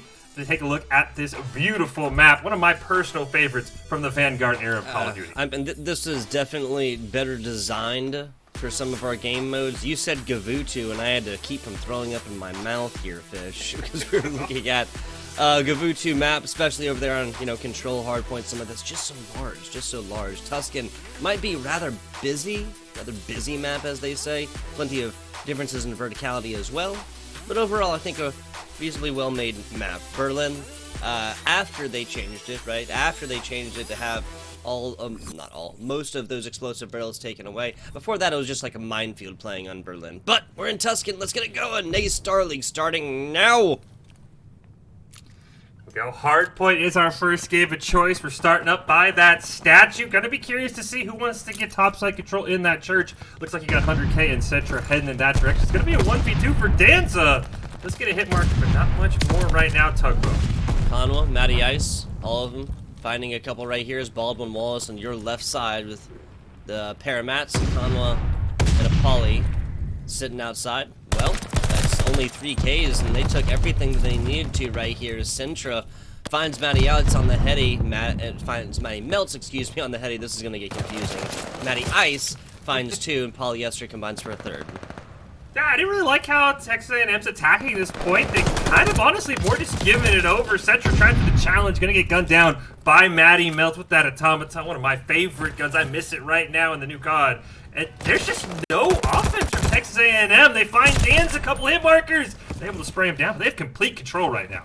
They really do, really do. Not a single point taken from our Texas A&M International University. The 7-0 squad coming this one till hardpoint 2 rears its ugly head. Always hate this one in the back. So hard to crack, so hard to get into. ISO doing a great job of isolating multiple members right there, holding the corner, finding 2, pistola in hand, kind of mailing shots beforehand, kind of trying to open up a lane for themselves right there. Not gonna happen on the downside. 100K holding heady, or holding corners, excuse me, with teammate Centra moving out and ISO finding one as well. Oh, a couple shots there from 100K. Gonna go back, reload. This just seems like what Texas A&M International was planning for. They're just gonna basically answer that 50 with the 50 of their own. Polyester trying to jump in to get a tick. Not able to find even a single thing, and now this is where the rotation's gonna come out. 2.3 back at that Fountain Plaza. And it looks like Baldwin Wallace is going to be all over this. Watch for the flank from Danza, though. He does get 1 pick. If he gets a second here, bottom of your screen, this could be huge. Can't quite see it, and on the mini-map, ISO picks it up for him. That's a huge win. Yeah, so Danza still alive, still on the streak. A couple more as I say that. Found the 6th, fell immediately afterwards. We have a tie ball game here, Fish. 55 on 55 coming out into hardpoint number 3. Great kill there for ISO. Gonna be able to challenge on these. There's Polyester. Can't quite see him. Gets gunned down. This one allows Texas&M to get the hard point on the heady though. Matty Melt's able to get a couple on the back. Switch the pistol. Danza goes down to a fantastic grenade. Baldwin Wallace survives the onslaught. Gonna control this hard point for the next few seconds. Okay, well maybe a Search and Destroy will be different, but Baldwin Wallace is coming out and doing exactly what they need to here, Fish. About a 18-point advantage as of right now, as Texas A&M hops onto this one, takes up the last little bit of garbage time, and that'll all but tie this one up as we look to hardpoint number 4. Comes in there, steals some of that garbage time as well. Great shots there from Cetra. Able to pick that one up down in the church. One member on it for Baldwin Wallace. ISO able to pick him up. Polyester going to try and challenge from the back side. So far, no one pushing in. Great challenge here from Cetra, but he just runs into a 1v2 and gets gunned down. That's a name from 100K. Might even this one up, but he can't kill Matty Ice. Wow, so a lot of back and forth right here, but A&M going to be able to come out on top for the time being. Kadma put down where they stand, Matty Melts as well, and now ISO trying to take out reinforcements and does. Little two-piece action, and Baldwin Wallace going to spawn out in left field. They're going to have to take a while to try and get in that one, even if it's worth it for 20 seconds. I think we're going to see Matty Ice. He's already rotating over to Command Center. This is the right call. Texas A&M International. This is the 7-0 team we made our predictions around. They just dominate that church hard point. A great kill there. A double for 100K nearly opens up this 5th hard point. We're almost all tied up. Baldwin Wallace soaking some extra garbage time points there now. First challenge on the point. Sertra gonna just get gunned down by a Polyester. It's a huge win for his team. Just there at the end, Polyester not able to keep things alive. 100K knows exactly where they're at. Danza takes them out, and we go back and forth yet again here, Fish.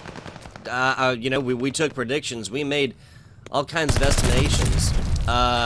These two teams trading the lead, what, 4 times back and forth across these first 4 hard points? That is not something that I anticipated.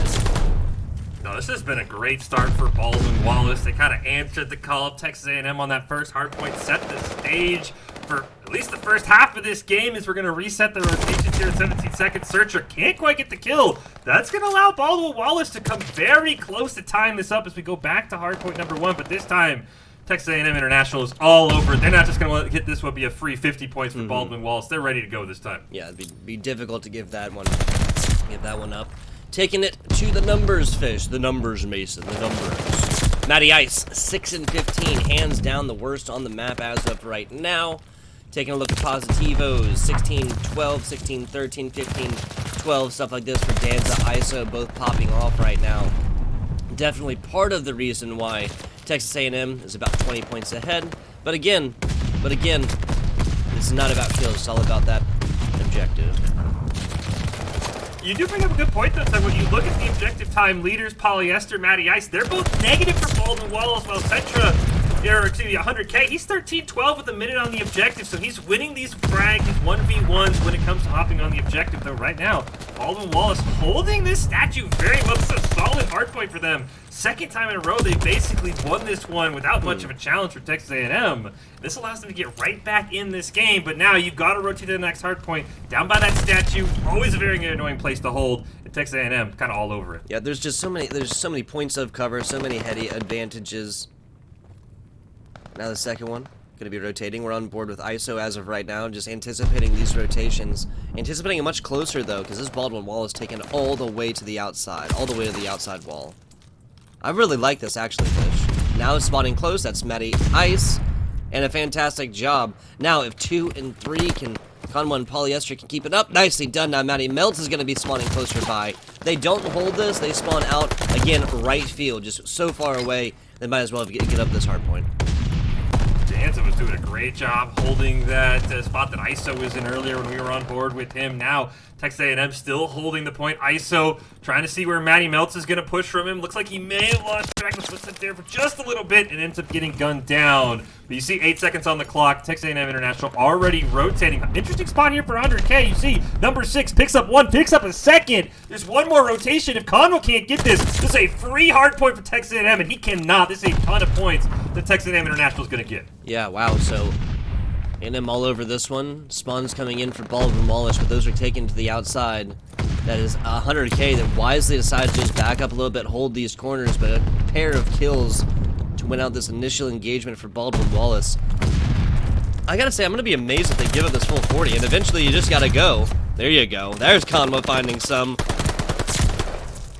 Ooh, Conwood trying to get one more. Oh, great jump there. Can he find another? No, he gets muscle stuffed by Cetra, who picks up a second, and this could be huge. That stopped his streak at 4. Kill streak would have been massive for Baldwin Wallace. The Cetra does go down, but 10 seconds left with about a 40-point lead. I think Texas A&M's probably going to be happy here once ISO goes down, just trying to look for that rotation over to that church, and that's exactly what you see 6 and 7 already doing. It's a great win onto Matty Melts, though. There's a couple of comments here for Baldwin Wallace onto this next point. Yeah, that might have actually been the oomph, the big push Texas A&M needed, because this is the largest, even proportional margin of victory right now that we're staring at. 30 points up here for A&M over Baldwin Wallace University after that hard point number 1. It comes for the second time. 20 seconds right now. Baldwin Wallace fighting, scratching and clawing into this one. Now, they're going to have a little bit of reward here, shaving that 30-point lead now down to about 18. Conwood's got a couple of great wins here. He took 100k off on those stairs, and that's going to help shrink that gap, as you said. Now down just to 10 points. Does see someone challenging him, ends up getting gunned down, but his teammates got him. Polyester is there. The Texas A&M, caught mid-weapon swap. You hate to see it, Tugboat, but his teammates got his back. Texas A&M's going to be able to buff this lead back up to about 20 before we swap hard points. Taking it back to the numbers ever so briefly. Members of Texas A&M not looking as streaky as before, but everybody outside of Danza, at least a minute on top, 100k at a 26 and 20 kill death ratio right now with a minute and a half. That minute and a half is the largest in this competition as of right now. Danza, nicely done. Perfectly timed reloads on this one, and now Texas A&M going to be able to hold down this hard point. I said it earlier, that previous hard point is where Texas A&M took the lead. They might be able, they do have enough to close this one out. This hard point number 3, Conwa, teammate coming up, all busting in. Nicely done there from the SMG work up close though. Taking so long to get on this point. As you said, there's still enough for Texas A&M to win it right here. This is the final challenge. Matty Ice can jump in. He immediately gets gunned down. Conway, you gotta get there. It's up to Matty Melts. Goes down. I think this might do it here for Baldwin Wallace and map 1. That's going to be just a kind of hold-on type situation where Texas A&M, it did not come easily, though. It did not come easily because that was literally until the hard point right before this one, Fish. This could have been anybody's game. Could have been literally anybody's game. We were looking at just trades back and forth, back and forth, and back and forth, and like single-digit wins until the hard point number 1 and the second rotation. That was Baldwin Wallace that came through and took the lion's share of that the first time around. Wasn't able to do that the second time though.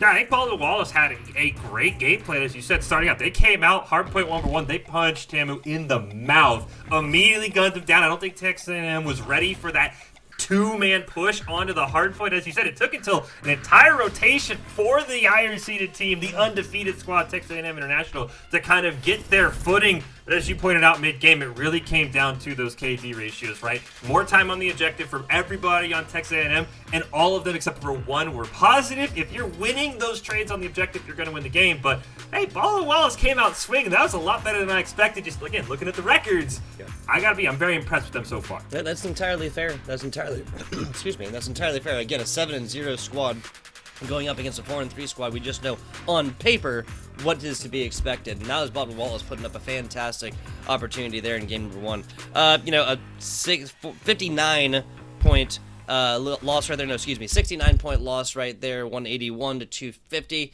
Nothing to write home crying about by any means, Fish.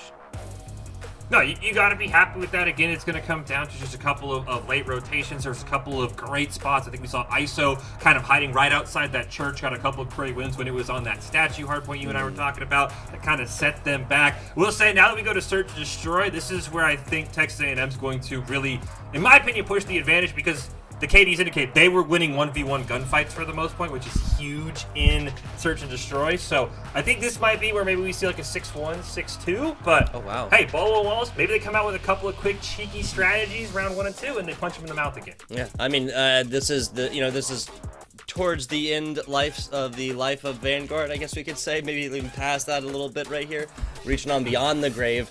But yes, there are many strats to be had here on Berlin. Moving on from Tuscan again, Tuscan, Berlin, Tuscan on our map pools here, guys. There's so much to be done Search and Destroy wise on Berlin. I think that, excuse me, I think that you had a very good point. I think that the breakdown here, whereas Hardpoint can just frequently be a non-stop slobber knocker, there's just going to be kills based so often. I think that that's going to be slowed down a lot, and I think that Texas A&M is probably going to be able to come out, kind of flex their advantage right there when it comes to the slow strats.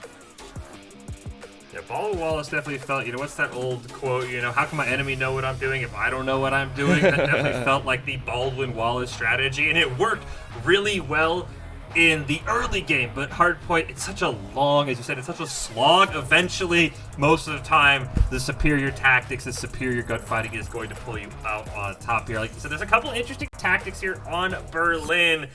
I'm personally a big fan of the B rush. I think if you can get set up, there's a couple of very interesting heady spots, especially on that train car in the back, where it is very hard to hit you through a very small gap.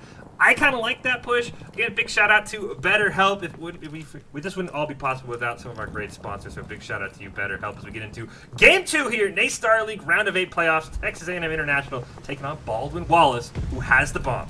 Yeah, so Baldwin Wallace down 1-0 in the series. Not out of this one quite yet, though.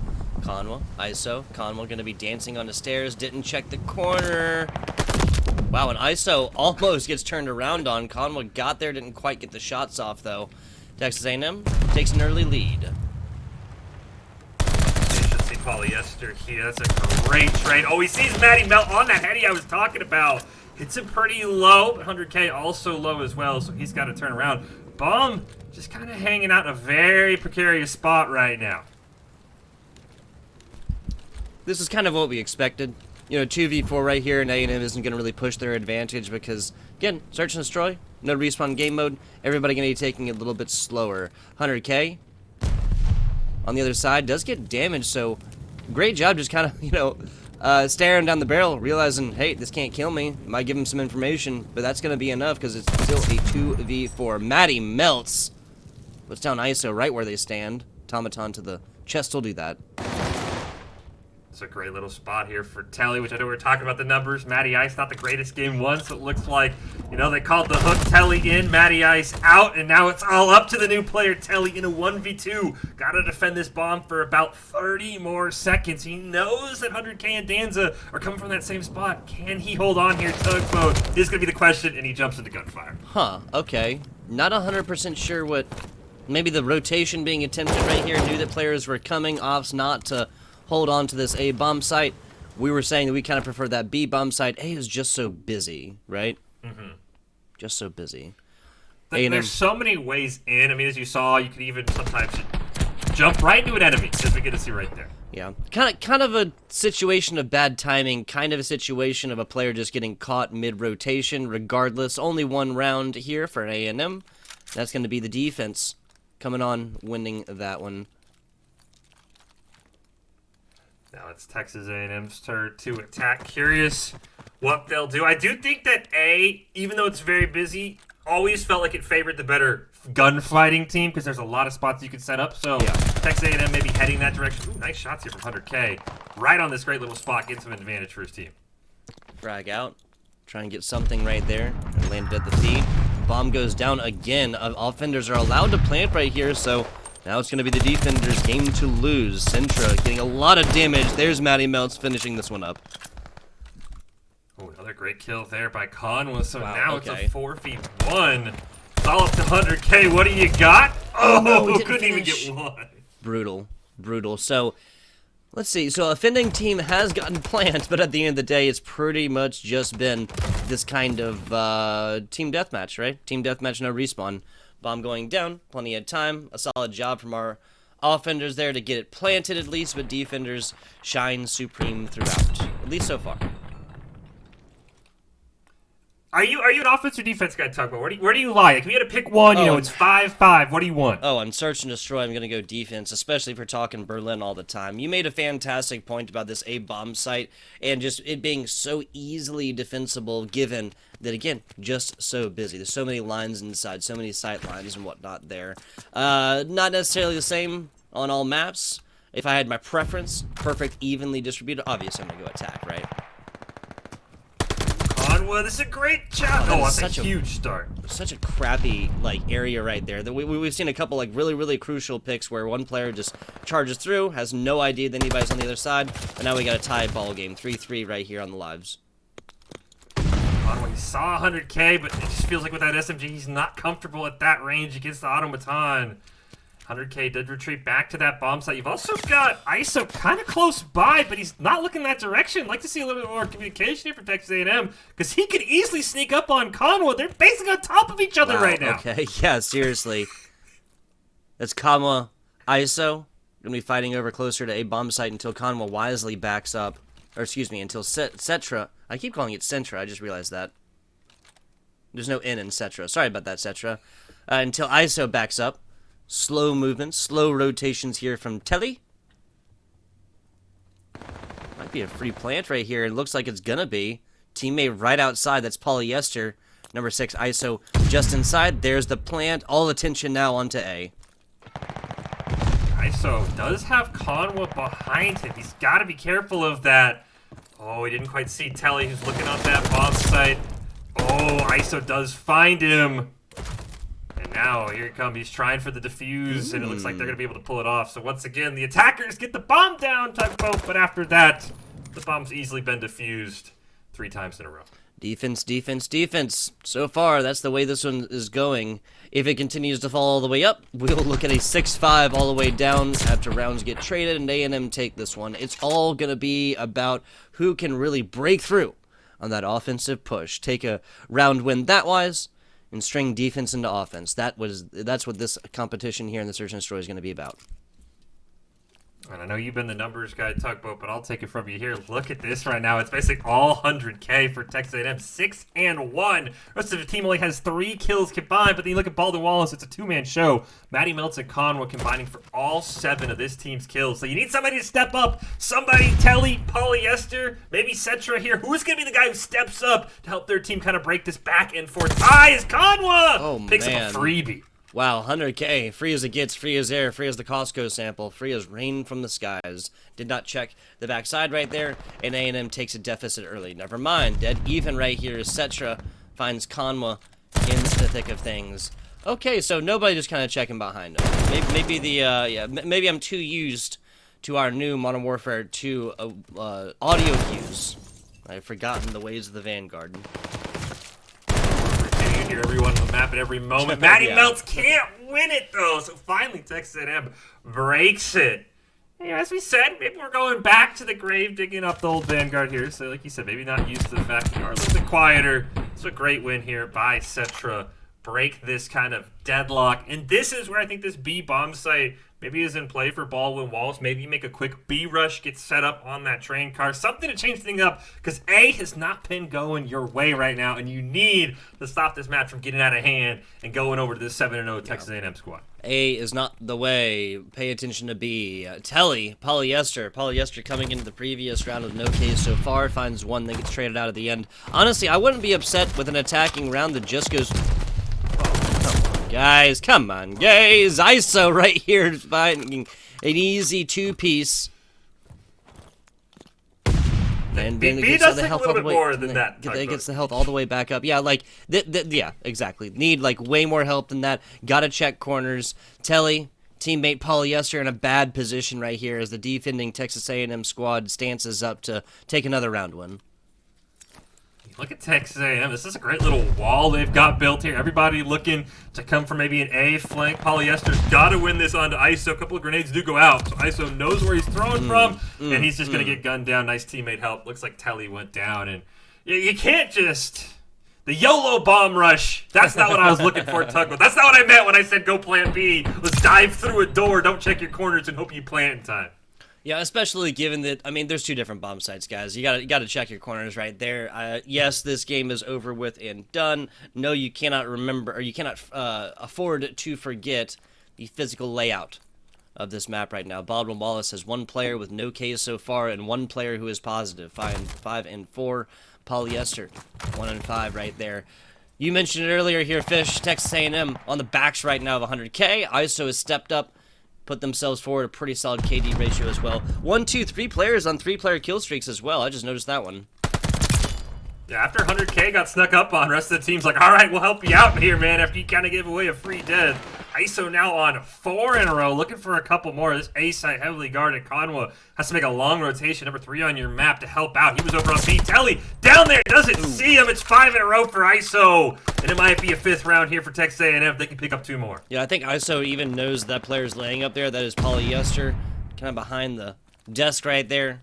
Just covering more. 7 and 3 ISO, rotating around, checking all corners. Not going to have an issue there, and that was almost a bad situation for another corner checking player. As it is, 5 and 1 we go. Might be getting close to that that record that you were predicting. That big win for Texas A&M. It seems like Baldwin Wallace comes out. We saw it on Hardpoint. We saw it on Search and Destroy. They throw like a great 1 punch, but every box will tell you, you got to have a great 1 too. If you just throw 1 great punch, you're going to get countered attack, and that's what's been happening. Texas A&M, we saw it on Hardpoint, as you said, the 2nd rotation they took over. Now they've won, I think, 4 straight here in Search and Destroy. Looking to close this out. Looking to go to match point. What do you got, Baldwin Wallace? You got to do something cheeky, and this looks like it is a hard A rush, and it's a 4-on-1 here. What can Cetra do? Can he get a pick? Can he get 2 picks? That would even things up, because you see 1, 2, 3, 4 all next to him. They see him in the wall, and he gets a first win. That is huge. Little trade action there at the end. Cetra can't quite keep this one alive through an onslaught of damage on the other side. Telly now Telly's teammate now planting. That's Matty Melts on the inside. Full rotations here from Telly. And that's going to be all the way on the outside, almost all the way to Train right here, yes. So I actually really like this rotation right now. Finds one on the bottom side. 100K never knew it was coming.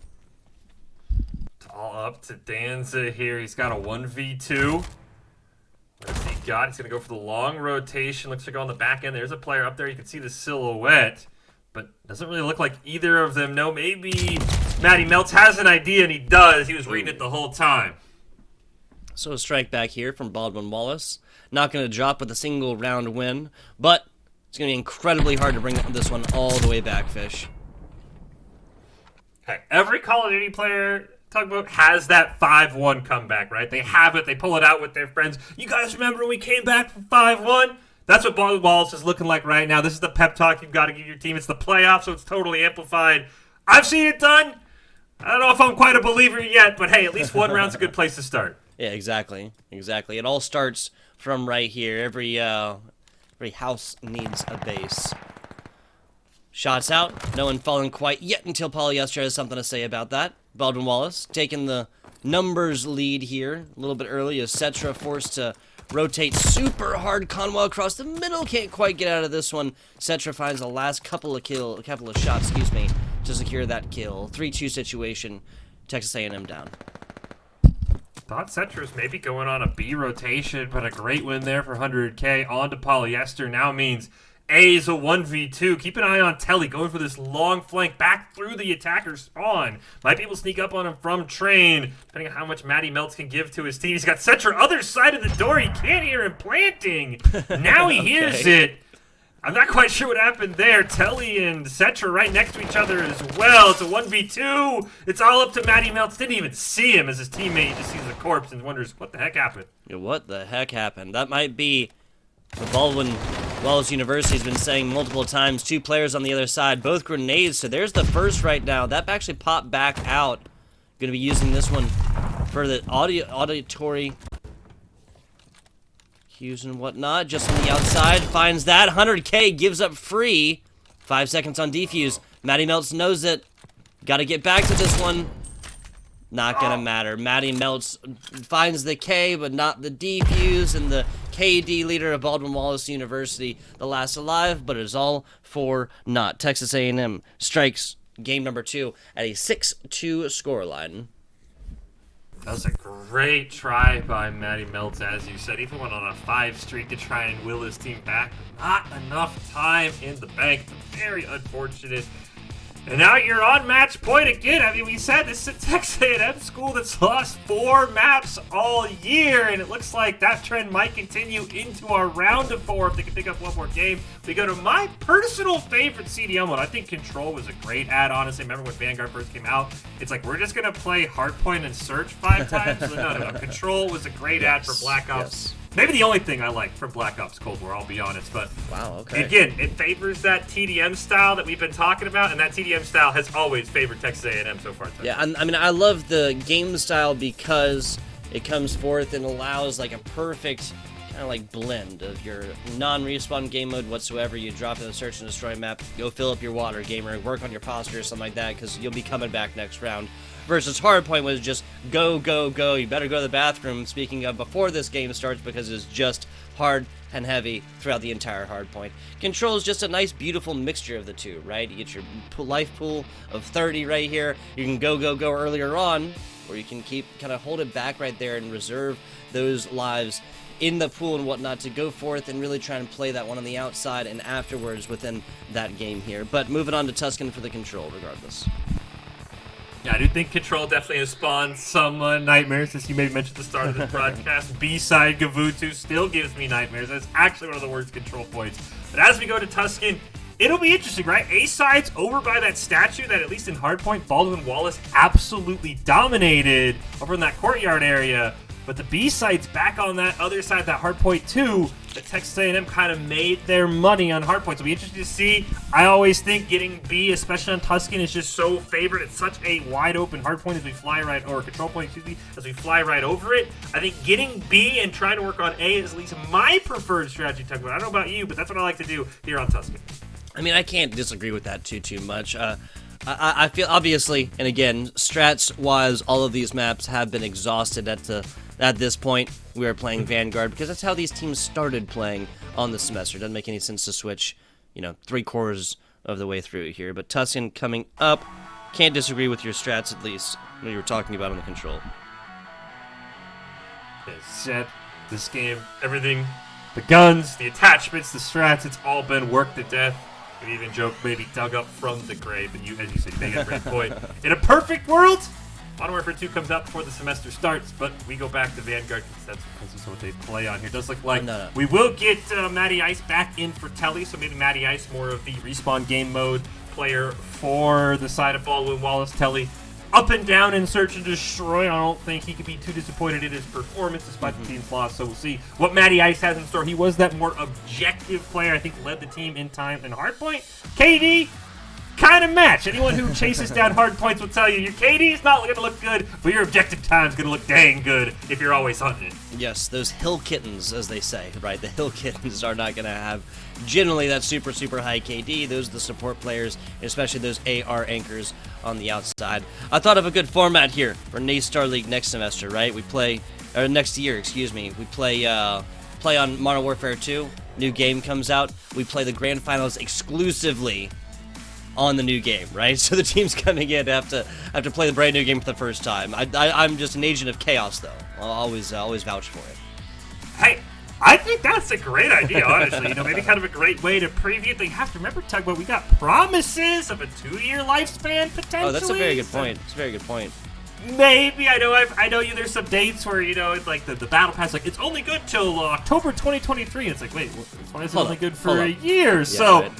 Who knows what's gonna happen? So maybe in 2024 we'll pull out your idea, right? When whatever our next COD is, if we do get a 2-year life cycle. But again, this is Vanguard. This is NACE Star League round of 8. We've got Texas A&M International University coming in as the 4 seed. Right now, on match point against Baldwin Wallace, we are waiting to load into Control for a potential sweep here for the Dust Devils. We'll have to see if they can pull it off for Baldwin Wallace. Again, they've had a great first punch, right? They just haven't had the follow-up that I think they need, Tugboat, to be able to pull a map and maybe pull this series away from Texas A&M. Yeah, you're 100% right. A 181 to 250 loss in the hard point is nothing to be super sad about by any means. A loss is loss, can't be happy about it. But given that they followed this one up, Search and Destroy 6-2 in that second round win there for Baldwin Wallace was only taken at the 11th hour, right before they did drop. It's not like Baldwin Wallace came forth, put 2 rounds back-to-back, and then dropped 6 in a row. Conference playoffs, or play-ins, excuse me, are Dunzo. Last chance qualifier is Dunzo. This is the playoffs right here. This is to see who punches the ticket on to that round of 4. We'll be to the next round, excuse me. I can't remember. Is it round of 4 or round of 8? It is round of 4. Gotcha. Thank you. And winner of this will be facing against winners of Northwoods University and their opponent right there. Tough matchup right there through and through. Yeah, big shout out, as you said, Shenandoah. Maybe, hey, that'd be an upset we'd be talking about we'd be talking about that till the next COD comes out. Shenandoah can bring down Northwood. No disrespect to them, but Northwood is just a different beast. So the winner of this one, I think, mentally probably preparing to play Northwood, but you never know what could happen here. As it looks like might be ready to go here for game 3. Also, Control. One of those fun, tennis vibes. Talk about where we get a game within a game, because Control itself is a best of 3. So I always thought that was a little interesting. Again, big shout out to BetterHelp. None of this would be possible here in the NA Star League without the sponsors there. So shout out BetterHelp. You want to check out that QR code as we get ready to hop into game 3. Yes, guys, go check it out. Their socials, their website, and everything else like that. BetterHelp. Fantastic organization. Again, like Fish said, makes organizations and makes competitions like this possible. Early pushes right here. ISO gets the trade out there at the end. Conma falls, and just like a little bit of back and forth, a little bit of first date action. I like this play for Texas A&M. This is my favorite in ranked. You try and get 1 tick on A, and then you immediately hard shove B, because I do believe it just feels like a harder point to take. ISO in a great spot there. This is going to be 1 tick locked in at B for Texas A&M, though they didn't get the guy behind him, and Matty Ice picks up 1 there. It's all up to Cetra trying to hold this point. Can he lock in a second tick? This would be huge, but he cannot. Second tick going to be narrowly avoided right now. Conwa and the rest of Baldwin Wallace cover this one up. Conwa 9 health right here, and a dream. The dream being more important right there, obviously. Shots mailed. ISO can't get out, and now a little bit of a life lead here for Texas A&M. Up by just a couple here, but right now they're really dominating these control points, as you can see. Danza gonna rotate over, try and get a tick here for his team. Matty Ice swooping in, got caught with the grenade out, unfortunately. Not able to get a kill. They deny that second tick on A. Got caught looking right there, Matty Ice mostly dusted out all the progress over there onto that A control site. Matty Melts combines for 2 right here, as A&M needed those to try and stay alive in the life pool battle. Ooh! Almost got him with the melee, but Polyester able to take down Danza. 15-16 here, now 15-15, all tied up in lives. Again, you either win when your opponent runs out of lives, or you capture both bomb sites or control sites. You got me saying it too, Tug. Yeah, There's right. bombs, It's a there's bad controls, habit. there's hard points. It's a bad habit. Today. A&M 4 life lead as of right now. A full team respawn here as Danza kind of splits the attention and the decision made for them. Conmo finding 2 right now. Striking back in that one as A is now going to go the way of the offender. Get that huge minute bonus as well. Time is sneaky factor in control as well. Only takes down when there's no one on the site, but it goes by quickly when you're trying to win these battles. Lives nearly now tied up. They are 10-10. Polyester even going to put Baldwin Wallace in the lead. So Texas A&M, maybe this first punch for Baldwin Wallace proves true again. Tugboat, can they win map 1 of control? Here comes all 4 members of Texas A&M down through that control center, looking for a couple more pushes. Yeah, and that's exactly what they need to do here. Just push a full 4 onto the south side of the map with 1 outside area on their right side. Was that a kill streak that I saw? Was that just a foisted frag grenade? Not 100% sure right here. On board with Danza 9-4 right now, Fish. They've got great control, does Texas A&M over that backside. Polyester, they're going to try and take down Center. He was looking for a flank. ISO goes down as well. Lives are tied up at 6, though. 100K and Danza get a couple. It's 5-5, and now Texas A&M is out of respawns here. This is when it gets nitty and gritty, Tugboat. Wow, and these are like really, really far spawns. Only 30 seconds or so to really get to this one, but I think that this first control map is going to be based on kills right here, especially now that we've gotten down into it. Members, Baldwin Wallace, Texas A&M, basically on top of each other in church. 5-6, that's Matty Melts, Conwa, sitting on the backside. Here goes a little bit of progress, 13 seconds as Cetra gets there. Teammates there. Now rotations from Matty Melt and Conwa. I think Matty Melt was looking for it, couldn't quite see it. They gotta get down here eventually. No, not until the flanker coming in, Cetra. Going chasing now, last alive, doesn't matter. And that's gonna be Baldwin Wallace University striking first. That was a great job by Baldwin Wallace, back and forth the whole time. Again, this is what we kind of seen from that we talked about. You know, Surge at one point was 1-1 before Texas A&M rattled off 4 rounds in a row. Hardpoint, Baldwin Wallace, remember, went up 50-0 on the first hardpoint before eventually falling by 69 points, as you said. So we've kind of seen this from them. Now can they string it together? Can they be consistent? What can they do attacking here as they hop over to the red squad and they try and get advantage here on A side? Everybody moving that way, but you do have Conwa for a cheeky flank onto B, but it does go down to ISO there. First couple back and forth, not a big deal. Cetra getting granted with one, can't through the fire and the flames, can't quite see the second one. That's going to be a little contest action right here. Matty Ice just gives it up as members just spilling on over into A, and Texas A&M on the defense going to be able to delete all progress on that A control site. Matty Melts and Polyester, they are going for that sort of B rotation we saw Texas A&M do. One of them does go down. Play out the yakety sax music. We're trying to find Matty Melts, bottom side of your screen. He's back in the spawn. He's got Cetra chasing after him the whole time.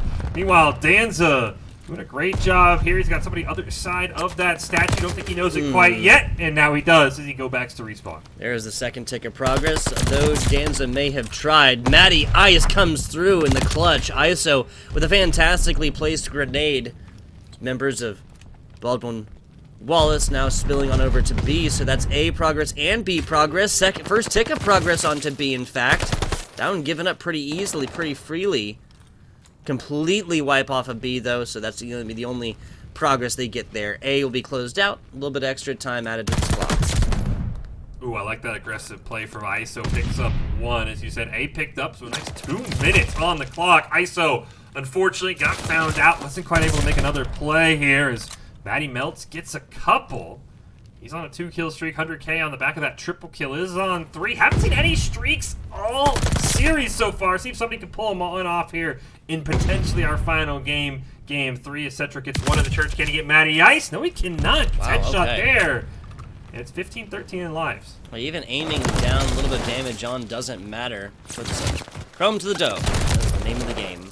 Matty Melts trying something wonky on the other side. Danza pours all out that automaton, finds 2 for his efforts. Cetra from Burning Church is Baldwin Wallace University, excuse me, now dropping significantly in the life totals.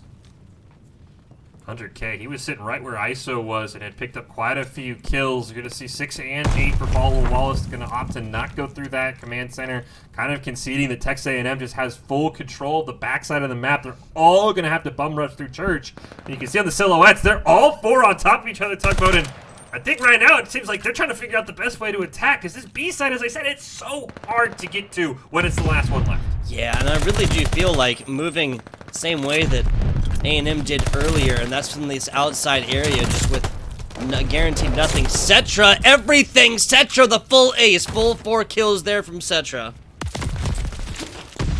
4 lives left, too, for Baldwin Wallace. They do shut down Cetra. Helping out that KD a little bit. 12 and 17 after that 4-piece, but 25 seconds left. 3 lives left, make it 2 as ISO hunts him down. It's all up to Matty Melts, Matty Ice, the Matty brothers. What do they got? They got 1 dead, and Matty Ice looking for the 1v9 clutch. Okay, let's see it. Have it happen in 9 seconds as well. I'll be singing your praises through the end of Modern Warfare 2. Not gonna happen. Matty Ice realizes that. Looking at an 8 and 13 ratio as of right now, and not looking to improve it before we go on then to round number 3. Traded rounds through the first 2 of our control here, Fish. Seen this story before, right? Yep. We saw this in Search and Destroy. Yep. We saw this in Hardpoint. Every single time, Texas A&M International answered the call. They were the ones winning multiple Hardpoints. They won 4 straight rounds of Search and Destroy in a row. Baldwin Wallace needs to strike back here. get this second win in a row. And again, I like Texas A&M's strategy. You can see there, they're sending Danza and Cetra over to B, with maybe a flank from ISO as well into Church. Speaking of that burning Church, moving on along here to Conwell on the outside. Gets caught looking. That's 100K right there. No opportunity to shoot. You got that grenade pulled. ISO on the outside, just kind of sliding around, looking for players and stuff. But Matty Ice on the inside is gonna have the same idea. Seeing a couple of these chase scenes break out. Does look like 100K kind of all alone on A, as Baldwin Wallace just heavily defending that B side. A couple of trades come out from 100K. Looks like Matty Melt's actually picking off his own teammate there as well onto Polyester. So far, Texas A&M kind of a little sluggish here. This B push hasn't really worked. They do catch Matty Melts though. ISO always in hiding, always in waiting over on B. Literally always. 100K on the defensive stance, kind of looking over it. Doesn't quite want to start this progress yet. The one tick progress right there as A&M takes the life advantage right here. 100K, 100K, 100K. That's 3 kills in a row right here. Full B rotation as well for Texas A&M. It's working out. They've got 1 tick of progress, looking to make it another. They got a 5-kill lead as well. Matty Ice looking for that back flank from the spawn. You got Polyester trying to come from just outside Church, and right now, Wallace doesn't even look like they're interested in challenging. B just goes down without a fight. Wow, okay, so what is not even like arguably the harder site to take goes down like that. A is just so much more open, so it has just so much more fraggable potential. You can get grenades here much easier. Danza pulling out the pistol to end out Conwa. Defense is holding strong right now. How long that will last at a 5-life advantage here for Texas A&M International University, I know not. Got a couple of great splits here. You've got, number 5, Matty Melts over just underneath fire, though does go down. ISO, once again, this man is everywhere you don't expect him to be. Gets a great kill onto Matty Melts as well. ISO, kind of carrying the squad right now. Entirely fair. 21 and 13, absolutely popping off. Danza a little bit closer, excuse me, pretty close there at a 21 and 14 score line, but not necessarily with the same objective placement and streaking. Now 5 objective kills here for ISO. Members trying to spill in for Baldwin Wallace University. Half a tick of progress left, 60 seconds to go. Great drop, denying ISO, but unfortunately Baldwin Wallace, only 4 lives left. They are out of respawns, and 100K gonna make that even harder. Does pick up 1, 9-2. It's the Matty brothers once again, and it's all up to Matty Melt. It's the 1v9. Can't get it. Texas A&M on double match point. The ever terrifying 1v9 can't quite get it. Not that, enough joking aside. There's always a tough look. Always tough looks there at the end. Map point, match point, series point, everything on the line right now here for Baldwin Wallace University. They take this, they maybe begin the start of a comeback, full reverse sweep type situation. A&M takes this last round of control. That'll be it. We'll be going on counting our victors for this round of 8 matchup. That's a great way to start. And 4-man B push that kind of realized last time Baldwin Wallace did, attacking the B, kind of got him stuck where they didn't want to be, so they try and all go over there. It starts out well, but immediately goes back. 26-26, a 4v4 trade all around. And it looks like that B rush immediately shut down 100K. Didn't quite see Matty Ice bottom floor of the Church, so Matty Ice has got some good positioning. Rest of the squad on A. We'll see what 100K can do. He's going to walk right into somebody. And he finds out very quickly there's somebody watching that flank. I mean, some call it corner camping. This is just smart control play, trying to have multiple points that you have locked down and sight lines with which you can look down, try and take defenders as they come, or try to shut down progress points. Danza's going to be the only one that even comes in and pays attention to A. I gotta say, that's about as free as it gets right there. Danza, 1 life dedicated, but perhaps this is an A&M squad that just prefers to kind of cover up B and hold on to that defensive stronghold. Yeah, as we talked about, as we've seen in this series, but all of a sudden, Texas A&M maybe kind of luring them to sleep, stops it right before it gets captured here. Great couple of kills by who else but 100K. Did unfortunately just miss most of Baldwin Wallace running right past him. Does see somebody up on the stairs, able to get 1. You can see from the silhouette, there's a guy on the other side of that wall. Of course, he doesn't know it. Gonna go he saw the chasing shadow. around, gonna help out his teammate. That's such an interesting corner right there, because you can do exactly what he just did, which is just kind of like pay attention and try and get a glimpse of the shadow on the other side. Obviously, we have the silhouettes, they do not. But you saw the last, just the last couple pixels on the end of a shadow. The shadow of the shadow right there. Got the information necessary to go forward and push that. Hey, those are the little things you gotta do if you want to make grand finals, and that's what Texas A&M's trying to do. Setzer gets one, there's 2 more in Command Center. Gets 1, so overall a 2-for-1 trade there as Matty Melt's trying to push in Alden Wallace. 1 more objective left. Only down by 1 life. It's their best chance to extend the series here. They've got to find a way to crack this B or either win on lives. And right now, lives, yeah. Sorry, go ahead. Tied lives. Tied lives. Or basically tied lives. 100K gets involved. A&M with a mild advantage. There goes the Matty Ice player. And this is honestly an A&M squad that can be completely content just kind of playing this one out, playing it to time. 52 seconds left on this one. They're pretty much just playing against those grains of sand in the hourglass. That is time, people. like at times that sneaky factor on control tugboat. Sometimes you lose. You're like, how many lives do we got? How much time do we need on the control point? How close are we? And you forget that time just ticks down. Again, it'll pause as long as someone on the attacking team's on the objective.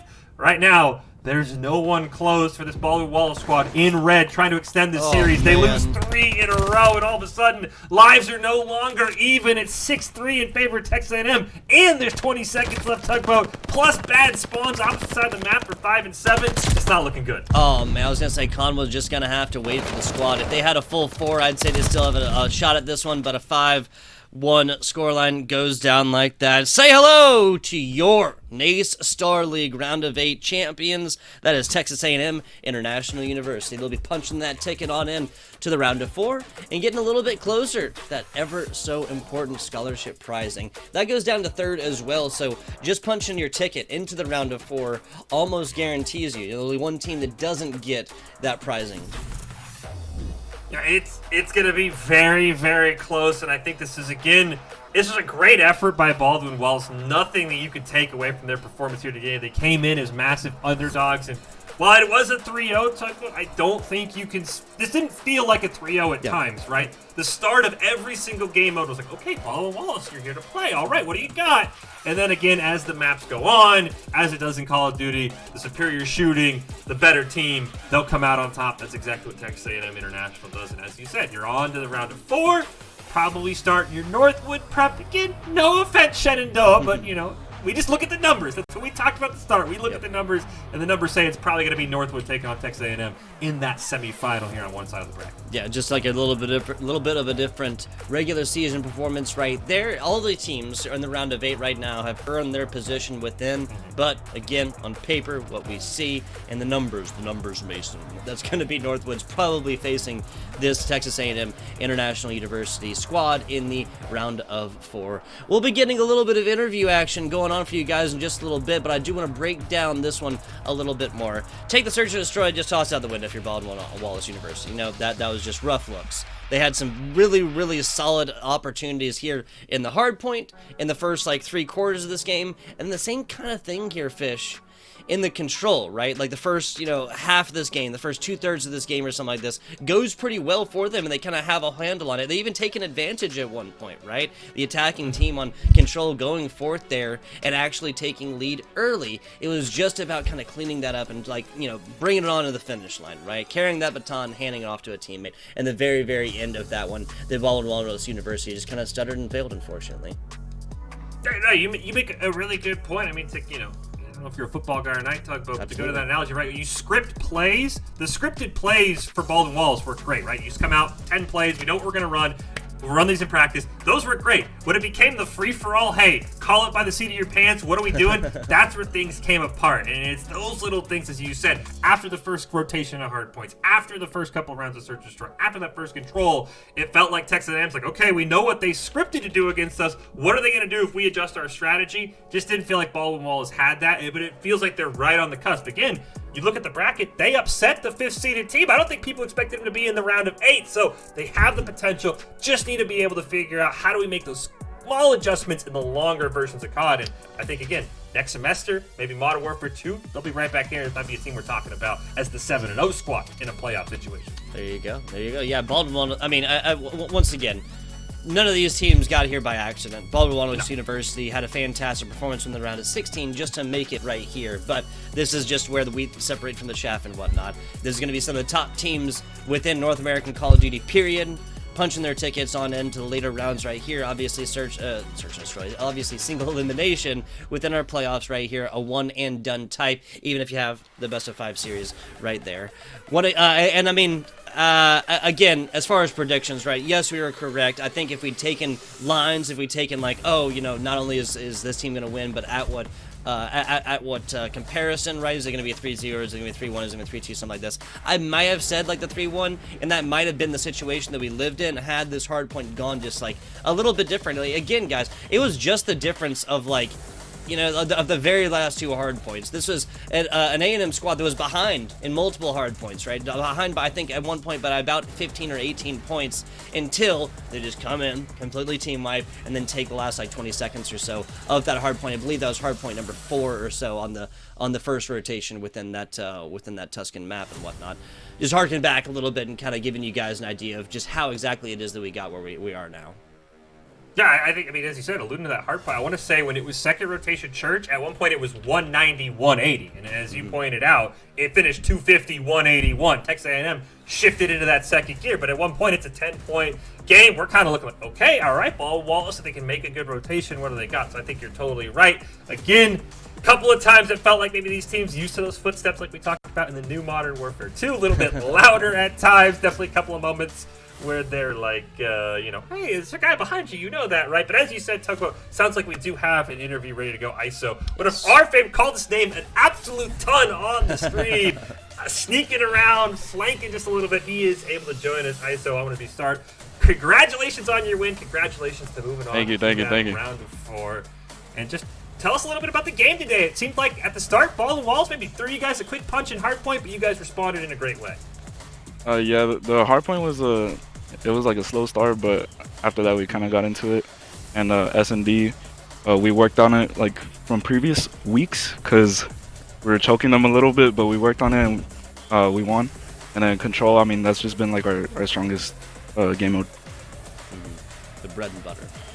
Yeah. Absolutely. But I'm pretty hyped right now.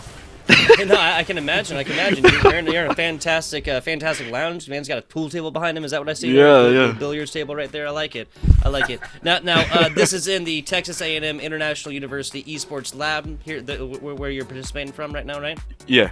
Yeah, fantastic stuff. It always warms my heart to see universities, colleges, and stuff like that, like not just say they're going to support esports, but then actually give you guys the physical hardware, the physical capability to go forth and actually excel. I love it. Now, you kind of mentioned it and stuff. I want to ask about the nerves a little bit. The nerves, right? You came out the hard point, kind of going back and forth. Now, do you think this Control goes the same way if your search and destroy wasn't so definitive, wasn't so like one-sided, wasn't that 6-2?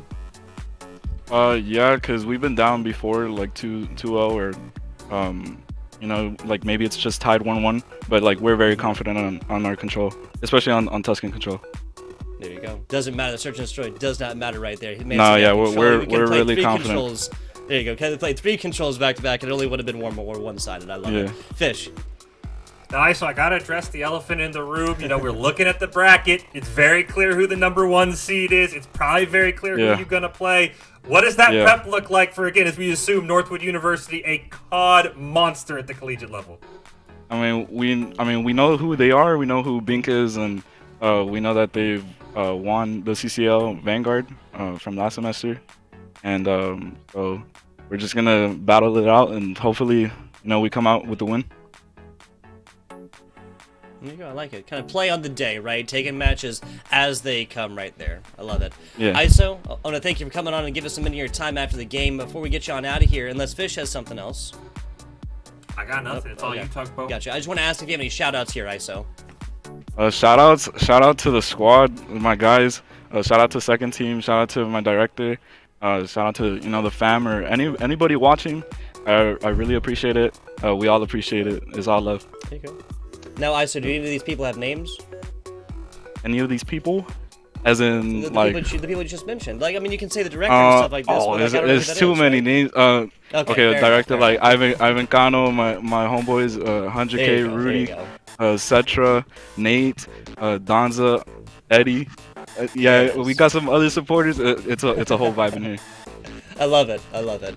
Gotta thank the people specifically by name. That's what I love. Yeah, That's yeah. what I love to hear. All right, so once again, congratulations. My goodness, congratulations on your victory, and good luck in the ensuing. We'll be wrapping this one up tomorrow, guys. The round of fours and the round of eights will be wrapped up here today. Round of fours grand finals wrapped up by tomorrow. Once again, ISO, Yes, sir. congratulations on the victory. Thank you. Not a problem. Not a problem. That has been ISO came in, kind of give us a slice of the mind, kind of a look inside. A member of a Call of Duty, a member on a Call of Duty team that came forth and took that victory 3-0, though it was. Fish, I think that's going to be about it from us. Do you have any wrapping thoughts here? Again, I think all the credit to Baldwin Wallace. I think if you just pull up the tournament results the next day, you see this was a 3-0. I don't think that's a fair indicative of how this series went. We talked about it. They gave Texas A&M International a big challenge. Great job by them, but again, huge shout out to ISO and the boys over at Texas A&M. Moving on to that next round, I'm sure this is going to be a very nervous 24 hours. Again, looks like it's probably going to be Northwood on that side. They earned that shot though, and again, as you said, top 3 get prize money. 4 teams going to be left after the end of the day. You only got to be better than one other team to get some scholarship money. So big shout out to them. I can't wait to see how the round of 4 goes tomorrow. Exactly. We'll be starting that one about the same time, definitely on the same channel. Big shout out to Naystar League and all of the production members, everybody behind the scenes here for Nace. If you're over there and you're not named FBI Tugboat or Fishcast, then I appreciate you kind of making our jobs as casters so much easier, and we do appreciate you. With that, though, I believe we have reached my least favorite part of any broadcast, and that, of course, is the end. FBI Tugboat, Fishcast. We'll be looking at plenty more Call of Duty action here for the Naystar League, and our kind of farewell to Call of Duty Vanguard. That won't be happening right now. Thank you guys for watching, and tune in again.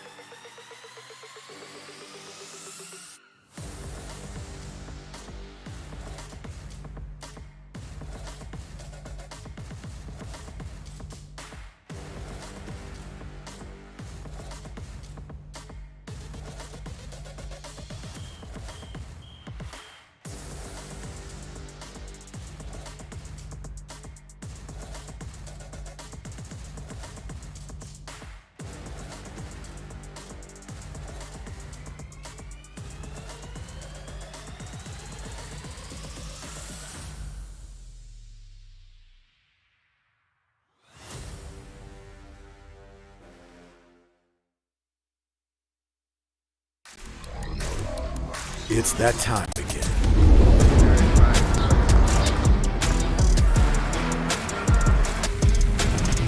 Welcome to the stage. Oh yeah.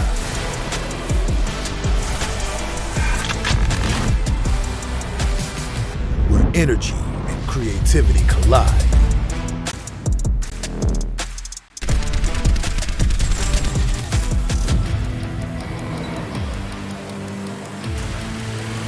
Here we go.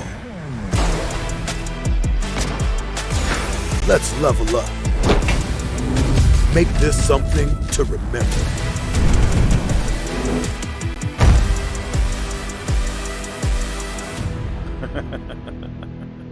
All right.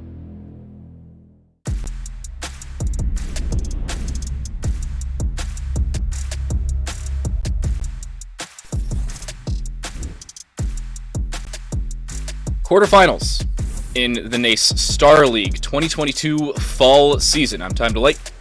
Joined alongside me is Fellow himself and Fellow.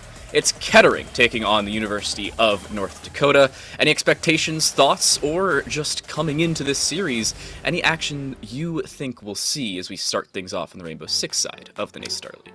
Well, it's good to be here for the first time with NACE and their first time doing Rainbow Six on a broadcast here for the fall season. Kettering, I know a lot about, but for North Dakota, sadly, I'm not too familiar with them, but their record in the past has looked pretty good this season. Actually matched up completely with Kettering, both going 6-1, so they could be a bit of a dark horse going into their matchup today, but I think it deserves a little bit that we talk a bit as to how exactly we got here for the formatting of the playoffs. We started out with a regular season, about 8 weeks in total of that. That proceeded into a conference play-in, which then led over towards the actual conference championship. If you didn't make it past that to go into playoffs, there was an LCQ you could be playing in. Now that leads us into playoffs and that potential to make it all the way to those grand finals, Dan, where you get the chance to play at a LAN.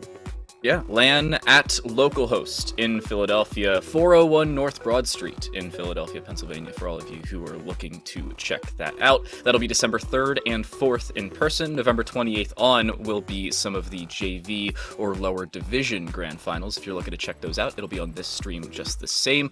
But now moving into today's schedule. We only have one game for you in the Rainbow Six side of things, but before then, we had so many different games come your way. We started things off with Overwatch, we then moved into Call of Duty, and now, closing things out, it is Rainbow Six Siege. 2 6-1 teams in the quarterfinals looking to move themselves onto the semis in just a day's time. I'm going to go with you on this one. Any expectations? I know we talked about this a little bit earlier, but I mean, Kettering's the known factor on this one, and I'm not a fan of algebra, so unknown variables, not my favorite thing. Yeah, it's always a little bit tricky to try to mold around that, perhaps. There were a lot of teams, actually, in NACE that I wasn't too familiar with off the rip, but, you know, getting to see them flourish in their own environment, definitely always something nice to see. We'll take a quick look at the prize pool that you could be earning depending on how you place here for the collegiate scene. $2,500 going to the first place team, second followed up by $1,250, and then last but most certainly not least in third, you get $625, which something is always better than nothing. I think Vincent said something along those lines just a day ago talking about the CSGO prize pooling. Yeah, that's for third and fourth as well. If you lose the semifinal, $625. So win this, you're in the money. That's where your first real grind becomes, at least could come to a halt, and could come out successfully. Butler University, the only team to not play a round of 16 matchup, but we're on the lower side of the bracket. Kettering will play University of North Dakota. Winner of that plays the University of Cumberlands and Southern Mississippi. And then on the other side of the bracket, where those two teams will match a grand finalist, it's Irvine Valley College taking on James Madison University. They're actually fairly close to my uni, with Butler taking on Toronto Metropolitan. Definitely looking at this bracket altogether, there are a couple of familiar faces like St. Clair, for example, but getting to see Kettering once again in that top 8 position for the round of 8, that's somewhere where they have always thrived in. And, you know, at one point back in the day, it used to be considered a bit of a middle-of-the-pack team, but they have really been flourishing these past couple of semesters here for collegiate, about a year in total spanning. I've gotten the privilege of casting for them. So there is definitely a high chance they could be the finalists that make it all the way to Philly here, Dan, depending on how they play tonight. Well, it's the round of 8. It's Kettering taking on the University of North Dakota. We'll start off with Kettering looking down that roster. We actually saw them just a week ago. Not even. It was on Tuesday with you and I. Bucka, Verdant, Amplify, Derp, and Prismo. Well, the University of North Dakota, they're the team that at least you and I are unknowns with. So we do have Koala, Renegade, Merc, Cole, and Trigger. I did see a couple of them typing in the Twitch chat. They're definitely hyping themselves up a bit, getting prepared to face up against Kettering. Funny enough, I did know they played a couple of scrims earlier today as I was talking with Bucka a bit to get a bit of insight heading into this matchup. And for North Dakota, sadly, I could not return the favor to them, but they do seem pumped and ready to get into this best of 3, Dan, just like we are here in the casting booth. Yeah, well, the best of 3 needs places to play. We'll take a look at our map selections. Chalet, chosen by the University of North Dakota. Kettering, unsurprisingly, taking Theme Park, their staple selection, with Oregon, the Great Equalizer, as our 3rd and final map, should it be required. I'm going to say, as a bold prediction right off the bat, because, you know, predictions are a thing, and we were asked for them earlier. If Chalet goes Kettering's way, we do not see Oregon. High likelihood of that. That's normally how a technical best of 3 works. Each opponent wins their map pick, and then things really come down to that quote-unquote decider map at a best of 3. That's why it's called the decider, to see who actually wins in this format. And for Kettering more specifically, they are also a pretty good team on Oregon. I could imagine the same statement for North Dakota, since they were very comfortable with allowing that to go all the way down in that best of 3 series. But recently, you and I both have gotten the chance to cast Kettering on Chalet, which originally was one of their weaker maps, but now they've had more time to, you know, experiment when going to that map in particular. And they have done a lot better in the past. So overall predictions, I completely agree with you. If Kettering are able to win Chalet, they could probably just take the whole best of 3 in a 2-0 fashion. But again, University of North Dakota, on paper, they also look spot on. So they've got a good chance for making this a close competition. Yeah, and Kettering taking the weird approach to Rainbow Six map pools in not practicing the more staple maps as much, and instead switching over to the more niche maps like Skyscraper and Theme Park, as we see them choose just about every best of 3 is available, and trying to get those down, make sure they are about as confident as they can on maps that are not as played by other teams, and basically make it a secure map selection. A lot of the times we see them pick it up. More often than not, we see them win it. I don't remember a time I saw them lose it, other than maybe against Fisher, but even then I'm pretty sure they won like 7-5 in that matchup. It's looking pretty good for Kettering if they win Chalet, but that's an if. North Dakota coming into this, again, the unknown variable. They could absolutely demolish on Chalet and put themselves in prime position to make sure Oregon's not going to be played, but for their own success. Say it might end up depending on how explosive University of North Dakota can actually be. Entries tend to be a pretty big factor on a map like Chalet because how attacker favored it can be. You get that instant momentum. You can start clearing out those power positions that have a lot of utility around them at a much faster rate, and that always just transpires into a better execute. That's like the basics of how an attacking round should go on paper for either side. So looking into that prospect, depending on the momentum and just general energy that we could see by University of North Dakota, that might be the deciding factor here. Not so much the map selection, because I could assume both teams are really familiar with all 3 of these maps, except for maybe University of North Dakota on Theme Park. But again, if they're allowing it to go all the way through the midpoint of the ban phase, then they're probably at least okay with going here from time to time. Yeah, and you'd have to suspect that North Dakota at least bans Skyscraper. Of our 9-map pool, each team gets 2 bans. It goes 2 picks, 2 more bans with the decider as the final. If they're not banning it on the first 2, that leaves some semblance of confidence for the map. Now, a lot of times it could just be their 5th map that they just allowed through because it's not always played, nor do they always have to play against it. But you never really know, and again, they are the unknown variable. I'm curious to see how this will go for them.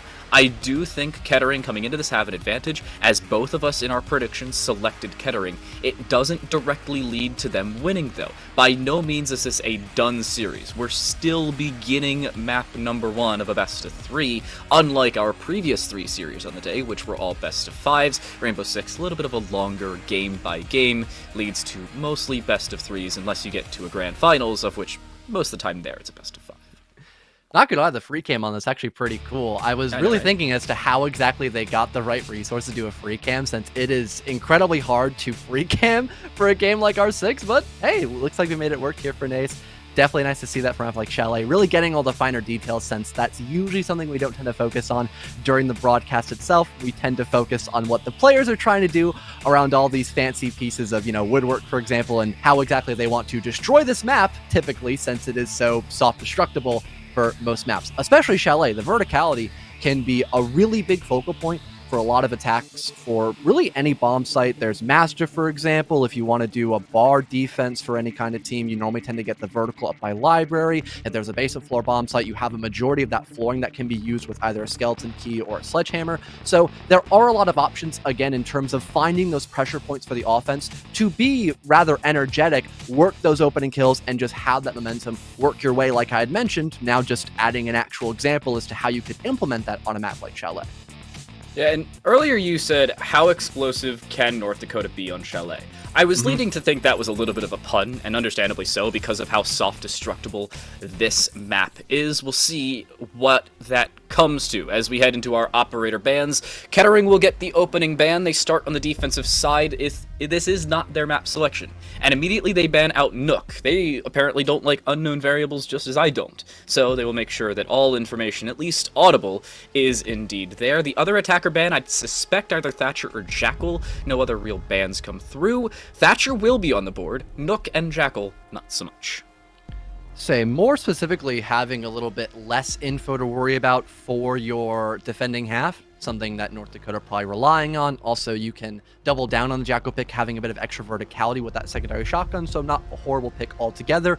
And neither is the Azami. She can really help enable a lot of those extensions the defense like to do on Chalet, allow them to stay alive for much longer than expected with a regular shield or just some ADSs / magnets. And the same thing kind of applies for Amira, hence why she is also being removed this time by Kettering. So overall, the bans for a map like Chalet make total sense for both the University of North Dakota and Kettering. Kettering are going to start things off, and this defensive side has to be strong, especially up against a University of North Dakota team that selected the map. You'd expect they have a lead, or at least something to work off of. However, Kettering don't have a clear advantage because of that. Yeah, your opponents picked the map.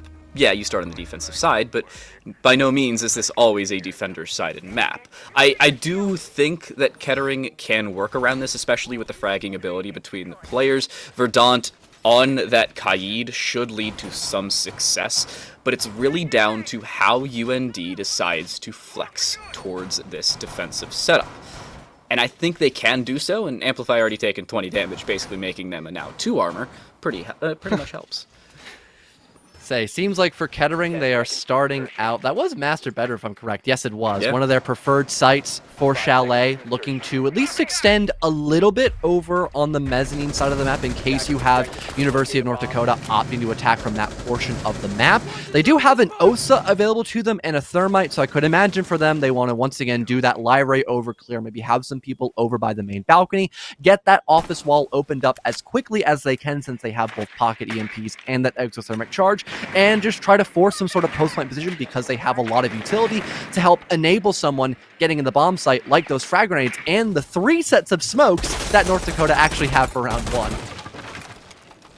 They are basically trying to remove any information for Kettering as soon as humanly possible. And Baka falling early, a good start for them. Dropping that Aruni leads you to drop a fragger, and the Aruni already gone gives them a decent bit of at least some advantage. They can work around this and look to aggress possibly later on.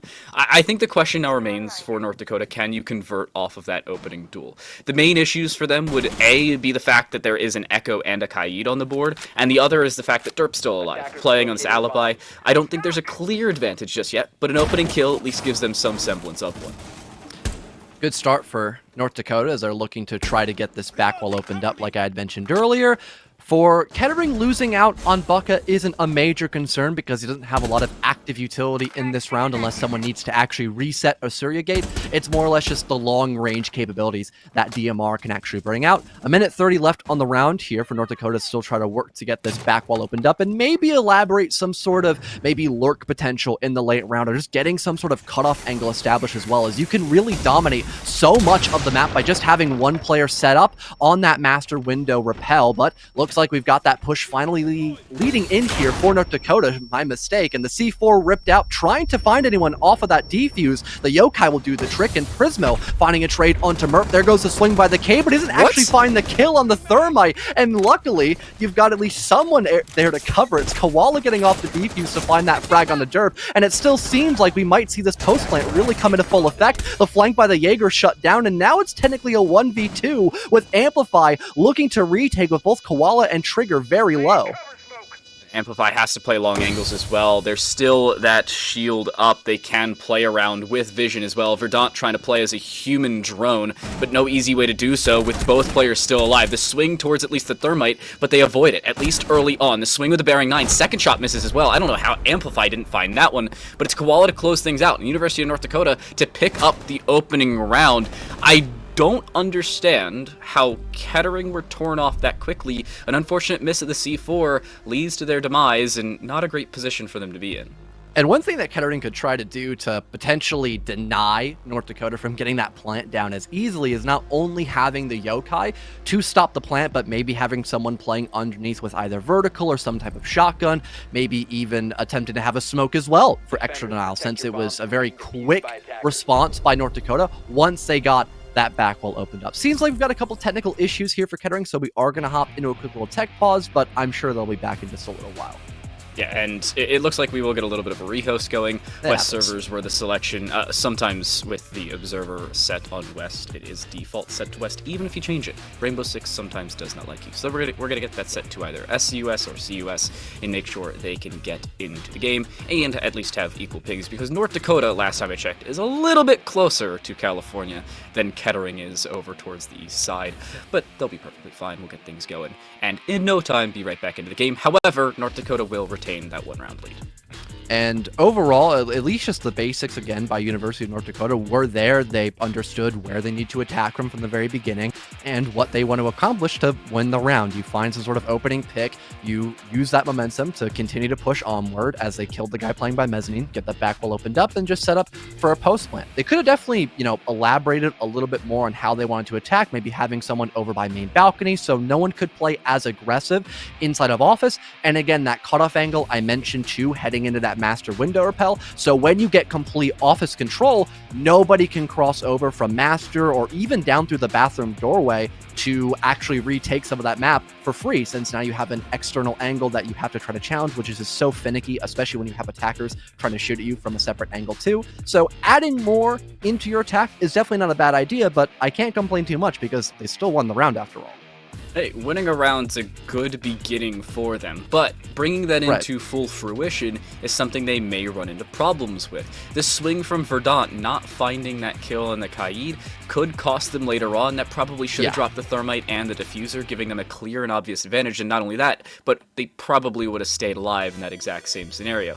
Very good assist in the backline by the Osa, not only removing the flank of Prismo, but not allowing anybody in with those Talon shields placed. Good placement and good discipline to not overswing, but still play around their advantages. It gives that advantage to North Dakota when you really need that on the attacking side. A first round victory not only sets the tone, but at a bare minimum gives you a cushion to probably bring it to 3-3, hopefully for you later on.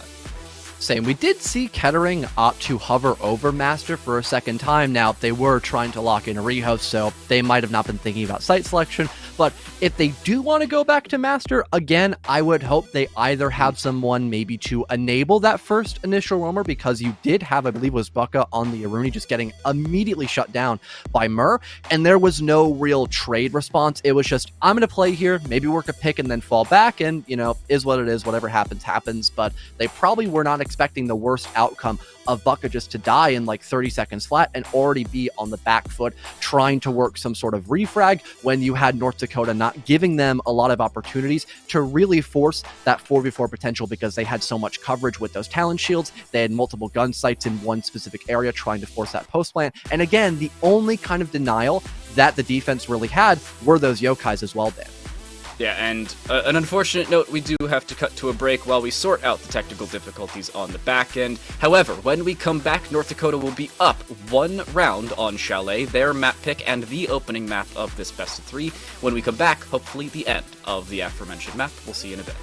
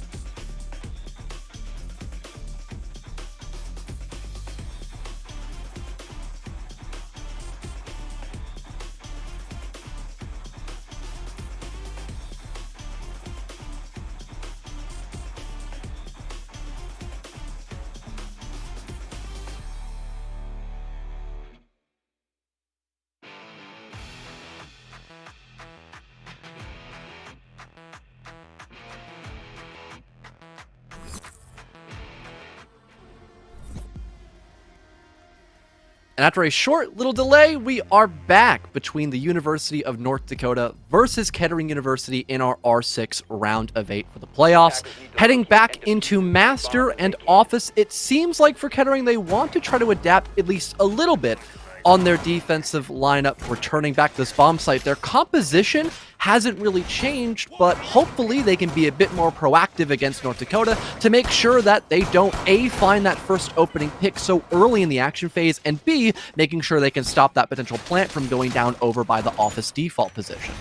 Yeah, not only that, but Bucko, a little bit too proactive in the previous round, was unfortunately the first one to die. They're looking to remedy that this time around and maybe play a little bit more aggressive later on in the round, while they still have their life and wits about them. North Dakota, by the way, have already lost 2 drones. At their maximum, they've probably gained information as to 2 players, but after seeing those 2 players, they should have the information, hey, they're running the exact same composition, because sometimes if it ain't broke, don't fix it, and Kettering put a lot of work into their defensive setup, so a lot of them really don't need changed. We actually saw this exact defensive setup on Tuesday, and it was run twice over because they won twice over on the defensive side. Relatively clean finish for them there. They're looking to replicate that here. However, the first loss for them on Master Office will need to be worked on maybe later on. Merp vertical down towards mezzanine, but the spray is just creating lines of sight and looking to interrupt later on. Say just trying to hold off that cut angle just to make sure that if there is a roamer by mezzanine, once again, there is going to be no fallback potential for that Kettering defender. Seems like, though, no initial contact just yet, and oh my god, you don't see that one every day. If I were Trigger, I would be fuming. I'd be triggered. I completely concur. And that's the OSA as well, just a random blind fire through a double door that was not even opened. I mean, hell, if I were UND, I would ask to check that guy's moss, because that is just some crazy stuff landed by Derp. Besides the point, though, OSA now gone. That was a huge factor to help assist the Thermite to get that plant down, so this could be a huge improvement by Kettering just off a whim shot. Okay, so there's one of 2 reasons Derp takes that shot. Number 1, you saw Trigger's feet under the door and was like, oh, there's a person there, and I'll just shoot at head level about where their feet intersect and find a free kill. Or 2, Derp was like, you know, I bet somebody's out there, and then just shot because they could. No particular reason or whim about it, just because they could, and I suppose that's the best reason for it. Information play here for Kettering after picking up the opening duel rather than losing it, as they did in the previous round, all of about 8 minutes ago. But the question now remains, can they continue? The answer? No, because Derp got a little bit over-aggressive. Good trade there by Merp. One of the main roamers now taken care of, so you can focus a little bit more on that site execute. And with the fact that it is just North Dakota trying to get this all opened up, it isn't going to take a lot of seconds to really prepare to start getting down that diffuser, perhaps, unless Kettering is able to utilize those yokais and that singular C4 by Verdant a little more proactively. So track stingers come flying out, trying to deny a little bit of space here for Kettering if they want to go for a retake later in this round, but there is still 30 seconds here for North Dakota to maybe help mobilize a little bit more outside of just that back wall, but so far seems like they're just sticking to that primary entryway to maybe force that plant once again. Some smokes come flying out, but luckily with the AoE effect, Amplify should be able to still stop that plant from going down. C4 tossed out, but it's shot on the ground. There goes the yokai to stop the Thermite, and nobody's there to cover. Kettering just wrap it up here onto North Dakota, as it's only Cole left to stand as he charges into the bomb site. Not too much time left here for the lone Twitch, as they are completely concussed by that yokai, and Buck is there on the cleanup. Kettering, after coming back to Master, take it relatively well. Exactly what they needed. A way to come back. That's momentum you can bring back into this map. 1-for-1 on Master and Office. They can, however, continue with that reign now as they go to Bar Gaming. Kettering is not a fan of the basement floor, so their rotation should look something along the lines of Master Office, Bar Gaming, and then Kitchen Dining, should they keep that level of consistency. I don't see them needing to flex towards the bottom floor, but now looking at their setup, you bring the staple Frost in towards Bar Gaming. This is my favorite selection in all of R6, Frost on this site, because a lot of the times the extension towards the top floor comes from the attackers, and more often than not they just don't look under their feet, even though the Frost mats are placed in almost the exact same place every single time you are fighting up against this site.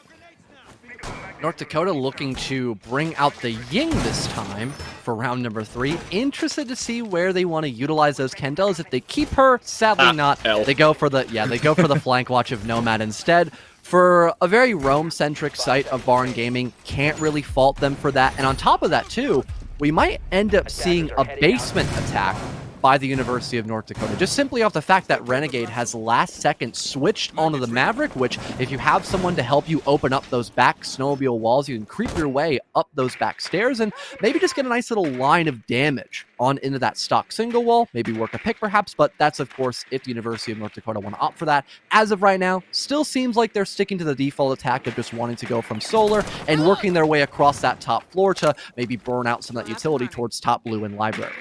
I would like a vertical pincer. It's one thing I haven't seen in a little while. If UND was to follow, as you mentioned, possibly going down through Snowmobile Garage or even down towards Pit as Trigger was just looking, they could aggress from not only below in the fireplace stairs, but above towards Mezzanine and drop down the blue side as well. That would really be able to throw Kettering off. The issue, well, it doesn't look like that's the call. Barely one-dimensional push is being prepped. Talon Shield dropped, but it's just the Wamai on the other side. Does a decent bit of damage from long range, and a follow-up impact will take the first Talon Shield away and amplify. Finding the openers, Renegade is taken off the board.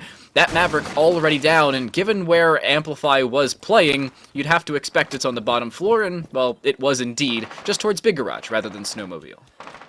Opening kill going the way of Kettering. University of North Dakota looking to try to deal with this extension done by Prismo. It seems like the OSA will lead that charge once again, but there is another impact grenade in the pocket of Prismo, so that could be immediately denied if it's popped out once again, since that first Talon Shield was already destroyed. Bucka looking to go for that long angle, looking in from the Ego window, and he does end up downing Merp in that position. A lot of utility now off the board until Merp can get picked back up. That would be used to burn away some of those Wamai magnets to actually be able to destroy that shield, but there is no utility to actually help destroy that shield, Dan. There's no grenades, no explosive charges here for UND, so even if they burn through those magnets, it's still going to be a really challenging take on this top floor. Dirt finds one frag with a shotgun, swiftly traded by Cole, but in the background you hear the audio that a bear trap has caught someone's legs, that being unfortunately the body of Cole, as he's now finished off by Dirt, still rocking that shotgun. And that will be the demise, unfortunately, of Cole. Every single time a Frostmat is placed under the mezzanine double window, and every single time it seemingly finds a kill. A combined 120 HP, 130 if you count the extra 10 on Koala, given the fact they're a 2 health, 2 speed. And Merp, being picked up from the DBNO state earlier on, gives a massive advantage to Kettering. Not only that, but they also only have 30 seconds left on the North Dakota side to push, and they have to do so quickly so. They seemingly will, but the issue, they're going to walk straight into a meat grinder. On the close side, Derp will be taken away, but does a decent bit of damage before falling. Amplify following up on that damage, but it's a 1 versus 2. Merp will retrieve the diffuser and look to play towards blue, but it's going to look away at the worst time. Luckily stays alive, but I think it is all for naught. Stock has not been cleared, and Verdant is going to find the kill from that stock position. A spray through the wall will find the kill, and Kettering will find the lead. And for University of North Dakota as well, their lineup wasn't too bad. It's just how they tried to implement it. The only big issue that they really had was if they were able to use those pocket EMPs or flash grenades to destroy the magnets, they didn't have anything to follow it up by forcing away that player on top blue. So sure, they had a couple Talon Shields deployed to maybe get a bit of proxy pressure, but the Wamai also has a shield of his own, so he doesn't necessarily have to peek you. He is just there to waste time and resources off of the general resource pool there for North Dakota. So next time, bringing in some frag grenades, bringing out that Ayana, for example, or some Gone 6s could be a great way to remedy that problem you had on the top floor, as there wasn't really a foothold that the University of North Dakota could really find when they were clearing out from the piano side. And now Kettering opting for round number 4 to head in through Dining and Kitchen after having a very successful bar defense. This is expected for them. This is what they like to do. And, notably, bringing Verdant on that Tachanka. This lead's similar to that of C4s, however, there's a whole lot more over a longer period of time. Could be similar to that of Goyo Falcon canisters, should you draw that similarity, but it's more mobile and I think flexible on the defensive side than the stagnant and pre-placed positions of the Vulcan canisters. I'm a massive fan of Tachanka. Not only that, but you can also open up long lines of sight with the Pancake magazine. It helps a whole lot. All in all, Tachanka rework for all of you who haven't touched Rainbow Six Siege for like a calendar year, very much worth playing the operator now. A little more viable in comp, although I do miss back in the old console days of just using his turret with a shield to spawn peek. People could literally never deal with that properly. It was a better time for Siege, at least at the novice level, if I am to say. But now, like you mentioned, he's a lot more viable and pretty good in some niche situations. Koala once again rocking that Thermite, looking to get this back wall opened up, and another Osa shield to follow suit to again provide that coverage and provide these long angles to work off. A beautiful shot landed by Koala as he eliminates Amplify on the Aruni, and Kettering seems like they're already fully aware as to how North Dakota want to execute in the bomb site, and they're looking to deny that with some vertical angles now established on the players up above. I believe Derp, more specifically, because he just tossed out an impact grenade, and yep, we just get that confirmed now. Thank you. Yeah, and Derp up above needs to be dealt with. It seemingly is planned here for the attacking side. The swing from Derp, though, wasting no time. Unfortunately, they probably should have. Merp will find the kill onto Derp, but a return from Bucka on the top floor will make it a 4 versus 3, so at least a 1-for-1 trade is there. And the Shamika launcher will start to reign true as the grenades from the aforementioned launcher will start to delay this UND attack. They got that wall open fairly quickly. The issue, they're wasting a whole lot of time to keep it open and push forward. Only 2 players remain on the Kettering side, but one of those 2 players, the massive delay factor that Kettering needs. Minute left to go here. Could easily try to burn away those Shamika launchers with that amount of time and the man advantage that North Dakota has as well. Hello? It seems like Verdict just has no clue the plant's going down. He's just got 10 fire grenades in his back pocket and can't even use them to stop this plant, but at least Prismo gets into action, finds 1 kill, but there's that verticality used against Kettering as they've now stacked up a 3-to-1 post plant, favoring their side with not many options left for Verdan to try to clutch out this position. He'd have to try to retake the top floor, kill the sledge, and with only 20 seconds, find 2 extra kills and get that diffuser disabled as well. He manages to creep his way up the top floor as the 3-speed operator, finding 1 frag onto Merp, but that has costed him so much time, and the track stinger's slowing him down even more, just adding insult to injury. He has no time left to get that disabled down, but maybe one more time to get another kill. Unfortunately not. University of North Dakota lock out that dining room attack as there weren't many obstacles left to really force them back. It was a clean initiation. After finding the 3rd kill on the top floor and clearing out the castle, they knew exactly what they needed to do. Aggress, and quickly so. The smokes out delayed line of sight, and the sound cue just was not given over as to the plant spot, nor the fact it was even going down. And with North Dakota picking up that tertiary bomb site, now we're about dead even. Yes, the score line indicates it's 2-2, but I say about because Kettering still have Master Bedroom and Office, of which they've won 1 time and lost 1 time in all fairness, but they also have Bar Gaming, of which was a fairly clean defense for them. So North Dakota, if they're going to make this a 3-3 or even 4-2 half in their favor, they need to at least win Master Office to give them that opportunity. I do like, by the University of North Dakota, though, how they were able to assess the real threat Kettering could use against them with that top floor verticality, so they did send up a couple of people to go and deal with that threat, not only from Piano Double, but also having a guy try to work his way from that main balcony position too, so they were actually trying to cross-coordinate that attack on the top floor and then use that control to their own advantage, having someone like Merp utilize the verticality there on the sledge pick to add even more insurance when you get that diffuser down. Really well done by University of North Dakota there on that last round, but Master has been a bit of a lopsided site for them. I wouldn't say completely lopsided, but it's been a bit more 50-50 in comparison to that previous selection North Dakota had to face against Kettering, and now that they're looking to reattempt the same attack plan now for a 3rd time on this top floor site, I think Kettering's probably going to get a good idea as to how North Dakota are going to want to attack in these next 30 to maybe a minute in terms of time. Ooh. Bucka finding the opener. First time we played Master Office, Bucka was the first to fall. This time, it's Renegade to go down early, and the Gridlock down to start things off. This is a fairly good start. Trigger actually just dropped into the connector hatch that's outside of Fireplace, and actually finds the kill onto Derp down below. The flexibility from the alibi actually leading to their demise, but Bucka from behind through the stock wall will find a return. A very long and drawn out roam from the Aruni no less on the southwest side of the 1st floor leads to 2 different opening picks, one of them a trade onto Derp's death, but still advantage and convincingly so towards Kettering. Now they have no secondary EMPs to actually get those Cade Claws off the wall to assist the Thermite, so things are going to get a little more complicated unless Cole can sneak in a Twitch drone to destroy that electrical utility.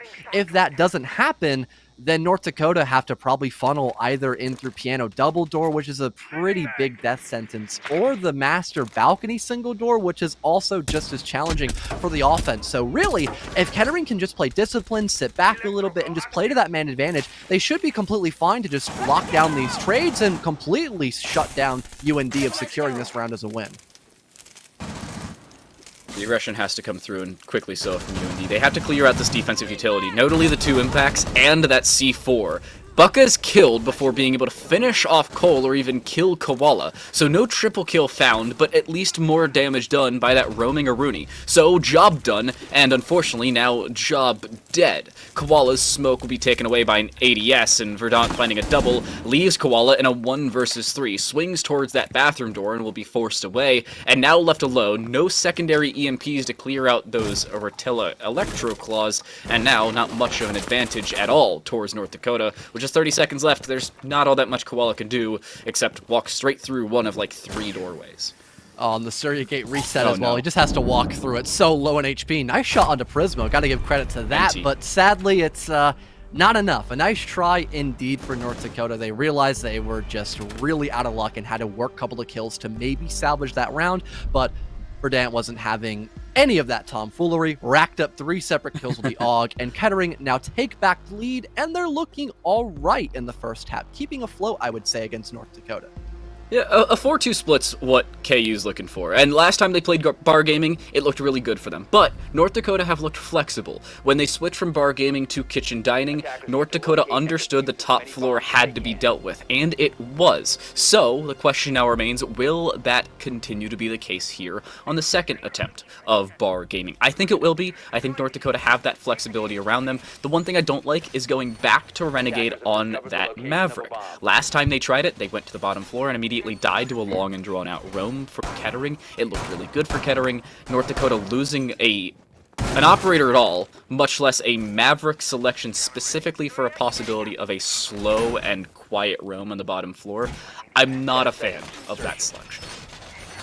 Definitely a fan of North Dakota, though, now bringing out at least 1 set of grenades and not relying on Twitch, for example, of Cole. Not saying he's a bad player, but when there isn't a Mira available, for example, her, usefulness can be a bit limited on the map of Chalet. So bring out someone like the Sledge, who has frag grenades, great at clearing out those shields and the people playing behind them, and also getting vertical. If you get full control of library, for example, it's going to add a lot more value to your team in comparison to a Twitch drone that can help gather more info and maybe break a couple of gadgets here and there depending on where you actually place your primary gadget. For North Dakota, I thought for a second they'd maybe try to rush with the help of those line scans and the Ying Candelas, and well, they just might. There's someone playing underneath towards the basement. I believe the Lion and Sledge there to assist the Maverick, and there's 2 people by the fireplace double door, but Amplify, he's aware of this. He finds the opening kill into Cole, and Bucka's there on the response to trigger as well. This rush from Fireplace didn't work, but maybe the basement floor clear could.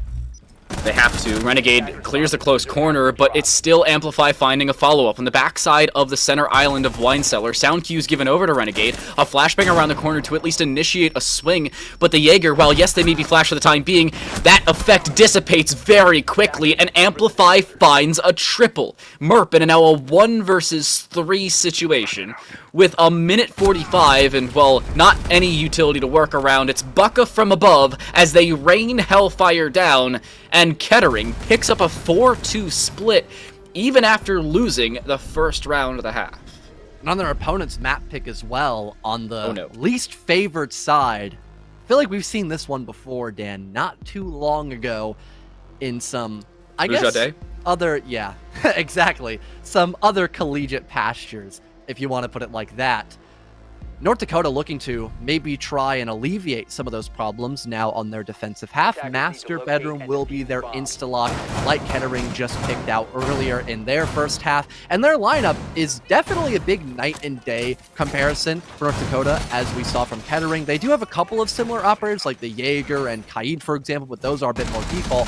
Now they have more info and roam-centric operators instead. You've got Trigger on the Oryx, which is a very mobile character you can bring out and just have a good gun to help use on your roam expedition. And on top of that, they've got Murph on the Valkyrie. So depending on where those cameras are placed, that could also help enable the roamers to know where to swing, where to take engagements with someone actively coming in their ear, if that's how North Dakota want to utilize those black eye cameras. It's something I'm a little surprised Kettering didn't bring in the first half, because a lot of times we see Valkyrie banned out, especially on Chalet, and most of the time it's not by Kettering. They decide to go for the Mira, as is per usual for them. They don't like playing against the Black Mirrors, mainly because they're really difficult and or annoying to deal with, depending on the team. But the Valkyrie camera is always a point of efficacy, especially up against a team that likes to play around their own information. If you already have info to play around, well, Kettering can just take that and walk away with a round victory, and surprisingly they didn't. We'll see if that hurts them later on, considering their lack of an Marine selection, I suppose. They didn't pick a Blackbeard either, but that's a little less surprising. Definitely not as good as he once was. Big sigh of relief if I've ever had one in my life. About a minute burned off the timer, give or take, here for Kettering, and they're looking to set up for this top floor clear. Nice shot landed by Trigger, as the OSA has received a lot of love on the opening death statistic. It was, I believe, not Renegade, but Trigger last time, funny enough, so he is returning the favor on his fellow OSA comrade. There is a trade going the way of Kettering, but still losing out on someone as valuable as the OSA for an Office Master attack. Definitely going to be a big concern for Kettering moving into this 4v4, and having Murp dead, it's not a big issue because his cameras have already been placed. He can just actively conquer his teammates as to, again, how they want to try to dive bomb onto Kettering for this execute. The one main issue I see in losing Murp there is the fact that you don't have a C4 to play around later on. Albeit, you still do have two available in two different operators, those being Koala on the Kaid and Renegade on the Mute, respectively. But the question is, did you have a prep for later on, especially with the roam brought forward by Murp? You also don't have those secondary EMPs to deal with now, and, well, on the defensive side, they will be more than happy with that situation, especially knowing the fact that they dropped OSA fairly early on. Prismo takes a decent bit of damage, and Cole will actually find the finish in that battle. Fairly good start for North Dakota, dropping now the Twitch just the same, and there's really no easy way to take care of these Electro Claws unless apparently they've already done so, and that seems to be the case. So Kettering limiting damage and now doing more in return as Koala on the backside of the half wall is taken care of, but so is Derp as they over-aggress. Still having one grenade, unfortunately not able to use it to force back the Jaeger. He still holds strong over by the side of Piano, but there's Bucka on the late round lurk coming up the trophy stairs, finding one and now two, both Renegade and Trigger falling to that R4C, and now that creates tons of space for Amplify to try to get active, but Cole, he's on the flank, utilizing this hard wall to his advantage. It's been opened up earlier. Nice shot on Amplify, now having case control and another angle to work around to maybe win this 1v1 against Bucka, as it doesn't seem he has a lot of info in for this engagement. Looking at the feet, but he transitions just in time closer to the body. Bucka to fall and Cole to win the 2v1. 2v1 on a flank, no less. This is exactly what North Dakota needed to start off their defensive side. Honestly, not something that we were expecting to see, especially with Kettering now playing on the attack. I have to say I'm a little surprised to say that North Dakota on this defensive side are looking as good as they just were, but it was down to a little bit of a clutch, which you can't say is especially good, but at least the clutch potential is there. So at this point, can they keep that consistency with the rest of the team rather than just with specific clutch scenarios? Well, things slowly being equalized here by North Dakota, but they would need one more round before they could potentially equalize that to make it the full 4-4 heading in round number 9. Foreign Gaming now on the drawing board here for North Dakota, as their lineup seems pretty anchor favored. Sure, they still have the Oryx and Jaeger to maybe roam a bit on the top floor, but having that Maestro and Tachanka to play for the late round, having loads of info, and again, plant denial, that could be a good thing to have if Kettering are actually set up to go in for that execute, but again, a lot of that carnage will most likely go down on that top floor before we see that site execute. But executions have to be a little bit more concise for Kettering. And in that round, the communication was there for the team, but the main problem arose when they didn't have information to play around. And Kettering is such an information-based team. They're so good at converting off of it, but when they don't have it, the main reason they banned the Nook, that's when they start to struggle a little bit. And that's the main reason why North Dakota's been able to find a few of these back-end rounds that you really wouldn't expect them to pick up. That flank from Cole on the Jaeger, not expected, nor was it seen by a possible flank drone. That's the main reason they were able to flourish as much and as well as they did. A drone has, however, seen Trigger on the Solarium stairs, so is able to push them off fairly quickly, and now look to aggress. The Rima dash out by Trigger will make sure they're safe for the time being, but Derp already aggressing and look to walk up. They will take away the proximity alarm and still stick with this. As they push Trigger away fairly early, they want to get this top floor roam off the board quickly. The issue, already a minute gone, does not lead to that possibly being the case. However, Trigger still falls. So, when push comes to shove, a minute for a kill, I think you'll take that on the Kettering side. Yeah, Drone following up Derp, helping him to secure that opening gunfight against Trigger. And I mentioned earlier the amount of utility spent for that middle floor might lead to a lot more vulnerabilities here for North Dakota, as that opening gunfight did not go their way. They do have the Tachanka with the deployable shield playing up above, but he is swiftly eliminated by Derp on the Ayana selection. A minute 20 now to go for Kettering, as there aren't any more roamers to find on that top floor, so it's only a matter of seconds before they start converting for that execute. And again, they still have plenty of time to gather info and really pinpoint how and where North Dakota are playing for this execute denial. Big note for Kettering is find information, but don't delay yourself long enough for the utility available for North Dakota to come into play. There are still 2 Evil Eyes and a C4 available for plant denial or area of effect control. And Kettering need to be aware of that. North Dakota will look to spray down, but it's Derp from the blue stairs, through the game's door, and through the wall that connects the 2 sites to find the kill. A follow-up nade looking to go into stock will at least push that Maestro out, but the drop through now looking for the kill. It's damage, but not a kill. Derp still looking to swing off the back of it, will actually be taken away, but Merp an immediate trade will DBNO them and then finish them off. It's Prismo to follow up with a kill onto Cole, and Kettering do exactly that. They find information, convert off of it quickly, and do not overstay their welcome on the top floor, looking to aggress and find the kills when they needed. They re-extend their lead to 2. Yeah, Kettering never slowing down during that round as well. They were gathering loads of information to help facilitate that opening gunfight as a win. After they deal with the roam presence over by both master/bathroom, whatever you prefer to say, over in that area, they then begin to move over into the main extension done by North Dakota. And there was really only one player there, and that was just Koala playing on the Tachanka. Sure, he can waste a lot of time and force back Kettering, but one well-timed grenade after those ADSs are removed doesn't lead a lot of options in terms of safety there for the Tachanka once he falls as well by the hand of Derp as he aggresses on him after the Shamika launchers. It's a 5-on-3. Everyone is pretty much anchored on the bomb site, if not just lurking a few feet away from the objective, so that still gives a lot more space for Kettering to set up for that execute, and they did so in a pretty simplistic way, getting control of that library hatch, having someone move over to, I believe, the gaming room window as well, just to have a standard take into the bomb site and try to challenge those people over by stock, while also keeping a bit of control over by the back of blue stairs in case someone wants to try to retake to assist that player by stock. North Dakota now looking to flex. As we talked about earlier, they are a fairly flexible team from what we've seen thus far. At this point, North Dakota need to be able to play flexibly and dynamically to solve their defensive woes, albeit they are 1-1 in the defense. They won Master Office. They have now lost Barn Gaming, so not the end of the world for them, but if these trades continue with a win and then a loss, they're gonna lose, albeit whether it's 7-5 or 7-4, yet to be determined, but it's still going to be an L in the first map, and they cannot afford that, especially up against Kettering, for 2 reasons. Number 1, Kettering winning the first map is already dangerous. Number 2, map 2 is Theme Park.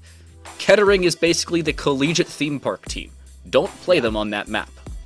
I remember back in the day when they were playing in one of the major championships for collegiate. This was like forever ago. They went up against a team called Purdue. Now, if you don't know that team, they were pretty good back in the day. I think top 4, if not one of the best teams in collegiate at the time, or I guess the best, since top 4 would, deem them as one of the best if you want to consider that.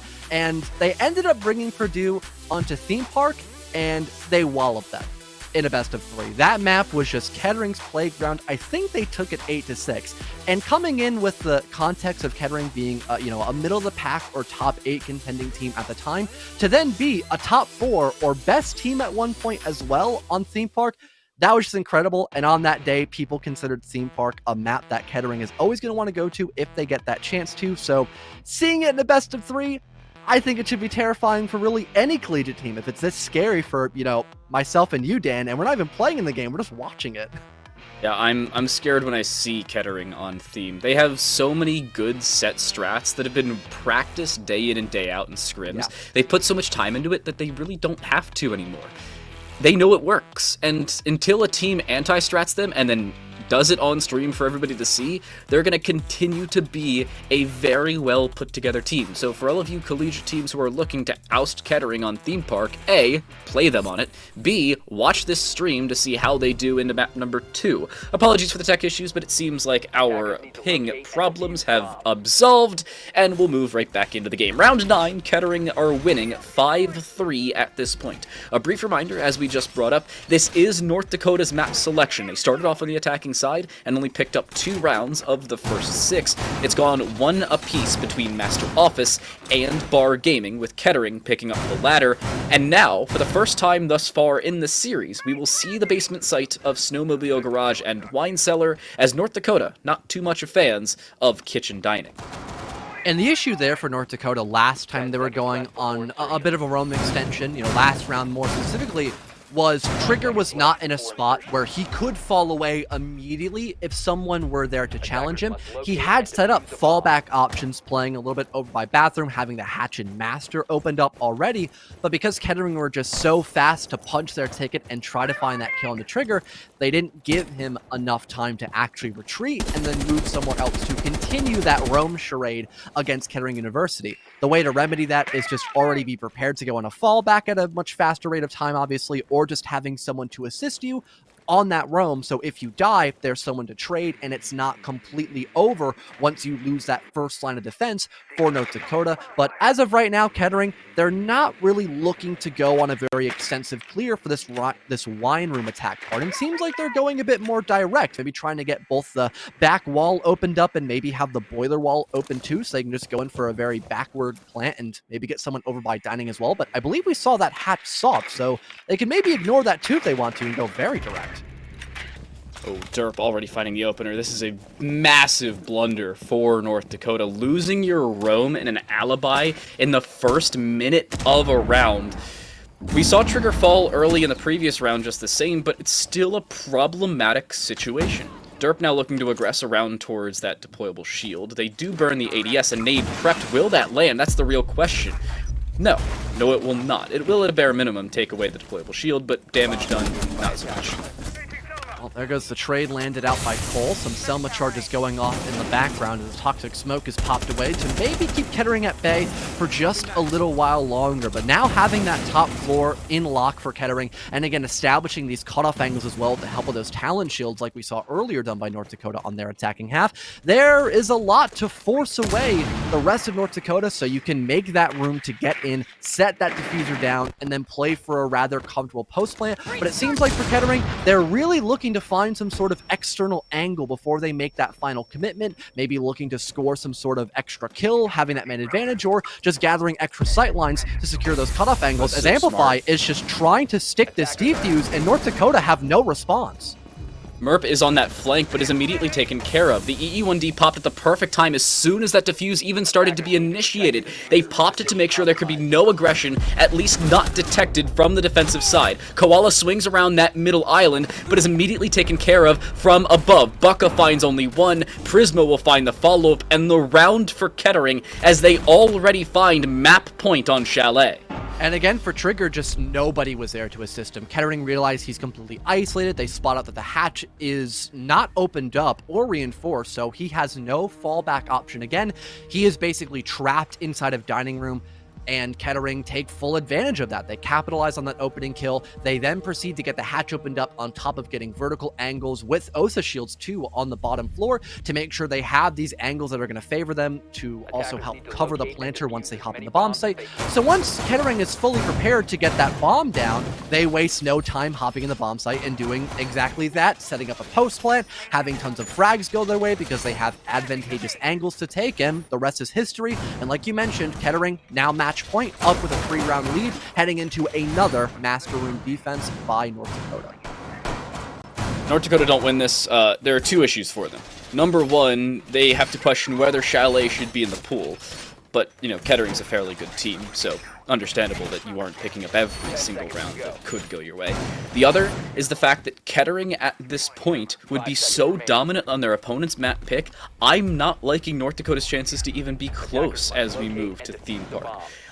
I'm thinking that Theme Park could go either way, but given the dominance early on by Kettering and the fact that their attacking side is looking as good as it is, North Dakota need to fix something, either now or as we go into map 2, assuming it does come sooner rather than later, if they even want to have a shot at forcing a third map, much less win it there. Kettering once again looking to set up one of those attacks starting up from the trophy side of the map, just getting a bit more information before dipping their toes into that potential threat of Trigger. As sure, he's died in the, opening death a couple of times, but he is still a very hot shooter, and he describes that perfectly as he finds the opener onto Derp. Sure, there's intro on him, but no one was there to immediately fall into it. So, holding down Dining Room for the time being, doing a good job of that on the Alibi, and Murp across the map as well, nets a kill onto Bucka. Finally, there's a bit of a response by Prismo, but it is now that 4 versus 3, and for North Dakota, they've just only lost their Alibi, who was meant to find that opening kill, and that was mostly it. Now Verdant dropped as well, down goes the Osa, and your secondary EMPs. That's a massive problem considering Amplify is still alive, but won't have as much efficacy considering they can't open the main wall. This is a big problem for Kettering. Attacking Master Office really just has not looked good for them, while North Dakota are playing around what they need to. That is A, opening duels, and B, utility. They really haven't had to force all that much utility out, considering the fact they've won 3 of 4 duels in the round, but the question remains, can they keep that consistent? A 2v4 by no means is impossible, however, a little bit easier said than done, especially for Kettering, considering the operators they have left on the board, and, well, the fact that one of them's the Hibana. Yeah, pretty tough hill to climb up here for Kettering, especially since they're a little bit limited on time and info to gather in this next minute marker. North Dakota, all they've got to really do is just sit back, look pretty, and wait for that first move to be forced by Kettering, and there it is. Amplify just hopping in through bathroom, spotting out no one's there to immediately challenge him. He'll look for a gunfight now on the interior of the building. A camera will now detect him, but I think North Dakota were already well aware this guy was moving in towards Solarium, looking to find that gunfight against the Cade, but cannot land the shot in time. Koala will, however, return the favor, and the double lineup to net Murph not only a team kill, but the final elimination as well, as North Dakota on the Master reattempt will do just fine. Yeah, just 2 shots from the 9mm, casually dropping 2 players, his teammate, and the final opponent, as Kettering will be cut away at least from the top floor for the 2nd consecutive round, and North Dakota, instead of going back to bar gaming or even attempting kitchen dining for the first time, will go back to snowmobile and wine cellar. I have to say, I would have appreciated a little bit more of love towards kitchen dining. A, it's already a fairly good site, and B, they haven't lost it yet. At this point, North Dakota need to figure out what went wrong last time around. A, it was quick aggression from Kettering that apparently wasn't detected as early as it probably should have been for North Dakota, and B, it was long-range gunfights and usage of utility at the proper time for the Kettering attack. If they can deal with that earlier on and start to push forward on the North Dakota side, maybe a little bit more proactive than reactive, then they'll be in a good spot. But 2 consecutive rounds required. A full rotation is as well. They've started at least one of those 3 with the Master and Office victory. You'd expect for them to go bar gaming should they be victorious here on the bottom floor. Big issue, though, last time we saw North Dakota defending this bomb site was the general lack of being able to slow down Kettering or flat out shut them out from getting that valuable map control. We saw Trigger alone on an island roaming as that alibi, playing by dining. Now you've got Merp on the Oryx, so hopefully there is a bit of camaraderie playing not only on maybe the second floor to maybe get some cheeky vertical angles if they try to hop in through Trophy, for example, or maybe just go elsewhere in that first floor extension. Bucka, in not even 30 seconds, finds the opening kill onto Trigger, and now that leaves, I think, just Merp playing on this top floor, but again, as the Oryx, highly mobile, can make your own rotates, can fall back with relative ease. So once he gets located, he could go elsewhere and still try to be a threat in this round, but no, there's someone playing in the middle of kitchen room, but that's being Merp. He just dropped the hatch a few seconds ago, and sadly was right into the unloving arms of Derp. So just like that, Kettering now up 2 players instead of just 1. I feel like Merp and Derp have come across one another a few more times than you'd expect. It is Merp technically winning the overall KD battle, but it's a question of can Derp now match it with still his life available and them on match point, or map point at this time. Still alive, still looking to kick forward, and Prismo with these secondary EMPs looking to aggress, the first of which will already land for Verdant, and this is looking really good for Kettering. Still 100 seconds on the board, and they are opening multiple avenues of attack onto the site and bleeding out this defensive utility sooner rather than later. Still 90 seconds to play about, and Renegade only has 1 more Toxic Bait, like you mentioned. It seems like the war of attrition is really favoring the way of Kettering, especially that C4 missing as well, Dan. They have little to no denial for that actual plant, and there is just so many options Kettering can use to establish that dominance, to actually set up that post-plant. Bucka with another clean kill in this round. He finds 1 and now 2 onto Renegade and Cole, making a triple altogether for the lurking Zofia, as it's just Koala left to fend for himself in a 1 versus 5, and that verticality once again just being an ever so looming threat for Kettering, as it's now Bucka for 4 and Kettering for a map win. Bucka looking really good on Chalet as a whole. Not only that, but North Dakota really cut away from different angles throughout the map. They couldn't deal with the verticality or sometimes long angles through breachable surfaces, and sometimes that due diligence or the information as to those whereabouts can really hurt you later on, and North Dakota didn't have the flexibility there. They did in their operator selection and sometimes in their setups as well, but on the bottom floor it just was not it. Their defensive side looked really good on Master Office. Everywhere else, not so much. And unfortunately as well, a big factor of that had to do with the roam. Not so much, Trigger dying, but having no insurance policy. That's a perfectly timed replay. Not even the example of Trigger dying that I wanted, but a really good one at that. I've got to admit, that was a perfectly timed production when I had that for the real. But like I tried mentioning earlier, the fact that there was no one to help trade Trigger on a lot of his very extensive roams, that left a lot of openings for Kettering once they did score that opening gunfight. So if they maybe had the Oryx there to enable the alibi a little bit more, or just have more people on cams to help gather info for Trigger, that could have maybe been a much more different second half, but unfortunately it just didn't happen all the time. So maybe that adaptability to help the roamer coming into map 2 could be a huge thing, especially because Theme Park is a very roam-centric map there. Well, 3 of 5 rounds on the attacking side won by Kettering. They'll start on the attacking side as we move to Theme Park. It is their map selection, and they are already up 1 map to 0 over top of the University of North Dakota. We'll see if Oregon is a requisite, or if it's only 2 maps here in our quarterfinals, as Nace Star League returns after this.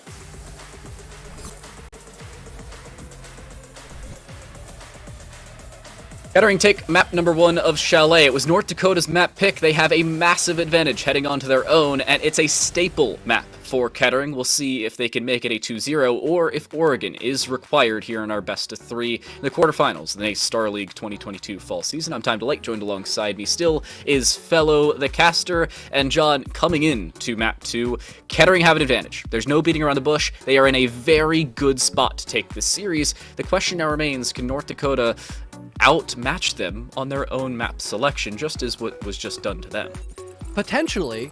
Their attacking half was 3-3, so not too bad on a map like Chalet. That's pretty default. Same thing could be said for Theme Park as well for a 3-3 split on your attacking half. It's just the defensive side transition. That's what they're going to have to be a little more concerned about. Again, I think enabling Trigger a little bit more, whether it be with a teammate or just someone actively giving him info or him playing a bit more passively, any of those 3 could help remedy that problem, because I'm not saying Trigger was a bad shot. He was still finding plenty of opening kills during those entry engagements. It's just when he didn't have a fallback option and he was unfortunately met to die there, then there was no other option that North Dakota had moving past that first initial gunfight on the Rome extensions. That led to a lot more weaknesses that they had, like a lack of a major utility extension up on those top floors as well. Like we saw in Chalet, was only the Chonka holding Blue Stairs when they were defending Bar. So if they don't have any of those insurance policies, they could be in big trouble once Kettering break through that first line of defense. Well, let's see what the line of defenses become or lack in these situations. Operator bans coming through. Jackal, the first one to go. It's Osa to follow up. I like this decision from Kettering, actually. North Dakota really played around that Osa very well on the attacking side over on Chalet, so Kettering understand it's an advantage for them and remove it. Make sure that advantage is no more. First defensive ban for Kettering will keep consistent back from Chalet. Mira off.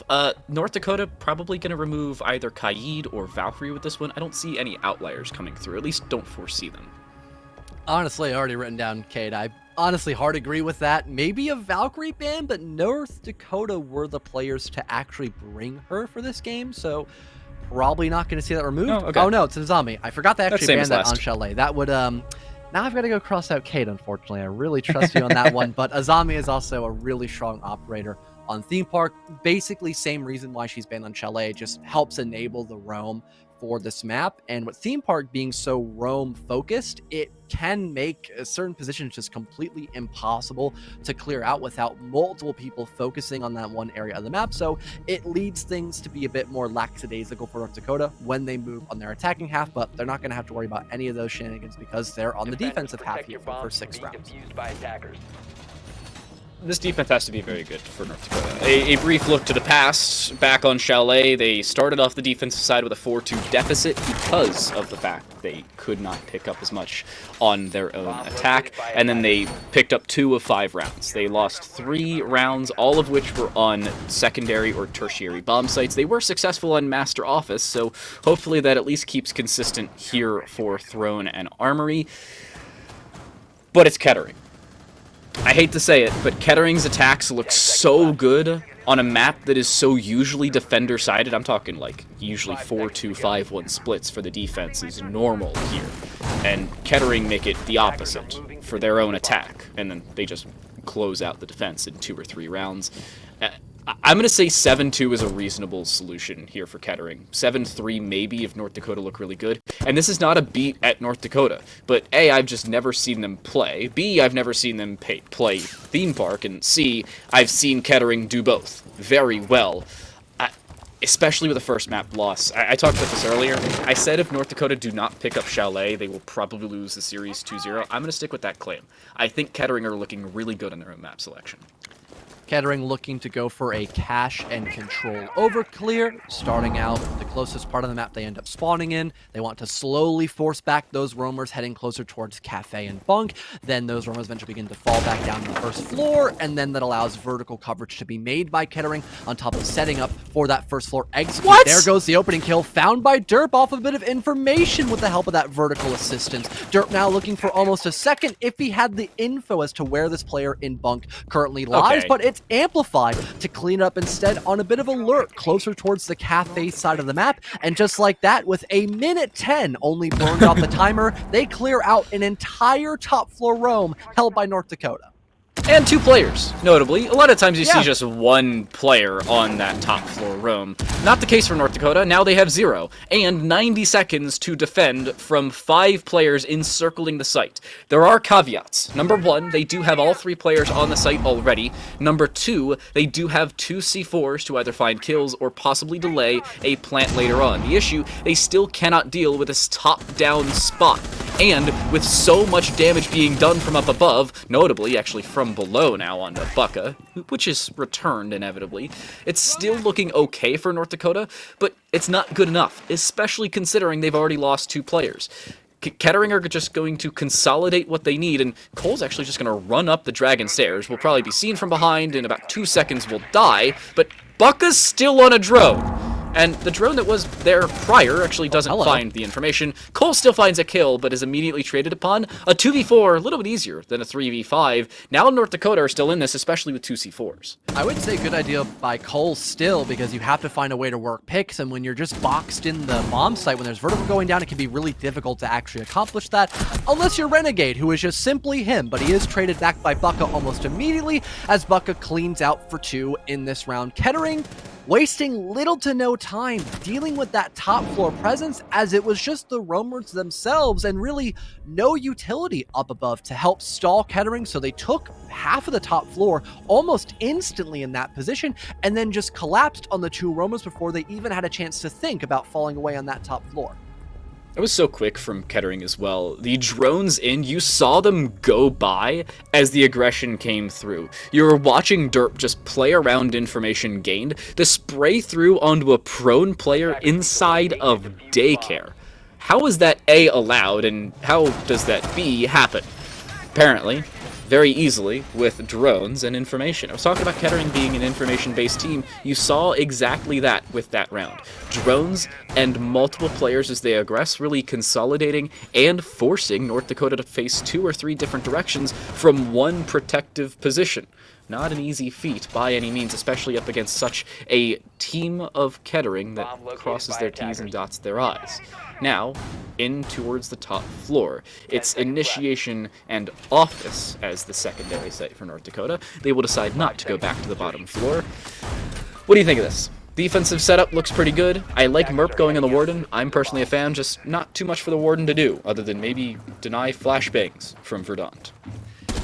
Well, for North Dakota, I think it's a step in the right direction, because now those roamers aren't in a heavier position. They can have a bit more utility that's closer to the bomb site if they need to fall back. So there's a lot more actually enabling North Dakota to take those first couple of gunfights, but not be completely exposed to the line of fire by Kettering. So I think instead of reattempting Armory and Throne and instead going to this bomb site of office, it's definitely the right call by North Dakota just to maybe have a better advantage when taking those first couple of engagements. But here comes Derp acknowledging no one's playing off of that shield and is already inside of Cafe with not even 50 seconds burned off that timer. Just impressive work done by Kettering to find these openings and just simply take them. Okay. But Cole is there to re-aggress and just mows through Derp's HP. What in the world is that from Cole? Just cleanly dropping Derp, who apparently just wasn't suspecting it. Was a little tunnel visioned onto Trigger, who was towards that daycare door. And at this point, it's North Dakota playing with an advantage. Not something that I think they're used to on the defensive side. They looked pretty good over on Master Bedroom and Office, but against Kettering, they now need to consolidate, slow things down, and basically compress your defense. Don't overextend, and don't even give Kettering the time of day, much less a gunfight to try and bring things back. If Kettering find an opening, they will seize it with 2 hands and really shut down whatever semblance of an advantage you had prior. Minute 20 still to go here for Kettering, looking to maybe work some sort of kill going their way. A bit of info gathered on Coles. He now moves towards top Dragon, trying to make sure there isn't a lot of map control that can be gathered by Kettering, since they are a little bit shorter on time. A good majority of their attacking base is actually completely rotated for a cache over clear, and maybe having someone go on that roof to open up the control hatch as well. I believe that was Bucka on the Ash, since you still have Amplify with all of his utility in his back pocket. So for the time being, Kettering trying to adapt, but it might just be a little too late, since North Dakota are just refusing to give up this top floor position. Cole, a great shot onto Amplify, now finding a double kill for himself in this round, as he still just refuses to give up top Dragon, but he's done enough already, netting 2 kills, and now only 40 seconds remain for Kettering and a 2-on-4. 2v4s aren't impossible, but with 35 seconds, they're fairly improbable, especially considering the defensive utility that still remains. One Toxic Babe, with one just being utilized, and 2 C4s on the board. Now with just Verdant, an AR-33, and no health left over, trigger a clean double to close out the round. There's the first, dropping one, and then the swing with the MX-4 Storm. Suppressor plus 1.5, deadly combination on the defensive side. In North Dakota, while yes, they lose the bottom floor, they immediately switch to Initiation and towards Office to pick up the second round and bring it right back to 1-1. And again, it's that factor of comfort as well when you're taking those gunfights. Sure, nobody was immediately on that cafe hallway shield, but when someone gave the call that Derp is already in cafe with 2:10 still on the timer, Cole then readjusted his position, played off of that deployable shield, and found the opening gunfight onto Derp when the call was made by the rest of UND that there's a rotate going down in towards cash and control. Cole had a lot of natural cover to play off of when going for that reaggression, finding a frag on Amplified. Then the rest of the defense, more specifically Trigger for that double kill, was flat out just playing in the bomb site. So he had a lot of utility and a lot of angles to work with that were going to help aid him when it came to taking those gunfights. And now North Dakota going for a similar ideology, just going on the sister bomb site of Office Initiation, that being Bunk and Daycare, just to try to replicate what they did, but flipping the side just a little bit on where they want to set up that util. I do like this decision for North Dakota as to how they're setting up. The site, I'm relatively impartial on. I don't like storage/lab, and going back to Throne and Armory is really just going back to a site that you were trounced on. So the site, yeah, that makes sense. But how they're playing it is my real point of contention for North Dakota. They are extending in towards a site they had just won, and in a fairly clean fashion, they're basically picking up a similar defense, just a little bit more extension towards the cafe/arcade side, which is exactly what they need. On one site, they extend one way a little bit more. On the other, they extend the opposite way more than usual. This is exactly what they're looking for. Opening picks, information, and real estate to work around. North Dakota at least prepping this in the correct way. It's whether Kettering can tear apart this multi-layered defense just like an onion, but cry a little less at the end of the day. Oh, and Derp just looked at him. Oh, he hit the shot! Renegade and Derp 1-for-1 trading, and Renegade, unfortunately, being a high-value target too, that smoke, a lot of your stall potential now gone because of that. Nice shot, though. I'm not going to take that away from Renegade, but unfortunately, if he was on an operator like the Alibi, for example, I wouldn't be as upset with him being that technical-speaking opening death. But speaking of Trigger on the Alibi, looking to take a gunfight by Cafe, doesn't have a lot of help to assist him in that department, so Bucka will rip him to shreds with that R4C, and Kettering now take back the advantage, just about ready to start knocking on the doorstep of this bomb site, so long as their players over by, you know, Cash heading into Office and Initiation can help aid the people over in Cafe. And the pincer maneuver now being established. Cole is stuck towards Arcade. Buck is locking down a long angle across towards the main stairs, and this Rotera drone should find the information as to the whereabouts of that Jaeger, who even consolidates towards the back corner of Arcade. No easy way out of this one. The question, do they get aggressed upon from that Arcade window? Bucka finds the information that the Jaeger's yet to swing, and as they do, Bucka falls. Cole proactive in their swing rather than reactive in their kills, and Kettering lose that man advantage, almost lose what could have been another man. Luckily not the case. With 50 seconds left, they regain that man advantage and double it up as well. It's Merp in a 1v3 on the Warden, no less. Not too many options left here for Merp. He does have one Nitrocell to maybe toss out if the info is really going his way, but for Kettering, they could probably just plant inside of Daycare and really try to force the hand of Merp to get away from this deployable shield, get away from his comfort zone in the upper arcade balcony. There goes the first attack by Verdant, but he walks right into the optic line of Merp, the LOS working the way of that Warden to now make things a 1 versus 2. Still a disadvantage for him, but he does have time on his side. Maybe forcing Amplify to stake down that diffuser could put things in a proper 1 versus 1 to maybe get the advantage against Prismo. But again, he is a little bit lacking in info, but he does have a red ping actually on the Lion and maybe Amplify as well. Just getting off the plant, now back to 1 versus 1, but this time the timer's fading. No way! But Merp, a beautiful clutch in the 1v3, isolating every single attacker and still having plenty of time to disable that diffuser. Merp forcing Kettering out in the open, playing the Warden. Kettering knew there was no utility expended by that Warden earlier on in the round. round. The C4 still being on the board forced them to try and take a proactive gunfight, but Merp was just there, waiting for them to swing, and the over-aggression from Kettering cost them. Merp was very disciplined in the back corner of Terrace and just waited for the aggression from Kettering. It came through, and just like that, the Kettering health bars depleted to nothing. 1, 2, and 3, all separated by about the exact same amount of time. That's exactly what North Dakota need on the defensive side to give them momentum on their opponent's map pick, no less, and really tear that Kettering attack apart. Now, as they head back to the only site in which they had won prior to that round being played, they're in a much better position. Trigger is going on the Vigil. The first time we see a Korean operator played in this series, it's the Vigil rather than the Dokebi, of which is more usual. I'm a little surprised about this decision by Trigger, but I suppose they want to play the Vigil instead of the information gaining alibi, or they're going for the information removing Vigil. I don't know. I suppose I like it. I'm torn. We'll see how it works. Well, biggest thing overall, in terms of playstyle, Trigger is not going to change all too much. Still going to be roaming up above. Yeah. He has a bit of destruction with not a Bailiff, but this time those impact grenades, so the fallback option is most certainly there for them as well. But I think having more active drone denial instead of just maybe getting a bit more info and having that deployable shield is probably a good change up here for Trigger that could allow him to get maybe a bit more aggressive on that top floor, which has definitely suited him in the past on Chalet in the right environment. I think with the ERC, that can give a lot more options in terms of allowing that chaos to really brew up on this top floor. For Kettering, though, this was probably their best attacking clear, was back in round number 1, and they almost and definitely guaranteed that opening kill at about a similar time frame because Koala was just not expecting the hatch to get opened up so early.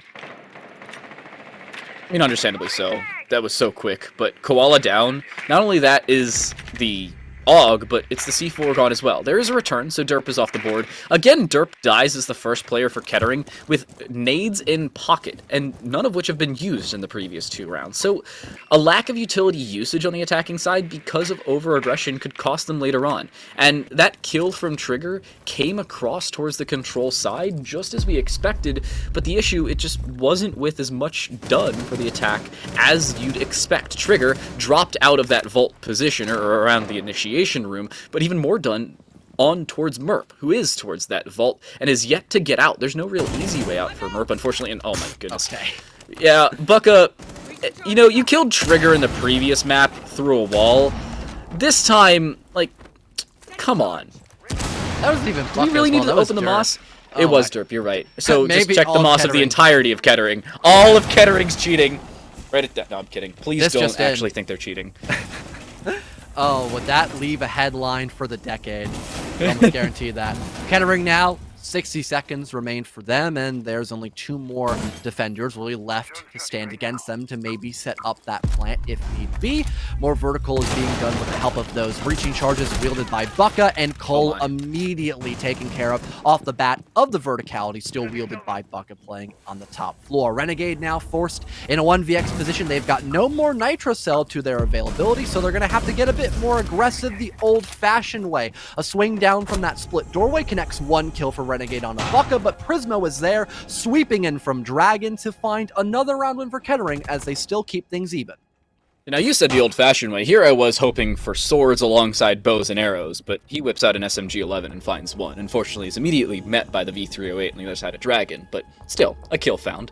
KD secured at least for that round. He found his 1. That's what he was looking for. But it's still Kettering picking up the round, and they will not go back to Throne again. I like it.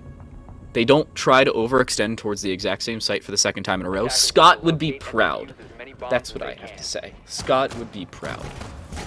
I've been still trying to get him to, like, get a quick little button on his XLR to, like, have the whole saying on repeat, because it's just, like, the complacency is blah, So blah, good. blah, not good. Yeah, It's so good.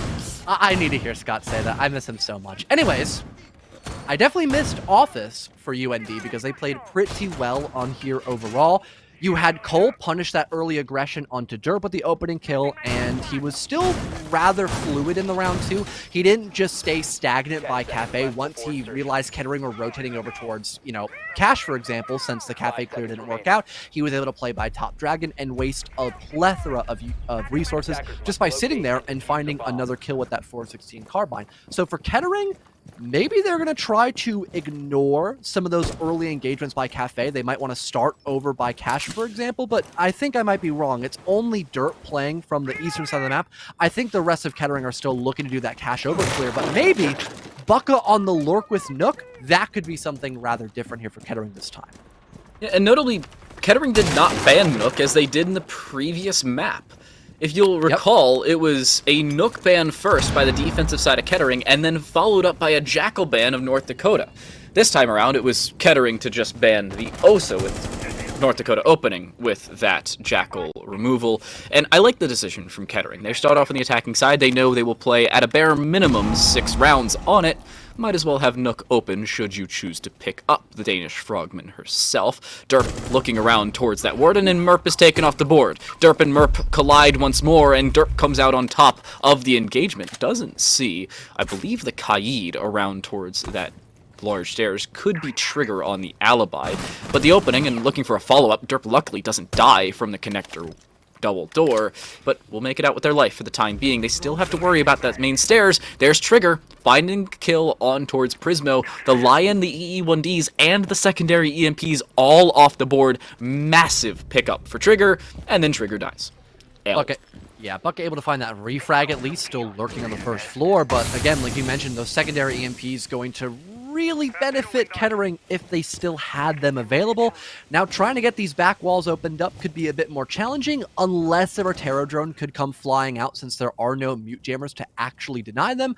But for North Dakota, they are looking around these drone holes in lower levels just to maybe deny a bit of extra info for Kettering, and that might just inadvertently net them some Flores drones to be shut down as well. And for North Dakota, it's not the worst case scenario. There's only about a minute left here for Kettering, and they still have a lot of util to slow down Kettering even more, and maybe force this funnel unless a Lurk is still being brewed up by Bucka across the map. 1 Toxic Babe and 1 C4, all that remains for North Dakota in terms of denial and delayal, I suppose, could be the adjective used at that point. Bucka popping the Hell Presence reduction once more, wants to walk up Dragon Stairs and possibly take Cole out on that far side of the map, but it's actually returned back the other way. Cole picks up that return, and Bucka's dropped off the board. A 3v3 as trades have gone even thus far in the round, but only 30 seconds left leads to an advantage here for North Dakota. They still have that C4 on the board. Plant denial could be there with Renegade. The clothesline is in their hands. The M590 could come through and could come to fruition to really shut this down. Koala a long angle straight through a soft breach, and Cole a follow-up leaves Derp alone in a 1 versus 3. They go back to the hatch they open in the first 25 seconds of the round. Unfortunately, just not enough time, and no diffuser in hands means Renegade can clothesline them cleanly enough with the aforementioned M590, and North Dakota will retake their well-deserved lead on the defensive side of Theme Park. And both Trigger and Cole doing exponential work just finding those 2 1-for-1 kills in that round. Again, we talked about the Lion, his importance as an info gathering operator, and also assisting the Ace to get those back walls opened up. Because nobody else could destroy those Electro Claws, they had to funnel in through that waiting double door. If it weren't for the fact that Bucka died off the rip by Cole as well, having good intuition that having a Nook on your opposing team, that could lead to a late round Lurk across the map. Cole anticipates that, looks for an engagement onto the Nook, and wins it, so now that fully confirms that Kettering have to funnel in through that waiting double door against Crossfires, Nitro Cells, and Toxic Babes alike. It's a lot to be concerned about for just 20 seconds on your timer, so good adjustment there by North Dakota to really play into that advantage they had, not only with what util Kettering had, but also the man advantage and what options they had left to work and equalize. Kettering need to gain a man advantage, and early on. Every time North Dakota pick up an opening pick, they seemingly have an advantage to work off of. And a reminder, back towards round number 3, when North Dakota last played Daycare and this other site that I can't remember the name of, it was an advantage towards them early on. They then got it torn away from them And it was down to a clutch, of which, in all fairness, Merc won fairly cleanly. Well done to him back in that round. 3 of 4 kills picked up in that round specifically. The issue, you cannot rely on clutch factors to continuously pick up rounds. It's a nice thing to fall back on if everybody else has died, yeah. Correct person in the clutch, well done to the rest of the team for dying in their place, but you don't want to rely on one player to clutch every single time in order for you to pick up those rounds. That was also on a bunk in daycare since the plant went Thank down. you. Over by the I couldn't remember site. bunks. No problem. It happens. It's basically the same thing as office anyways, just like where you're planting. Anywho, it was also the fact that Kettering were allowing Merc to take those isolated 1-for-1s. He was more than willing to challenge them, as well as when you are stuck in the back of arcade balcony, you don't have many other options except to take gunfights in a 1v3 soon post-plant. But for Kettering, hopefully they can coordinate that execute a little bit smoother against North Dakota so we don't have that same problem occur for them. And a 3-on-3 split would be on par for what you would expect here for North Dakota on their defensive half starting out on Theme Park. Derp once again with that opener. Trigger is already taken care of with still a minute 3 to go as Kettering almost spot a second one, but Renegade counting his lucky stars as he is able to cross over through that waiting double door, relatively speaking, at a safe manner. This is really weird for North Dakota. They've lost that opening duel, of which I told you was so important for them, but they're still in a fairly decent position. Trigger the one to fall, as we've brought up earlier, the alibi is a first kill, not the end of the world. Similar to that of the Jaeger, all your utilities down, you're really just there for fragging potential. Renegade, with the epitome of Rainbow Six Siege timing, drops away as soon as somebody was swinging the angle they were holding down. Second of 3 Toxic Babes already utilized, does a decent bit of damage onto Derp, but Renegade now being forced out of position. An odd spot for the smoke to be in, but Derp continuing their swing, it's Bucka to pick up that second kill, and a 5v3 now favoring Kettering as they look to aggress onto the site, and they have the angles to do so. Solid man advantage once again, and yeah, like you mentioned, the help of that Thatcher really doing work for Kettering as Derp scores yet another with that LA85 now having a technically positive KD, and Amplify looking to maybe join him as he finds a connection on a Merc skull, leaving now just Cole, the star-studded player here for UND, but sadly, he falls like the rest of his teammates, dropping down 6 feet under into his final resting place at the top of that arcade machine as Kettering tie us up, heading in around 7-3 to 3-half once again. It was 4-2 back on map 1, and Kettering, they at least bring it back to even. Their defensive side looking a little bit better than North Dakota's did on Chalet, but in all fairness to North Dakota, Chalet's more attacker favored. This is a better first half for North Dakota than I think is fully expected from them, especially given the map. I said 7-3 or 7-2. North Dakota already in a prime position to prove me wrong, and at least force Kettering to bleed a little bit and increase their heart rate in that same tone, because they really do not feel threatened most of the time when Theme Park is a map selection, and understandably so. They're a fairly dominant team on it, but can North Dakota dethrone them in the background? That's the real question for us. Bomb located by attack. Definitely interested to see how North Dakota are going to play without the assistance of that Osa. She was picked every single round by North Dakota, I believe, even on bar and gaming, which is a really tough site to implement her properly unless you 10 seconds remaining. maybe want to utilize her for a master over clear if there is a team heavily extending into office and master when defending that part of the map, but that isn't as default as it used to be when Chalet was originally added back into the competitive pool during its rework. So Osa can be a bit more challenging. However, on this map of Theme Park, she is still incredibly good. It seems like for UND, they're just supplementing that operator with the Lion instead, so more info with those Lion scanners. And also, you still have secondary EMPs, so it isn't as big of a void in terms of that execute, as the Lion scanners can also create a ton of space for you, just not the same kind of space like an Osa shield. Space creation on the attacking side, I think, is the most difficult thing. Picking up opening kills, sure, possibility, but creating space off the back of either those kills, or even being able to pick up space without finding those, is even more difficult. And real estate gained by the attacking side is always something they can play around. Cole pushing forward with his Twitch drone, trying to take out the mute jammer, but I believe it's on the other side of the door, of which is fairly difficult to deal with, but still can indeed be taken care of. Renegade just chilling inside of initiation, but it is not an initiation hold, it's around towards Bucks and Daycare. The weird part for Kettering is they didn't hold initiation at all. They're really favoring this office side. Say so far for North Dakota, they did gather a solid amount of information. Another line scanner coming out as well. That E1D just blaring off in the background. Maybe deafening a couple people if they get too close to that drone.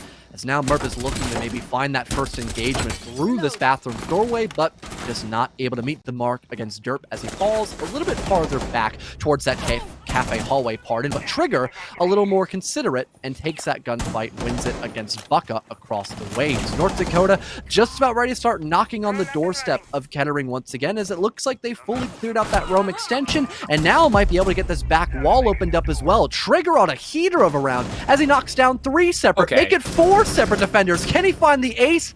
Not quite, but Prismo, he's got a lot to work for here.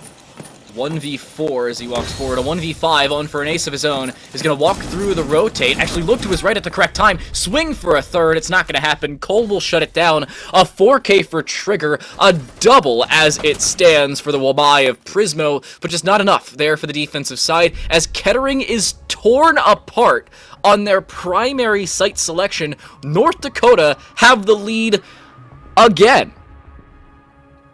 I don't even know where the line essentially popped in from, but he was able to... Yeah, I was going to say, it might have been some sort of lurk either from Yellow or Cafe. Glad you were able to confirm that. Kettering were just completely taken off guard by that lurk position, and I am glad to see that North Dakota are trying to replicate some of the usual attacking styles of Theme Park, which is you tend to have someone try to be that chaos factor, set up more mini games against Kettering where you're going to want to have him be on the opposite side of the map and just there to maybe work a kill or two and just have extra pressure points to deal with some of those defensive positions, as when you're trying to funnel in from both office and initiation, sometimes you're not able to really force back Kettering enough to where you can get enough map control to hop into bomb site, get that defuser down. But when someone can flank up yellow stairs or going through Cafe like Trigger did, you might be able to find a couple of kills on some people that aren't looking your direction, and then Kettering just starts to scramble, figuring out how they need to not only stop the office over clear, but also kill the guy who just charged in from Cafe. It's also about throwing off your opponents. The defensive side is hugely reactive, and bringing in a position that is not up to the norm or is different from that of the rest of your team really gives you an advantage. If you notice, Trigger was on that yellow/Cafe side, the rest of the team, not at all. He was just walking in, completely splitting the attention, or not even taking any of the attention from this Kettering defense, and because of it, well, as soon as they looked the wrong way, Trigger was there to have the trigger pulled. And North Dakota were able to have him find a 4K and the round off the back of it. Trigger doubled his kills in that round alone, by the way, really putting them on the front foot. And North Dakota picking up the opening round of the second half, just as they did in the first. This is a scary situation for Kettering now. I'm not liking their options, however, it's still Kettering on Theme Park, so don't count them out just yet. So they acknowledge that the site is thrown in armory here for Kettering, and they're not just all pushing in from offices. Once again, just getting extra pressure points. If a roamer tries to fall back near Cafe Hallway, they might just lose their life entirely. Even Renegade just hopped in from the break room rappel. Definitely an innovative thing you don't see all the time on a gridlock. Usually an Amaru's sent to do that because it's so fast with the Gar hook, but it's still the exact same job that you want to get done, just a different operator to do so, as the rest of North Dakota try to collapse on this top floor, but both Bucka and Derp win their 1-for-1s, and now North Dakota, all that map control they were building up just dwindles down to that position over by Cafe, and that's all that Kettering currently has to worry about because every other push point from Bunk and offices has now been killed.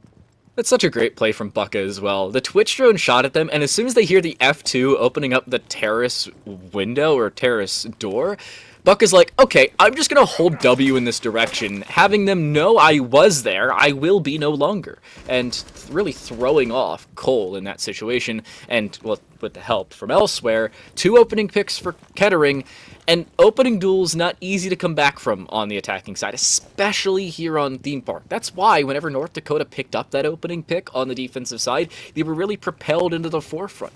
That's not so much the case at this point, at least, well, with them picking up opening picks. It is for the defensive side, picking up openings and continuing off the back of that momentum, with Bucka now onto a double in the round, and UND only with 2 players left alive. There's 35 seconds. They have all their utility they walked into the round with. The issue, they haven't used any of it to even get anywhere near the site, and there's only 30 seconds to work with. Not too many options left here for North Dakota. It's a pretty good thing to say now, since, like you mentioned, very limited on time, and Kettering, I think they've all fallen back into the site at this point. Have they looked at the clock? I don't know. I know we have, and they've just been notified audibly that there's just about 15 seconds to go. Now turned to 10 as Koala gets downed. The hand of Derp will finish him off with a pistol. And yeah, Merp, I don't think he's long for this round too much longer. Nope. Kettering equalizes once again, this time 4-4, as there was just a lot that North Dakota were trying to accomplish that Kettering were well prepared for in every single avenue. I just watched Koala with 19 seconds left, not a single avenue onto the site that is prevalent considering their position available, hop on a drone on the top floor.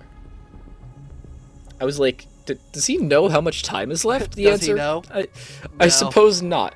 Yeah, the narrator was like 15 seconds, and Koala was like scrambling. It's like that one intern in any office scene that's like scrambling to grab whatever they can and run towards whatever boss is screaming at them in like any TV show ever.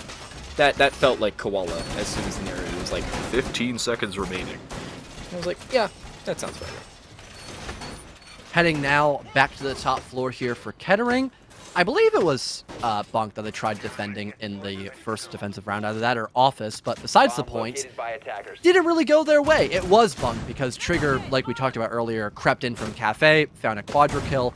I could imagine Kettering are going to adapt their setup at least a little bit to better defend that Cafe position. Not only that, but they are, oh my god, I think they did this against Fisher College, like at the very beginning of our collegiate season, where they just put a boatload of util into that small office that our observer highlighted very well. It has a shield, a Surya gate, magnets and ADSs. That is just like, that's a stronghold. You're not getting into that part of the map. So if UND try to go for another cash overtake, they might be in a lot of trouble, and they might have to rely on Trigger to find like an ace with how much can be accomplished by Kettering.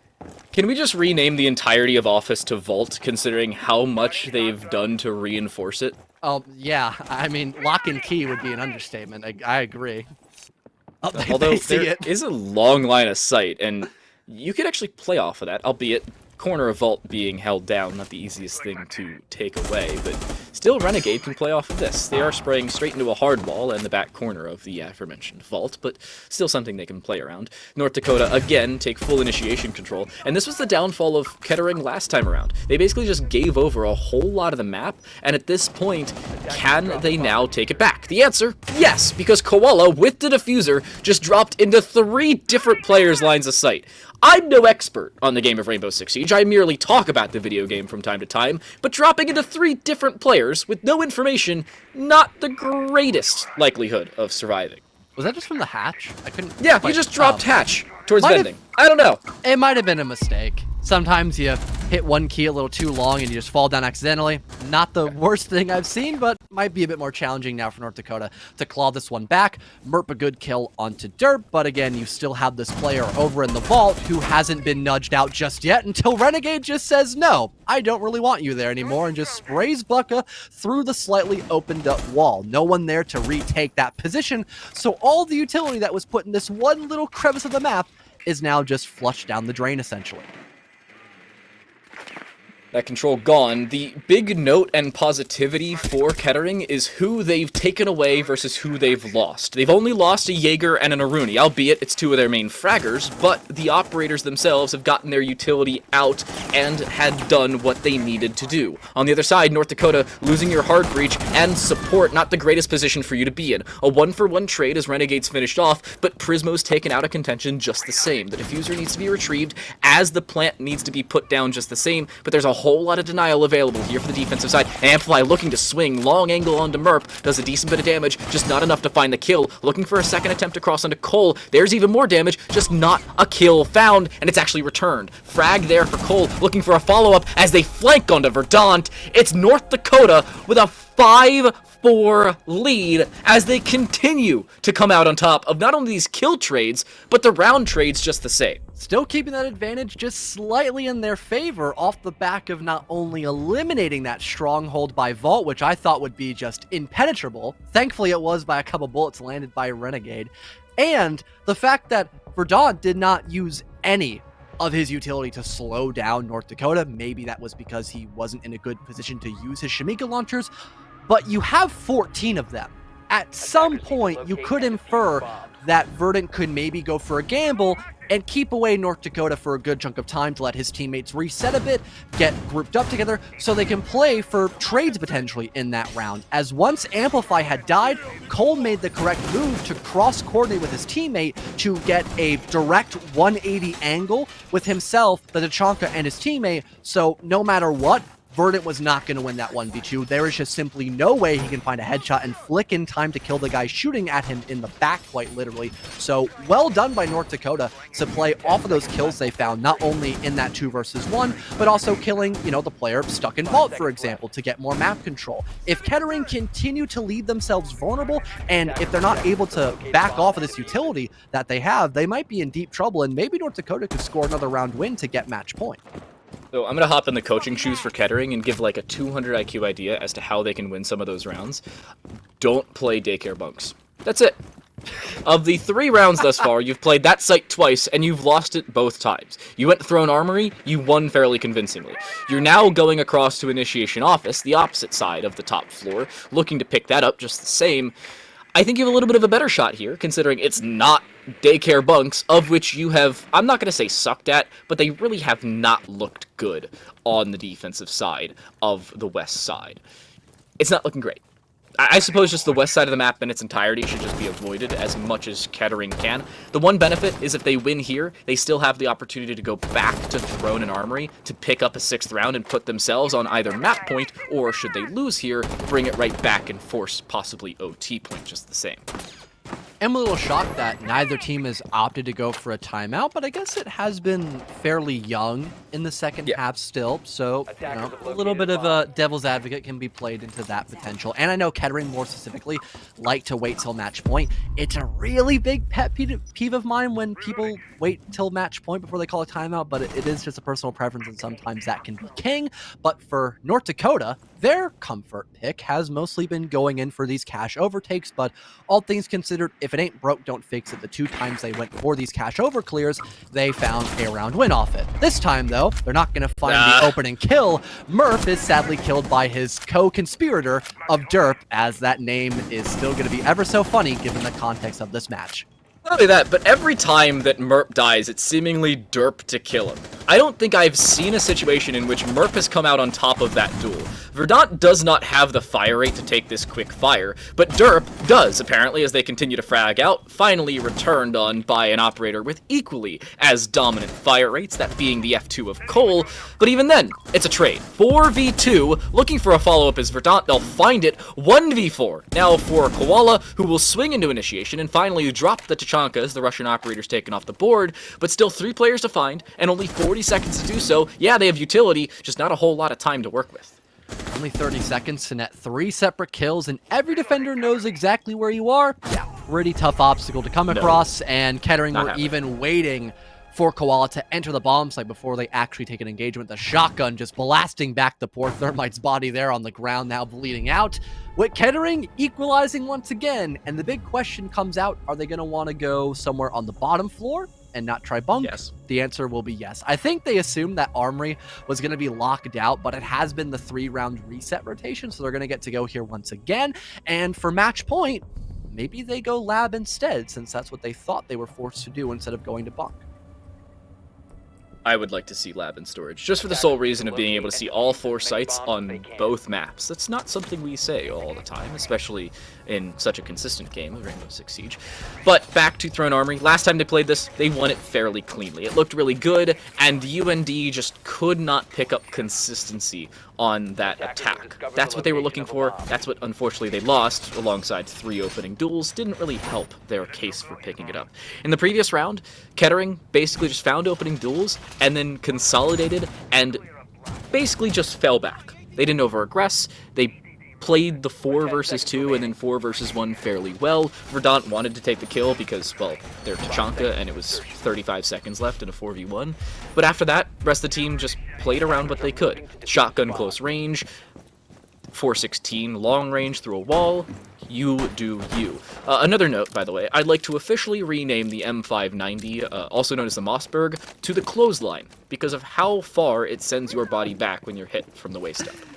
I remember someone in chat earlier saying, I really swear someone on UND just has a different Mossberg shotgun than I do when I play ranked, and I feel that. It feels Yeah, like some too. rounds these guys Me are just too. loading in slug shots and just hitting 50-meter connections with a shotgun. It's unheard of, but sometimes if you believe in that gun, it really can do wonders for you. Work a little bit of black magic, Oh it my. seems, when you go in for those engagements. Cole looking to take one of those previously mentioned engagements, not with a shotgun, but the F2, so a pretty formidable foe put in the right hands, and with Cole being 11-7, I think he's got good hands with this gun.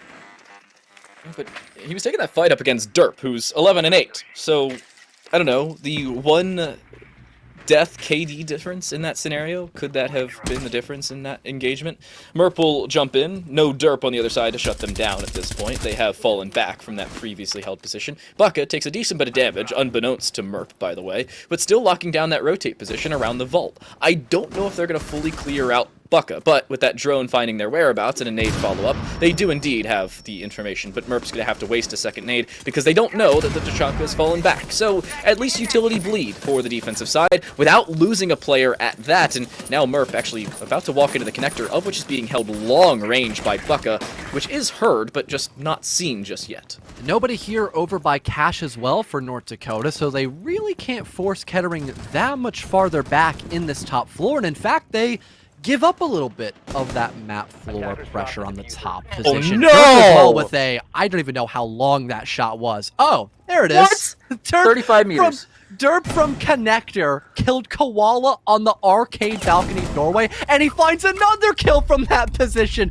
Good God, take away this DMR from Derp. It's just far too damaging as he almost lines up a triple kill for himself. Trigger just barely holding on for dear life as Derp will readjust. Goes in for a third this time, and he gets it. A quadra kill for Derp, all inside of control room, taking full control of this round. Almost 5, but he looks down to break the track stingers. But it might be too late, as there's only 30 seconds for Renegade to ace and win. There's no easy way for this. Renegade only has impact EMPs rather than the smokes you see normally from the gridlock, and one set of track stingers remaining, alongside 20 seconds to kill 4 players and or get the diffuser down. This is not looking good, and it wasn't. Baka, to close things out with that P12 in hand, or the PMM, I believe, is wielded by the Doc, and it's a clean finish, clean as ever, at that.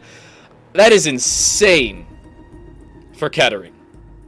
I don't know how in the world Derp is able to find not only 2 kills from 35 meters with the Mark 14, a kill across onto Cole, who knew his whereabouts, and then a follow-up onto Trigger, albeit they were low HP, but still, 20-meter kill, 2 30-meter kills for Derp, for a 4K. Probably would have had the ace if they didn't look down. I'll give them the benefit of the doubt, considering they took the fight on 110 HP.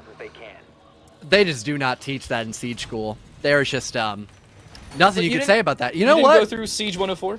Let's just forget about that and just thank one of our lovely sponsors of Mavix Gaming Chair. I wouldn't be too shocked if Derp is rocking one of those because how Different well gaming he chair. just played. Yeah, honestly, I need a new chair. Mine is like literally ripping off at the bottom of its seams, and I know one of the previous places I worked for also was sponsored by Mavix. I really should have taken advantage of their sponsor codes that they tend to give out for a good discount. So maybe soon around the holiday season I might do that because this chair I have now just flat out sucks. Clearly, Derp's gaming chair does not suck because last round he was him. Hey, I mean, Black Friday is right around the corner, alongside a lot of That's the a good holiday point. deals. So, if you're looking for whatever you're looking for, Mavix is probably the way to go. Ergonomics, always nice. Gaming chairs, overrated just a little bit, but ergonomics, good support. I like my lumbar support. That's my personal preference. But Kettering have support in terms of at least a round buffer. They will, at a bare minimum, be able to play this round without risks of losing. And another, technically, considering North Dakota would have to win back-to-back rounds to pick up map point. Kettering, at a bare minimum, have that buffer. The question, do they need it, or do they just win it here in regulation to make it a 7-5 victory and a 2-0 series win? Say, for the most part, North Dakota, they looked like a solid team when attacking these top floor bomb sites. Bunk and Daycare more specific, like you had mentioned. So this could be something to promote overtime for them. But that's if they can still find that same kind of space they were able to gather last time this site was in play. As Kettering they just weren't playing off their utility, simply put it, or they weren't playing off it effectively enough. You had the Tachanka not using any of his Shamika launchers, major cardinal sin for that operator, and the player who was stacked up in Vault with several pieces of util just died from a direct gunfight, not even able to play off that shield properly. So if there is more passivity and a bigger reliance on that util, I could imagine Kettering stall for way more time, which in terms of time management has been a major issue for North Dakota. Time management on the attacking side is always a difficult feat, but especially up against Kettering, who really take real estate to a whole new level, that's an issue. Also, bulletproof cameras now have a pseudo taser to take down Twitch drones. I don't think the memo was gained there from North Dakota, so you lose your Twitch drone rather than using it to take out that bulletproof cam. Not a great start for them. Amplify playing a similar situation as to what we've seen prior with the Mossberg in hand. They'll use it to take out the drone, looking for a swing, downs Renegade, looks for a follow-up, doesn't find the kill, doesn't find the throw onto the C4, almost blows themselves up, luckily does not do so, but Renegade makes it to safety for the time being. Looking for the C4 throw, but Amplify instead will play safe for the time being, and still inside of the initiation room no less, almost certainly being swung now by the Lion, and will die rather than finding the kill. I don't know how in the world that follow-up shot didn't take down Renegade, but it's actually Derp to take down Trigger with that Mark 14, looking for a follow-up, won't even be given the time of day at this point. Surrogate reset, so is Derp's position, still looking to take these long angles with that DMR. There goes Bucka on the swing as well. The Surrogate still holding strong by Bathroom as the Gemini is broken before it can reset that piece of gadgetry. A second now for Derp as the Iana of Murph just walks right into him. Same thing for the Twitch. Don't tell me history's been repeated as Derp finds a fourth, almost gets it. It's now Koala once again in a 1vx. Now turned to 1v2 proper, but it's the wrong bomb site. He thought it was offices.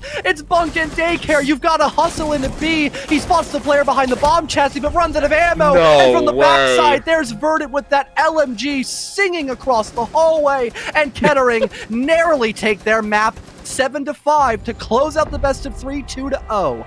I was talking about information costing North Dakota. That is about as much as it can be brought forward. They thought it was Initiation Office. I'm going to explain two reasons as to why that shouldn't have been the case. Number one, it was a locked bomb site. They had won it in the previous 2 rounds on the defensive side to force Bunk and Daycare as a site that, or lab storage. Secondly, drones exist. Just had to get the megaphone in for full effect too. You know, we saw a couple of small mistakes like this that. This guy's nuts, by the way. Yeah, Derp, those last 2 rounds, he was doing God's work. He did not want to lose on Theme Park and go to Oregon. He's just fed up, wanted to end the day on a high note, just proceed to round of 4. I really can't fault him, as I think the last LAN experience that, you know, Kettering as a whole have gone to play for, that wasn't just in their own, like, little, you know, collegiate studio, was, I think, all the way back in maybe January of 2022. So almost a year from now, they haven't gotten the chance to really compete properly against other, you know, teams in a full LAN environment. So if they manage to make it to that grand finals position, that would, you know, eventually break the dry spout for them. So good on them to advancing another tier higher in this full, you know, single bracket elimination setup. But unfortunately for UND, just not able to close it out, but at least they kept things close. Yeah, and Kettering, by the way, has Derp so consistent on the defensive side. 11 kills through the first 9 rounds, or first 10 rounds of play to make it 5-5. In the following 2 rounds, just casually picked up 7. I don't know how you can do that playing on the Aruni with a Mark 14 in hand, but that is absolutely nuts to see. 2 quick notes. Number 1, a win here guarantees Kettering a spot in the semifinals tomorrow or at a different time should they need to reschedule. Number 2, it guarantees them at a bare minimum $625. So they're looking pretty good. The second of that conversation is Bucka will be joining us here for an interview after such a well put together victory for Kettering as the whole squad joins behind Bucka. I'm going to open things up, a 2-0 victory. You guys picked up Chalet to open things up. You closed out Theme Park in such a consistent and decisive fashion. Talk me through at least Chalet to open up the series. Well, we rolled into the map. I was honestly expecting to pick off Oregon off the bat after we watched the OTSU match and went off their bans. That obviously went for the Chalet. We played it like we did against Purdue on Tuesday, and we again had to have our sub Verdant in here, and we played exceptionally well. Once again, you know, coming up big where we need to and countering what they had. So moving into, I guess, the regular map phase, you already said it was going to at least be a little bit different from what you expected. In terms of Chalet, we know you just played on that map about a week ago, give or take. So were you having any kind of jitters going into map 1, or were you just kind of keeping it calm and collected? Not really any jitters. The bigger issue I think we were having was more technological related issues, because as you can see, I'm no longer in my apartment. I am at our Extra Life event. So all the guys moved our PCs and our setups into our new esports room. And we kind of had tech difficulties because some guys have standalone mics and stuff like that where you'll pick up like 15 people while you're only trying to get one. So that was really the biggest issue we had so far with this. And playing inside a LAN environment is always difficult. We are not sponsored by Crisp, but they're the people that use noise suppression. Highly recommend that for individual PCs. But, second note around that, especially with the tech issues, communication seemed a little off for you compared to what is normal. Did that carry over into Theme Park as well? Because it seemed to throw you off just a little bit, but you were still able to mechanically solve some of those issues throughout the entirety of the map. Yeah, well, for I think about the first half of Chalet, we couldn't hear Derp at all. So Amplify actually had to relay what he was saying for us to actually like make actual action on that intel. So there was definitely some issues because I could not hear one of my teammates. So Well, glad it got eventually resolved. I know in particular for you here at Kettering, you've been around for such a long time with this group. How does it feel to kind of consider this group to be now more of a family, if all things considered, than just a team at this point? I think we've been a family since day one, because even with the old roster, so many of us lived together that we had never ever been non-friends, I guess you could say. Even when the two new players, Amplify and Illusion, and for our substitute Verdant to show up, we had knew them all prior to actually even playing. So we were all friends with each other, and it was kind of just, you know, mixing up who you're playing with instead of like just unranked, you're now playing with them in comp. So nothing really changed, but it was just, you know, who's actually there at the time. Now, not really a question. Hold up, I wanted to cut in here. This is just a statement in commendation to Derp. 7 kills in the last 2 rounds. I don't know which one behind you is Derp, but whoever they are, give Derp a hug, because that guy is absolutely insane. Very well done. A round of applause to you, my friend. The question around that mainly is, how do you rely on consistency around the team versus clutch potential like Derp just brought in the final 2 rounds of the map? Because it didn't seem like you were relying on that as much between Chalet and Theme Park, but it still was a staple part of your game. Well, the thing is that like we're all good set of guns, and we're all able to make plays when we need to.